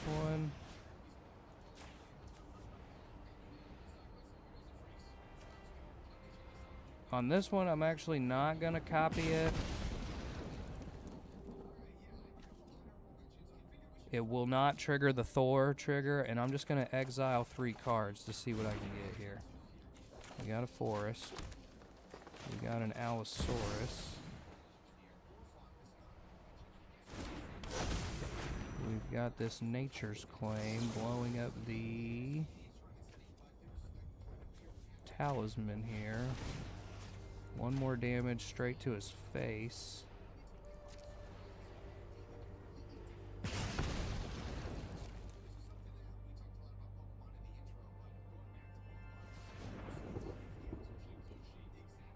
Okay.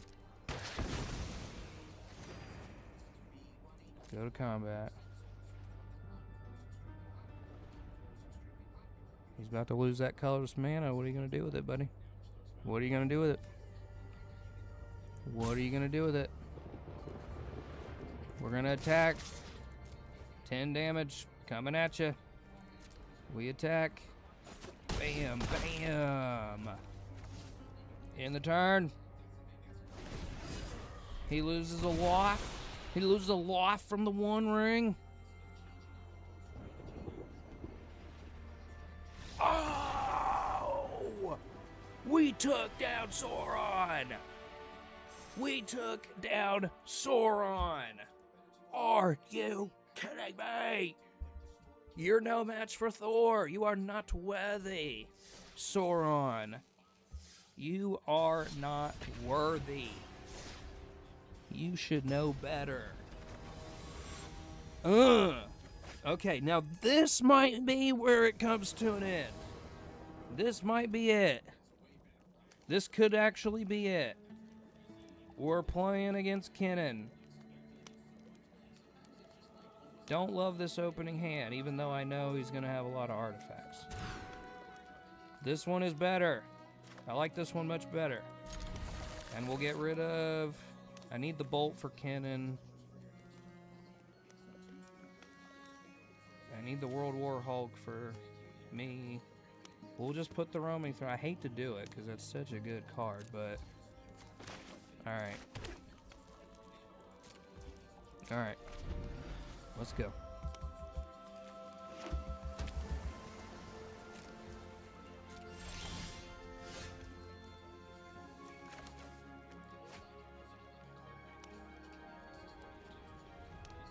I should have just gambled for the damn Jessica's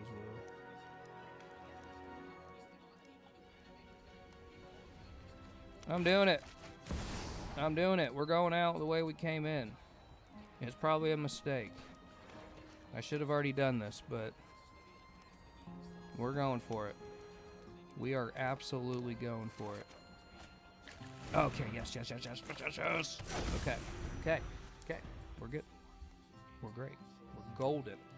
We're golden, pony boy. Come on, play Kennen, bro. I don't got nothing.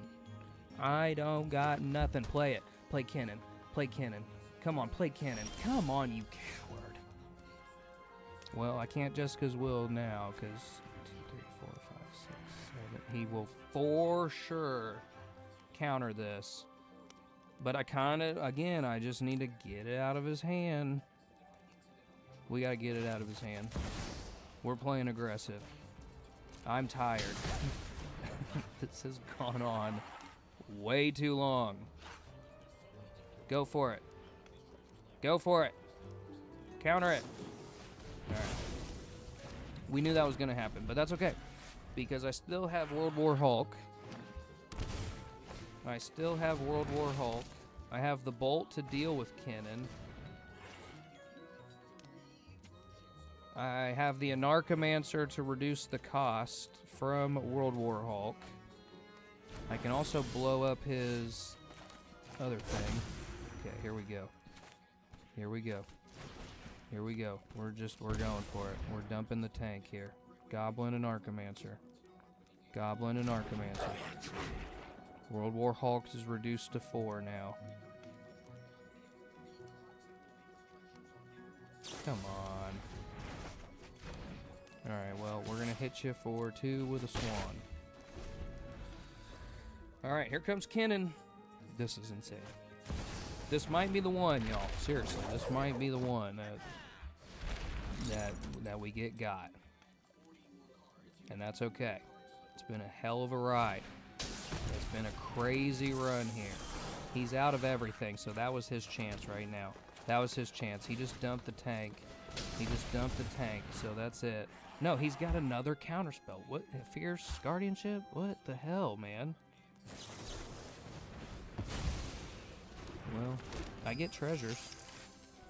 But we are definitely going to bolt this cannon here. It's not going to matter, because we'll just be able to replay the damn thing. Another counterspell? How many do you have, kitten? Okay, there we go. There we go. There we go. 1, 2, 3, 4, 5, 6. I am just going to leave that treasure up, so I have a chance at getting Etali out on my next turn. Oh my gosh. This really sucks, though. Would have really liked to resolve any of those, but I knew he had the stuff. I knew he had it. I've been building Kinnan. It's very interactive, very hard to stop. It's an annoying deck. So you kind of have to burn through all that removal and all those counterspells in order to make it work. I have no protection of my own.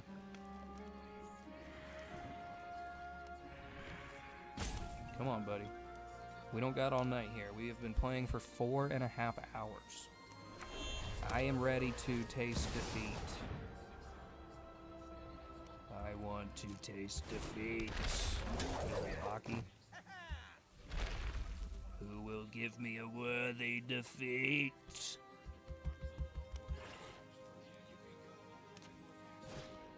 This is so crazy. And he's got one card in hand. What could it possibly be? Alright, let's go Malevolent Rumble. Come on, bro. Come on, man. I can't do it. We need a land. We need a land. I don't want to take the risk of a mana dork. And then we'll play this mountain. And then we'll play the Anarchomancer. We'll play the Anarchomancer. He's definitely about to get some Kinnan activations, though. Don't want to... 1, 2, 3, 4, 5, 6.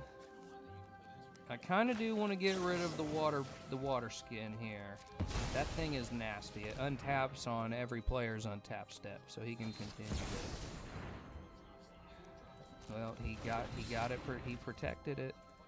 I'll give credit to him. He definitely protected his Kinnan and got there with it. No cards in hand, though. So now we are at least even. I got through all the counter spells. No cards in hand. Here comes a Kinnan activation. He could whiff. He could whiff. He could whiff. He could whiff. Oh, he could whiff. He doesn't whiff. Well, actually, I'm actually kind of all right with that. But he's got another activation, though. So, Galta, yes, that's a whiff. Here we go, baby. Here we go. Here we go. All right. So I get my chance with...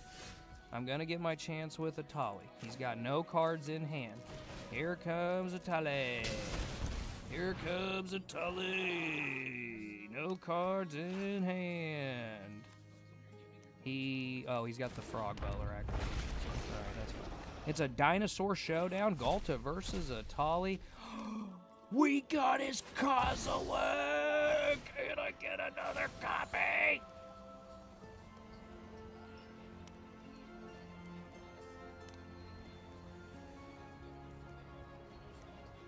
Oh, yes. He doesn't have any cards to manifest, and neither do I, so this will only draw me one card. But I do get to make a copy of Etali. And I will keep Commander Etali. I'll keep Commander Etali. Last March of the Ents. Are you kidding me? Are you kidding me? We be kidding? I be kidding? Oh my gosh. I be kidding? See what I mean? You have to run through the counter spells. You can't be afraid of them. You cannot be afraid of the counter spells. You gotta run through them, head down, full charge, and just eat as many as it takes. I know, OMG! I know! This is insane. This is insane. This is insane. This is... I don't know what's happening. This is insane. This is the greatest run in arena history. I'm calling it now. There's no doubt about it. Greatest run ever. 1, 2, 3, 4, 5, 6. Greatest run ever. Ridiculous. And I'm pretty sure I'm about to have another straight up blowout here. Because I can copy the Jessica's will. It's over, bro. 1, 2, 3, 4, 5, 6. Are you kidding me? We've got another turn 3 Jessica's will. 1, 2, 3, 4, 5, 6. Yeah, I've got enough. With the reduction on the Anarchomancer, I have enough. So we're gonna go red mana.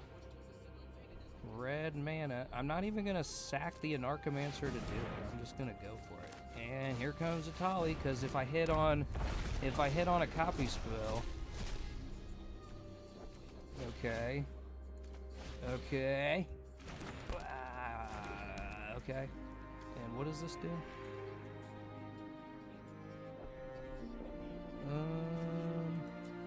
Until the end of my next turn I can play these.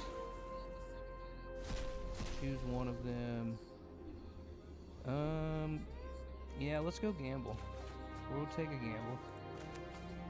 And I'll go ahead and cast the gamble.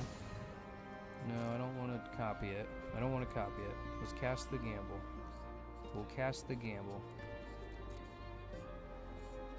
And we'll go and get a copy spell that has flashback, so if I discard it, it doesn't even matter.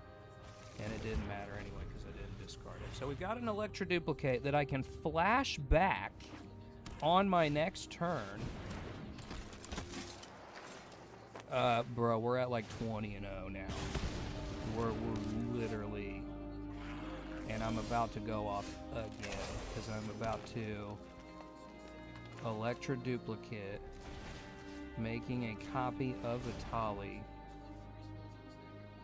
and then copy the Electro Duplicate with a Flare of Duplication, targeting Etali. We gotta keep this one though so it doesn't fizzle the second spell. We got a Basilisk Collar. Is this an artifact? No, it is not, but we'll blow up that artifact. Buy artifact. That's fine. And then, bam, we will keep Commander Etali. We just got a Thor. And we got a Mithril. Oh my gosh. Thor. Mithril.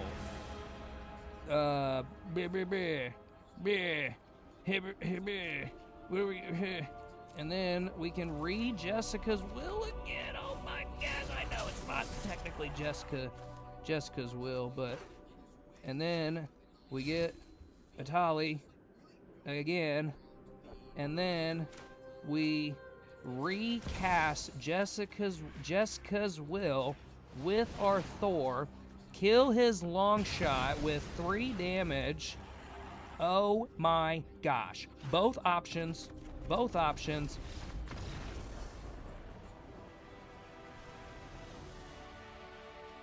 I don't even want to say we're going to hit Mythic tonight. I don't want to say it. I've already said it, so I've already fucked up. But I don't want to say it. Because I don't want to jinx it. And none of you say it either. Don't say it. We are 2 matches away from the coveted Mythic status. You've missed some absolute bangers. Bro, you have missed some bangers. I'm about to pull up the record right now. I'm not exaggerating. It's like 20. We're like at 20-0, bro. Kennen, Turgid, Sauron, Jin Gataxius. Yeah, we've literally faced the lineup of all lineups and have absolutely decimated. I'm about to pull it up. I'm about to pull it up. where we're at. Look at this. Look at this run. Look at this run. Look at this run.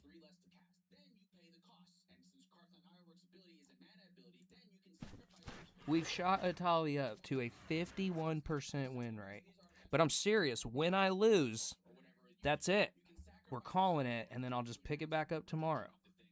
Look at this run. 21 and 0. 21 and 0. I'm not. I can't fake that. I can't fake that. I can't hack that. I can't pretend that. Like, there's no, that is legit. 21 and 0 win streak tonight. It has been insane. Absolutely insane. And 2 matches. I don't want to say it. I don't want to say it. I was going to do this tomorrow night. Make my run to Mythic. And I don't want to chase it too hard if I lose, because it would be backbreaking to see that go back down to like tier 3 and tier. No, I'm not doing that. I'm not doing that. So when it's over, it's over. It's done. We're calling it a day. Plus, I've been playing for 5 hours straight.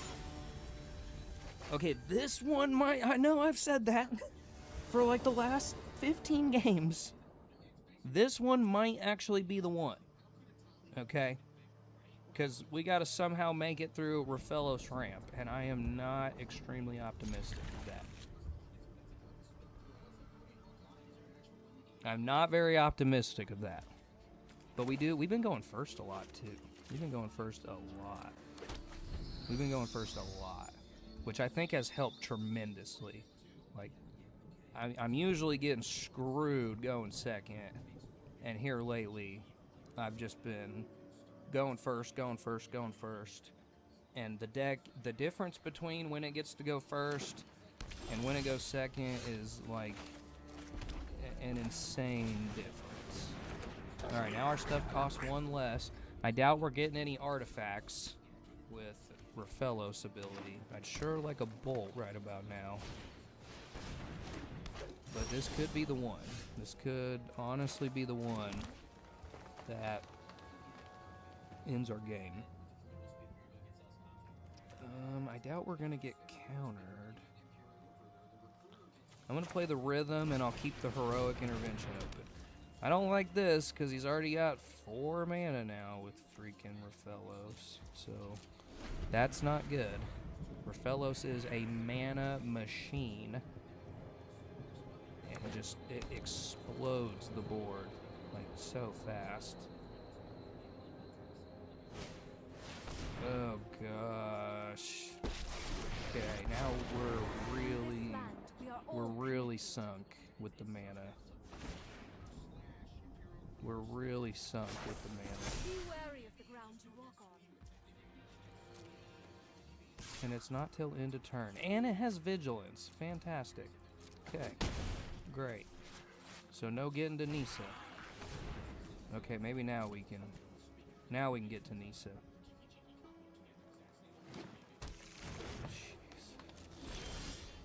Gosh, this is not what we need. This is really not what we need right now. This is not what we need. We needed creatures though to take down Nisa. So I'm gonna play this elf. Give it haste. I'm gonna play this Destiny Spinner. Give it haste. And I doubt we're gonna see any artifacts out of the mono green deck. So I'm gonna play this Dockside. Give it haste. That sucks though too. And we are gonna get this Nisa off the board. I mean, I don't know how much it's gonna matter because now he has 7 mana with the Rafellos, but at least the Nisa's gone. At least the Nisa's gone.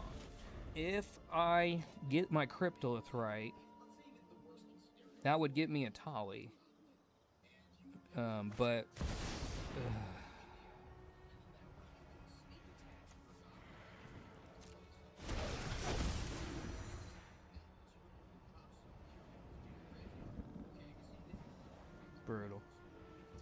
Do I let him blow up my Rhythm of the Wild? I don't think I want him to do that.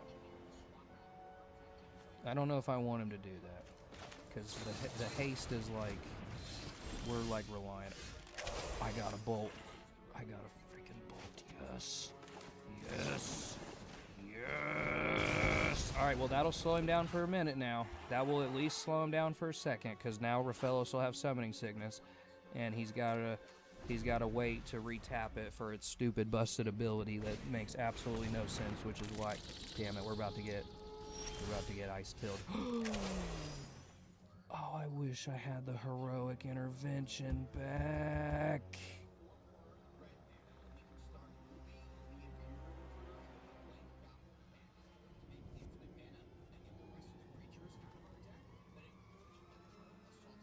I need the heroic intervention back.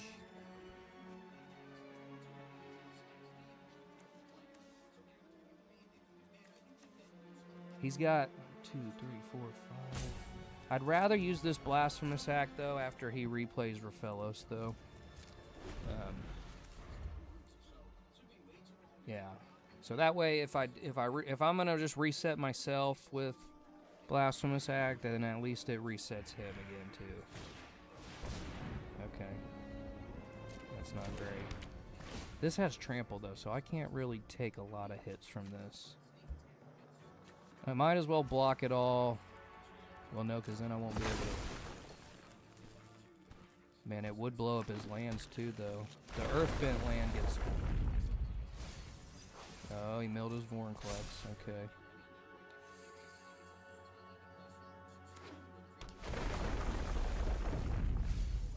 There's a forest. And he's ramping so much faster than me, too. I should have done it last turn. I should have just Blasphemous Acted last turn. I knew I should have done it. Because now he might have the heroic intervention. I'm nowhere near this Crater Hoof. If I Blasphemous Act now, I feel like he's probably got the protection up, and then my board is just gone. I'm gonna pass the turn again, I guess. Oh man, this sucks. This sucks. This is so bad. And he's just digging for that strip mine with Ice Till. He's gonna get the strip mine with Ice Till, and then we're done.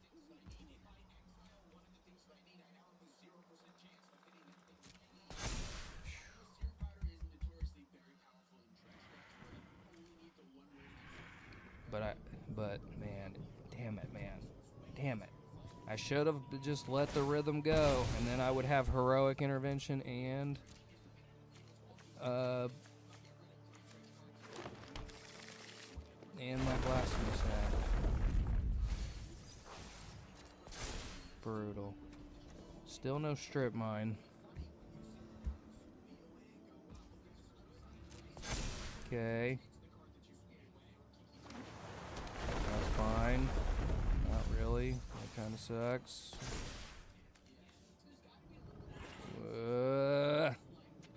Oh, we're getting destroyed.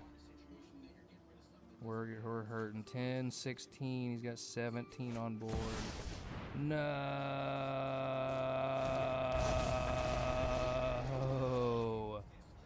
No.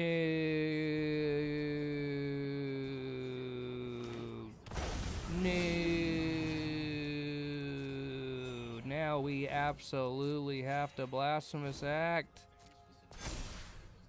That's funny, though. I have just enough to kill every single thing on his board with a Blasphemous Act. Every single thing on here I can kill. These 12/12s. I mean, we have to do it now. We're totally dead on board. And he's putting another counter on something. He's putting another counter on something. He's putting another counter. So we have exactly... This is crazy. This is crazy. They don't have haste, though. They don't have haste. They don't have haste. These have haste. These have haste. 1, 2, 3, 4, 5, 6, 7.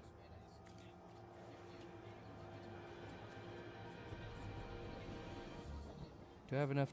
2, 4, 5, 6. I do not have enough to kill the Titan. But I do have enough to kill the Ice Till and only take 7. And since we're going to Blasphemous Act next turn anyway, we're going to do that. Kind of sucks, but hope it's okay. I posted your streak on Reddit trying to get some hype over here. Yeah, absolutely, man. For sure. Post whatever, whenever. I don't mind a bit. That's what we do here. I just play online and play live and just try to have a fun time with my friends while we do it. Post has over 200 views already. There you go. All right, Reddit, I see ya. I see ya.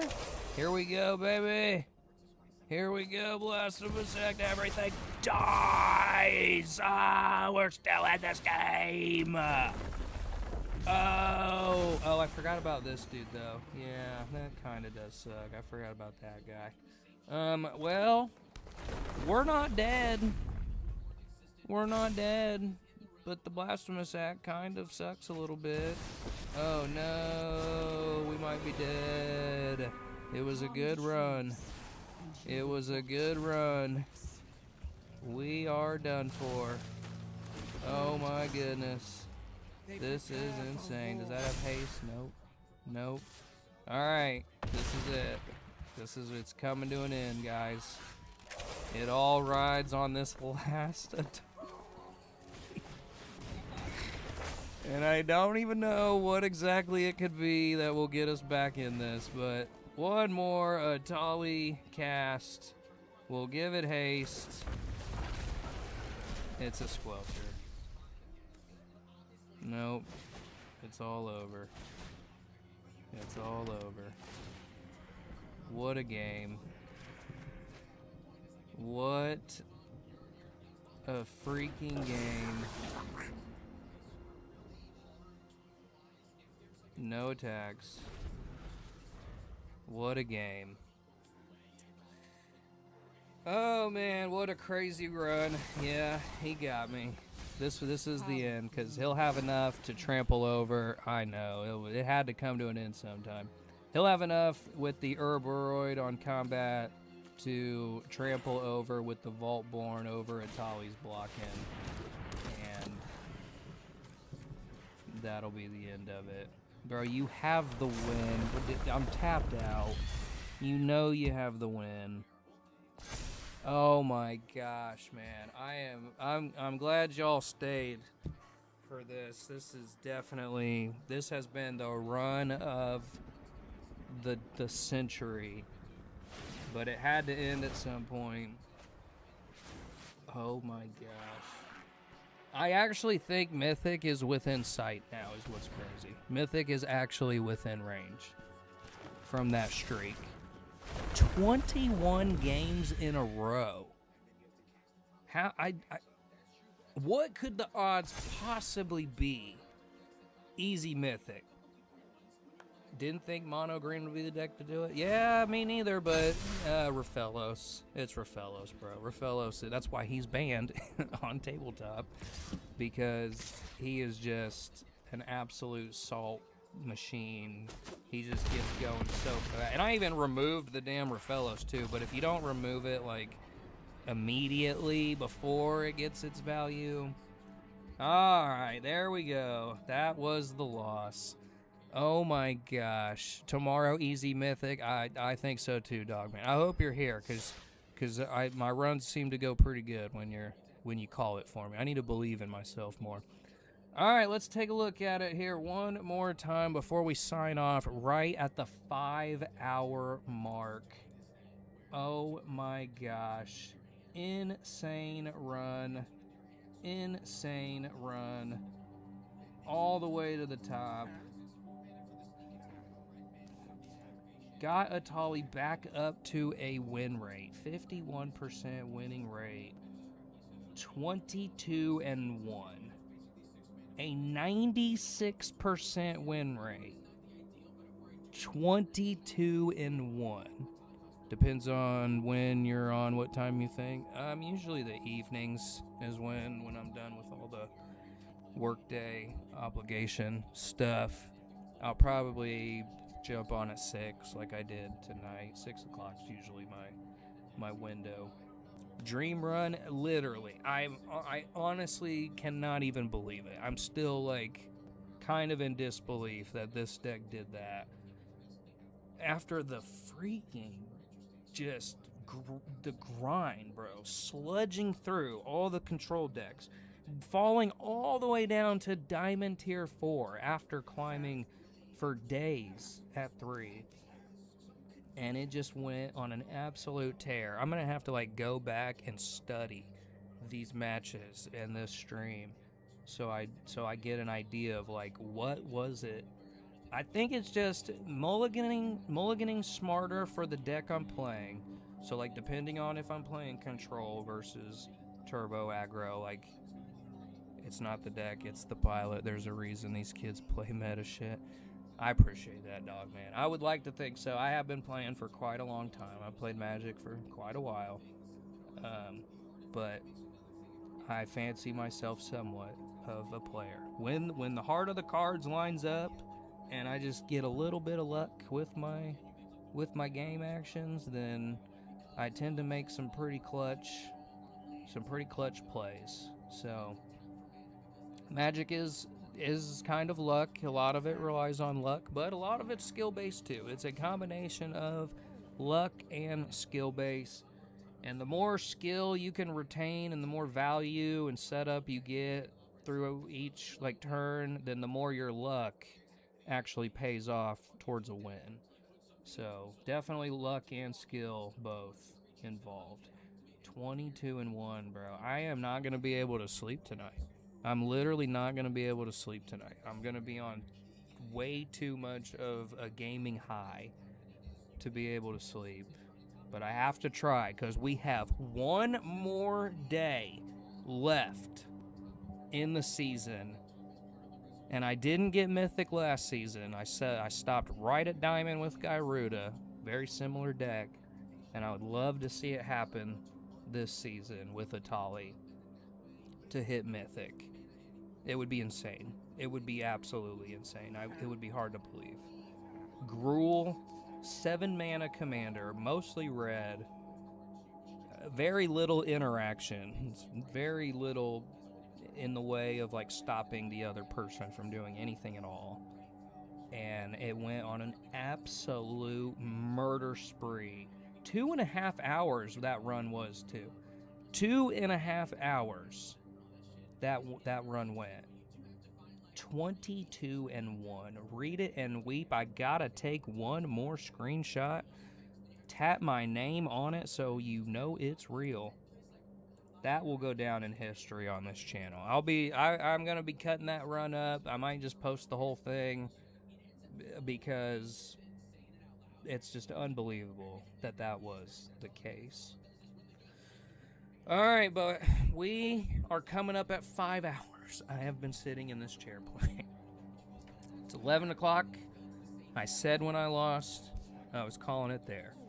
So I kept up. I'm glad I did. I'm glad y'all convinced me to keep going too, because the juju, the mojo, the heart of the cards was there, and I just had to ride that. I had to ride that lightning for as long as possible, and I was almost not willing to do it until y'all told me to keep pushing. So I appreciate everybody that joined for our crazy hijinks here and our cringe Magic the Gathering. Thanks for the entertainment. Anytime, Brutimus. Anytime. That's what I try to do. I try to make it fun, and yeah, I mean, I'm animated for like the camera and the match. But this is real though. Anybody that plays this silly game and they know what it's like to like just get right there, you're so close, you're on death's door, there's no hope left, and then you just explode out of nowhere with a comeback with 1 life left.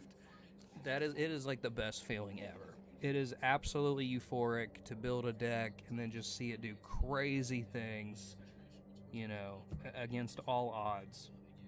So it is real. I hype it up to make it fun, but it is absolutely real. I love this game. It's one of my favorite games. I will always play it. And it's just awesome. What an awesome, awesome night. Awesome run. I appreciate y'all. Like and subscribe if you want to hang out more and watch me lose my shit and crash out over Magic the Gathering. Love to have y'all. Glad y'all stayed and hung out. And we're going to sign off right at the 5-hour mark. We're within 10 seconds. And 5.